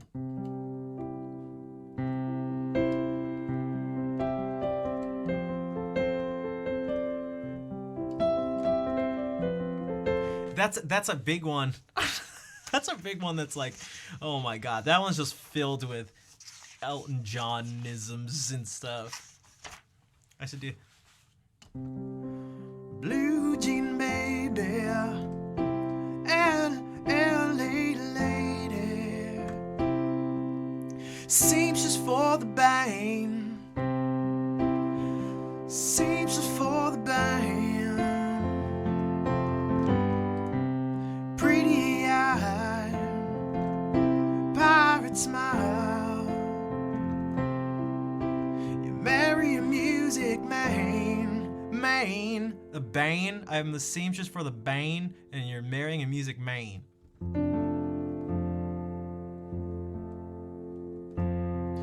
Ballerina, you must have seen her dancing in the sand. Is that where to go?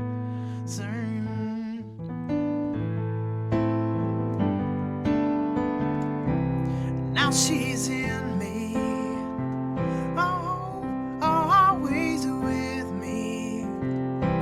Tiny a dancer in my hand.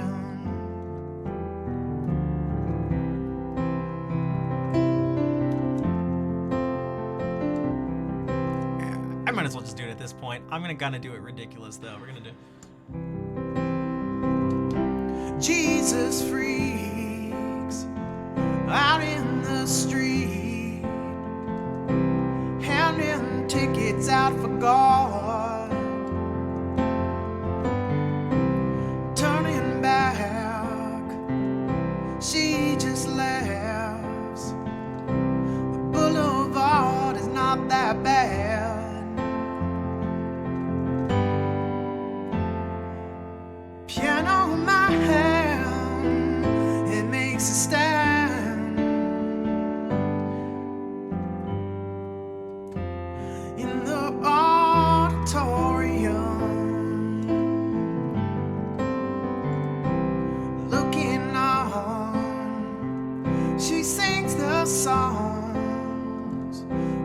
'cause she knows the tune she hums.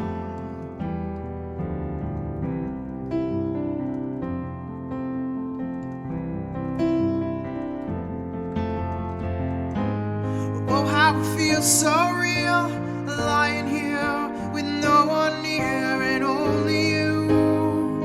And you can hear me as I say softly, slowly. Hold me closer, tiny dancer. Uh-oh. Count the headlights on the highway. Lay me down in sheets of linen. You had a busy day today.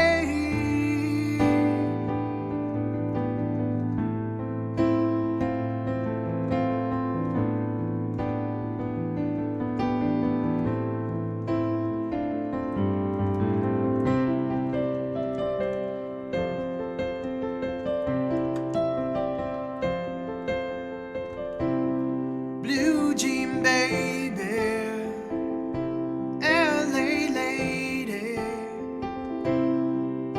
seems for the band, pretty eyed, pirate smile. You marry a music man,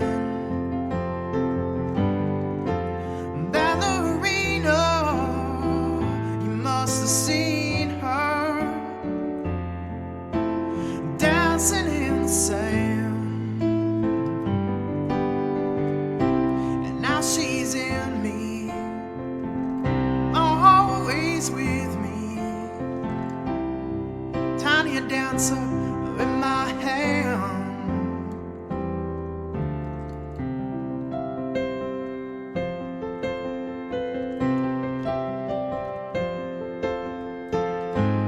Oh, how it feels so real, lying here with no one near and only you. And you can hear me, and I say softly, slowly. Hold me closer, tiny dancer. Count the headlights on the highway. Lay me down in sheets of linen. You had a busy day today.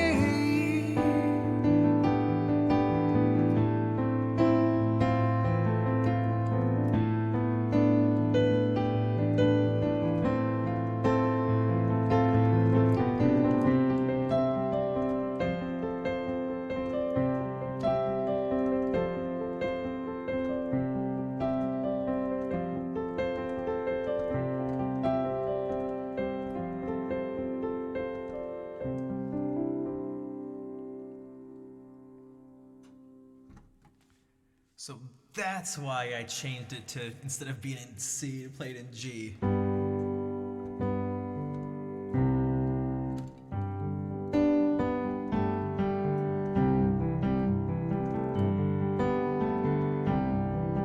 Thanks for the claps. So then we end up going. Oh, how it feels so real, lying here with no one near and only you. And you can hear me, and I say softly, slowly.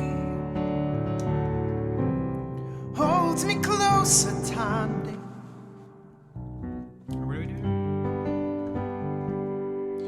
This should be about.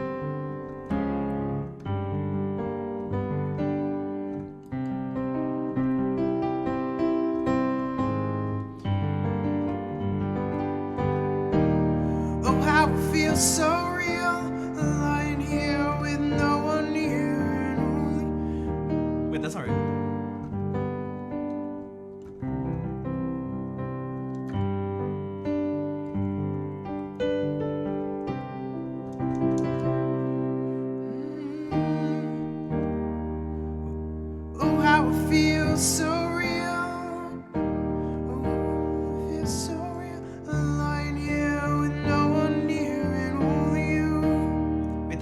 right.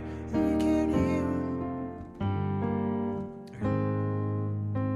This is why if I'm hearing something in one thing, it's so like in one key, it's difficult to afterwards to switch. Oh, how it feels so real, lying here and no one near.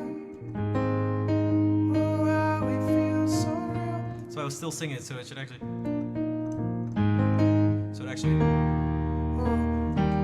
Oh, how it feels so real, lying here with no one near and only you. When you can hear me, when I say softly, slowly, holds me closer, time to dance. That's why that one worked a little better. Actually, I can do Creep. You're not going to find it on the list, but it actually is hidden on the list. But it still requires either a sub or a $5 donation or a 500-bit cheer thing.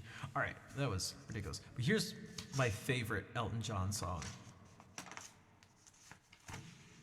I feel like it's not one of his more well-known songs. Some people know it. It's my favorite. Where is it? Well, I have all the singing songs actually hidden because I wasn't planning on doing this. But I'm also going to transcribe this one, transpose it, I should say.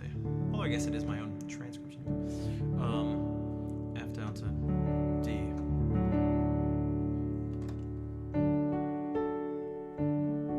Yeah, your song is that. Although I do really like it, dude.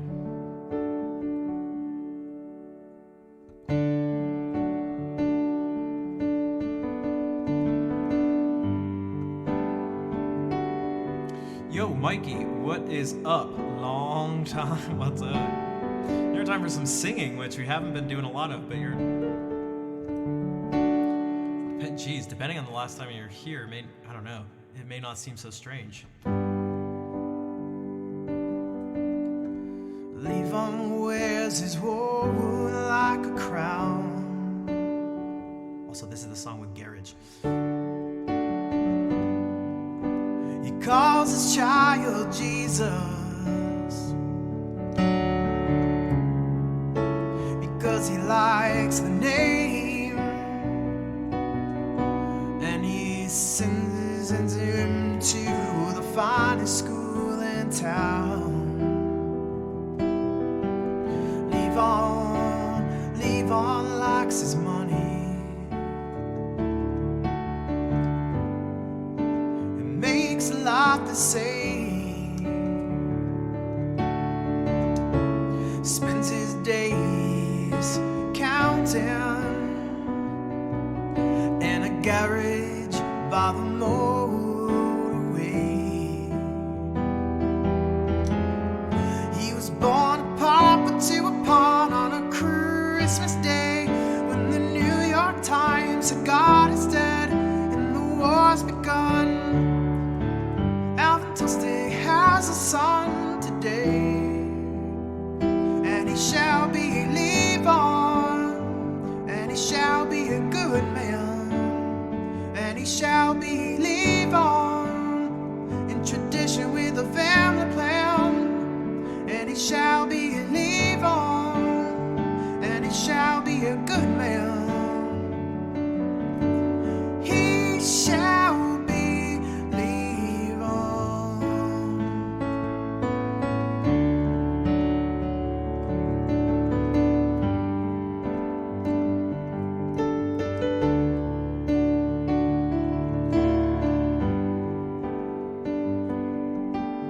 Levon sells cartoon balloons in town. His family business thrives. Jesus blows up balloons all day, sits on the porch swing watching them fly. And Jesus, he wants to go to Venus, leaving Levon far behind.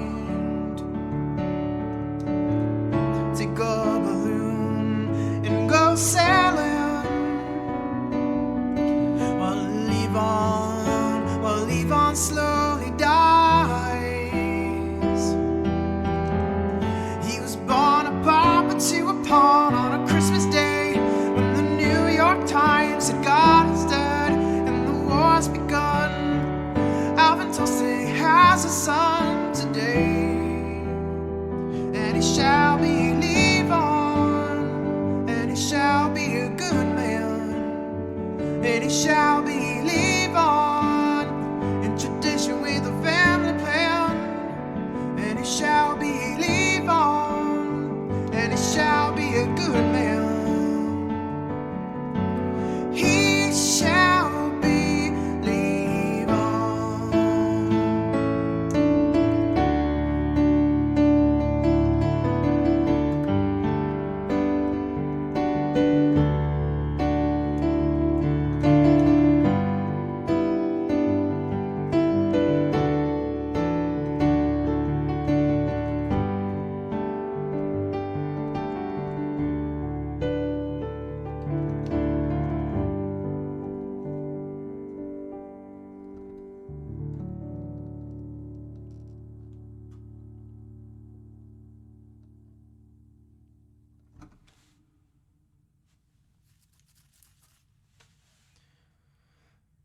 And Jesus, he wants to go to Venus,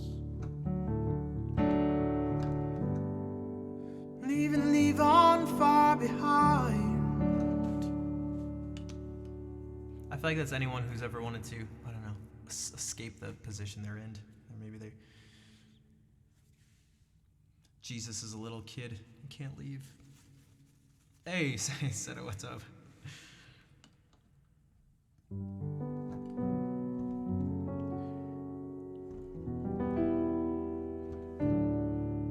Jesus, he wants to go to Venus, live on far behind. Take a balloon and go sailing. The love song? Do I? I don't know how to play it. Maybe I've heard it before. I feel like I must have heard it before, right?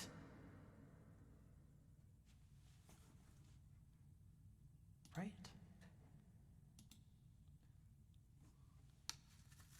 Oh, that's what you're gonna do. Okay, I gotta be ready to sing loud and proud. I don't know how much longer my voice is gonna hold out. You can tell by the falsetto in particular. It's like, this doesn't work. How does the alphabet work? I haven't done this one forever. So, I also,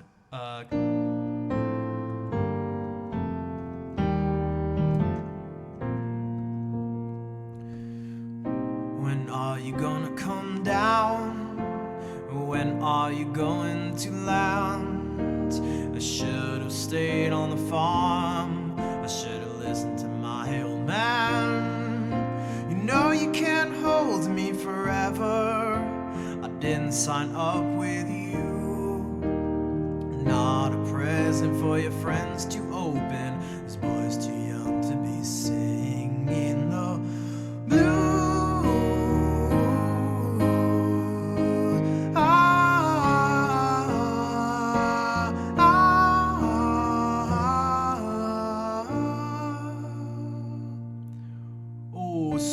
So goodbye, yellow brick road, where the dogs of society howl. You can't find me in your penthouse. I'm going back to my plow, back to the howling all out in the woods, hunting the horny black toad.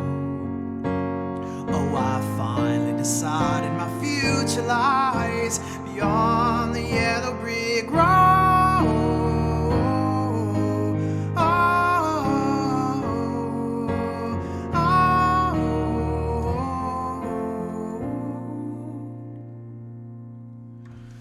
What do you think you'll do then? I bet to shoot down your plane. I'll take a couple of vodka and tonics to set you on your feet again. Maybe you'll get a replacement. There's plenty like me to be found. Mongrels who ain't got a penny, sniffing for tidbits like you on the ground.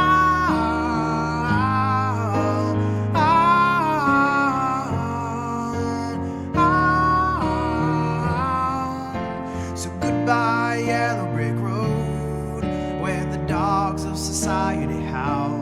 You can't plant me in your penthouse. I'm going back to my plow, back to the howling old owl in the woods, haunting the horny black toad.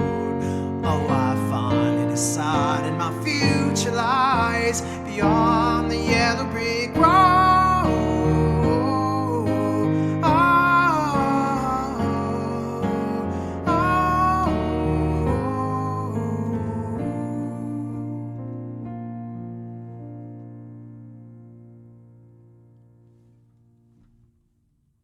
Is that how it ends? Or is there like an outro thing?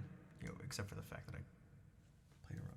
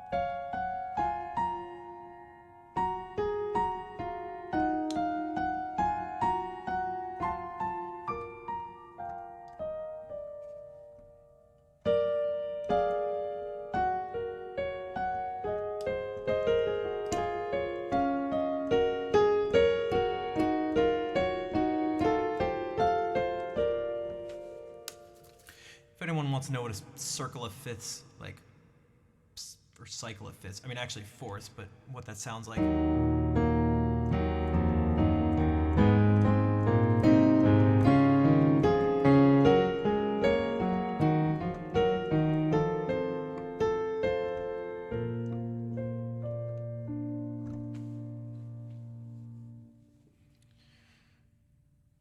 Alright, it's almost 11. I should have. My fingers are killing me.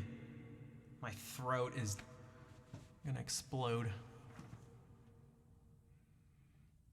But that was like an hour straight of singing, so. Also,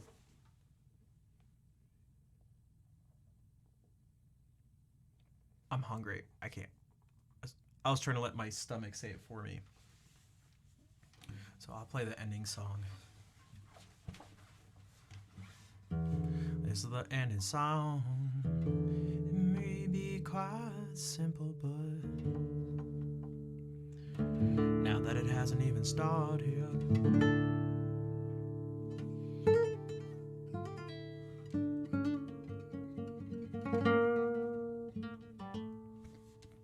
I do have some pizza. It's not pineapple pizza though.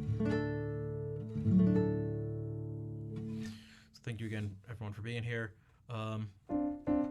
My favorite part of the stream, if you enjoyed the stream or if you hated it, either way it's fine, you can always help support subscribing, donating, cheering bits. If you can't do that, there's some free stuff.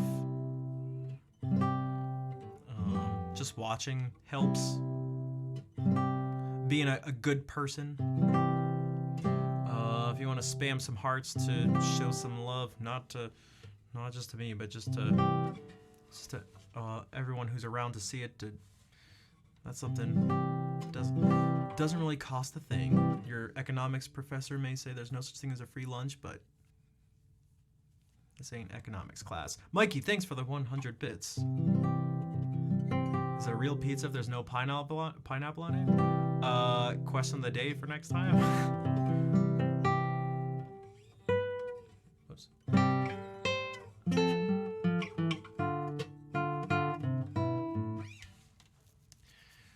So let's do this.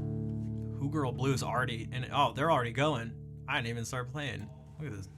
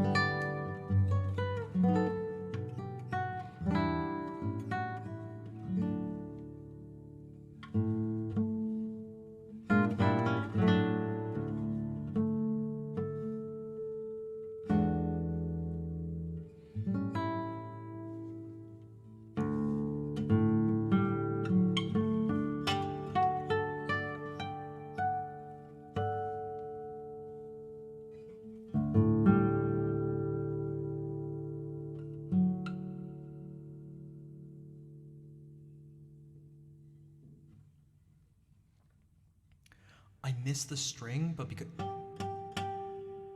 you don't have to do the harmonic from the top, but my nail did the harmonic.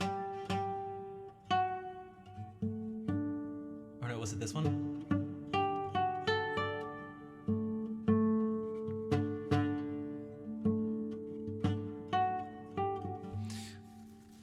Thanks for the hearts, everybody. Thanks for the claps. Thank you for being here.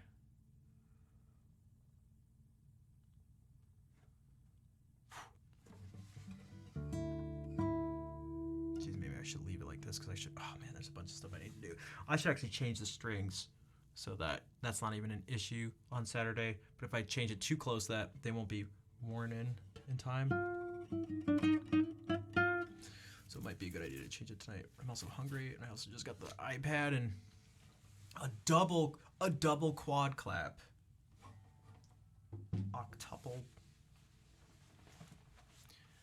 Double quad clap. Running Riot. Gain the lead. Lost the lead. Killing spree. All right. Some people know what I'm doing. Some people know I'm not just saying random stuff. Oh, jeez, you can hear me. Running Riot. Killing spree. Okay. Let me find someone to raid.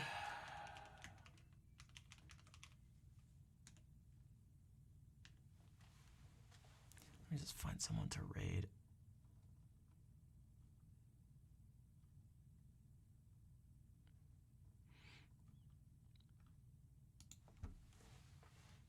Just find someone to raid.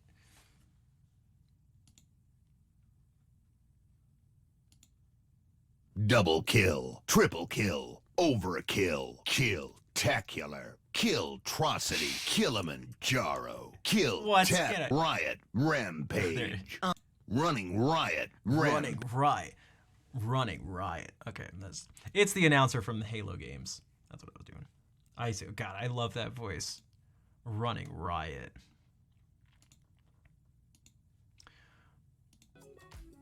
I was like the announcer from the original Killer Instinct. Did anybody here play the original Killer Instinct? All right, I'm getting so distracted. I'm hungry. Glacius. Oh my god, it's so good.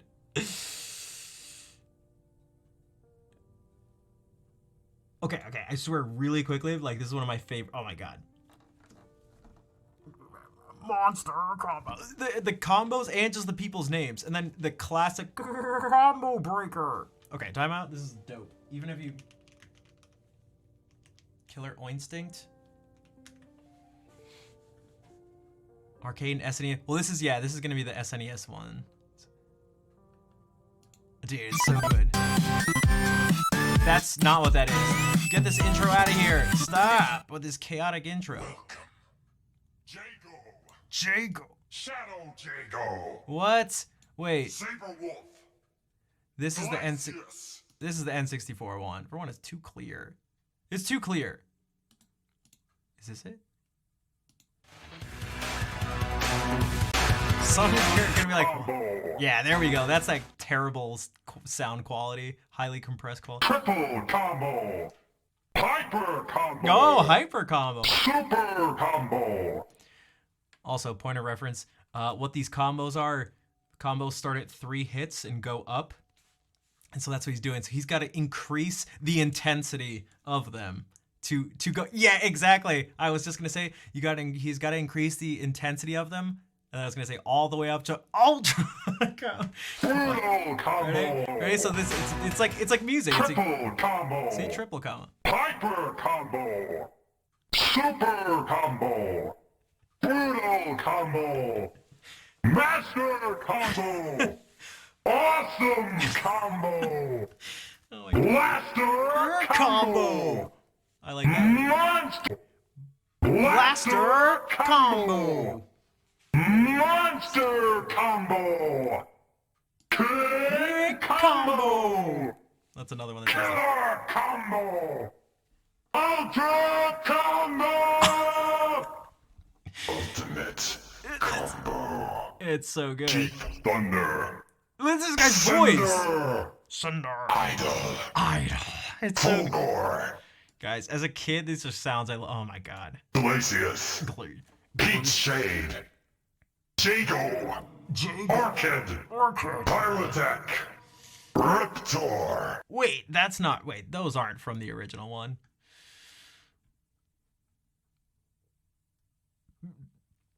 Beat it. There are things like that. Oish.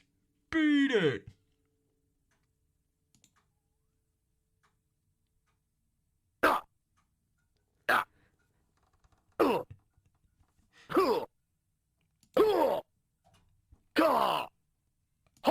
Where are the actual words? Beat it. Oish.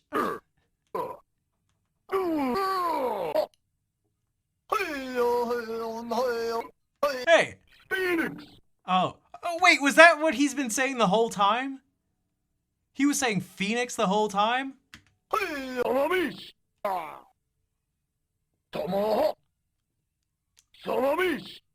Oh my god. I never was able to make it out. It's one of the characters from Killer Instinct. All right.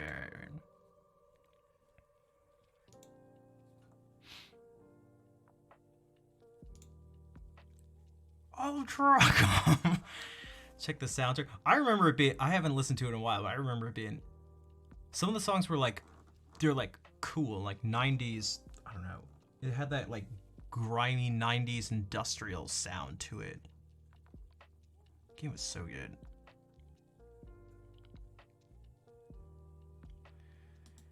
All right. The hardest part of streaming. Figuring out who to raid.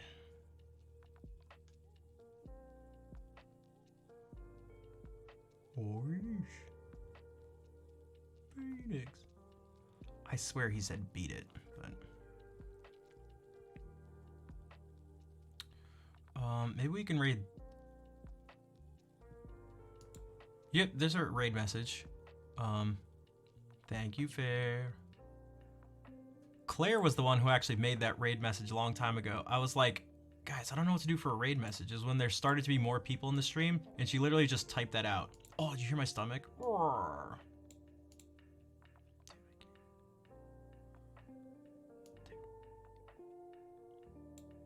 And she literally just typed, "This is how we raid."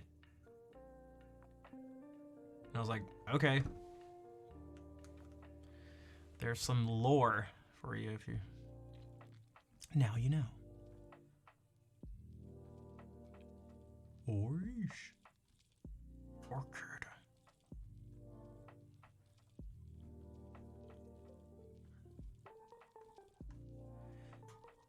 Hey, good night, good noodle mom. Dark Zua, what's up? You're just in time for a raid. I do have to head out. It's been over 5 hours now, but unless you were lurking before, but this is how hey, that works too. You can use whatever emotes you want. Those are just two. It's really whatever emotes you want. Those are just 2 suggestions. That's more what it's more of a suggestion. A suggestion if you're not subbed, and a suggestion if you are. Maybe we can actually raid Teeny Heels, who was in here the other day. But warning ahead of time, because I know some people do not like ASMR. It makes them they're like, huh. That's what this is.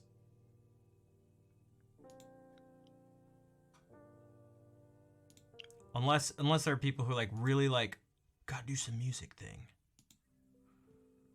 Is there anyone great? Unless, I don't know, we have more people than normal, so maybe I should actually dump it somewhere different. I don't know, it doesn't really matter. Oh my god, my stomach is going crazy. I need food.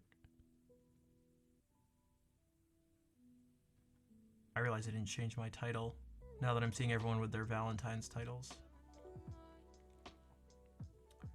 Who does that wave ASMR? Yeah, exactly, yeah.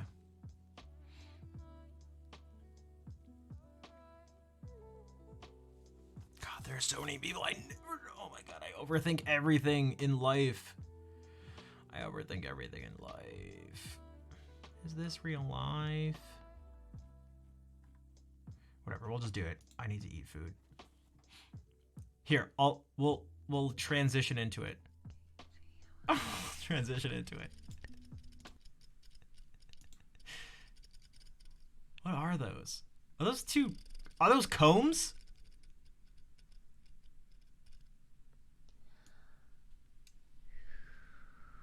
Who's at my ear? Oh, what? Where? Those are combs. Okay, yeah, we'll go over there again. I understand. I mean, you don't have to. You're all adults. You can make your own decisions.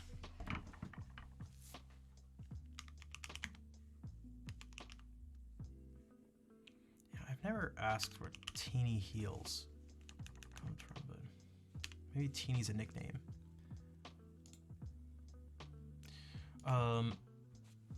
Yeah, so copy those raid calls. Thank you everyone for hanging out.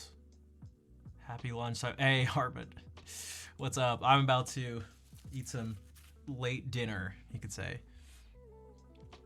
But we're about to raid. Yo, Gribbly. Damn, dude. Rich had a 62-month resub and now a 58-month resub. Damn. Gribbly. Thank you for the 58-month resub out of nowhere. Wait until the last second. Thank you, Gribbly. Next time you're around, if you want me to play a song in particular, let me know too. But au revoir, Dark Zua. Have a nice. Oh my god, dude, that wave is so good. You did that when you came in earlier. You had a heart and that wave thing. But yeah, thank you everyone for being here. I'll be back Wednesday. I hope to see you then. In the meantime, let's say hey to Teeny Heels, who's now rubbing 2 other things together. I don't know what they are, but we'll find out soon. Thank you, Fair. Take care, everybody.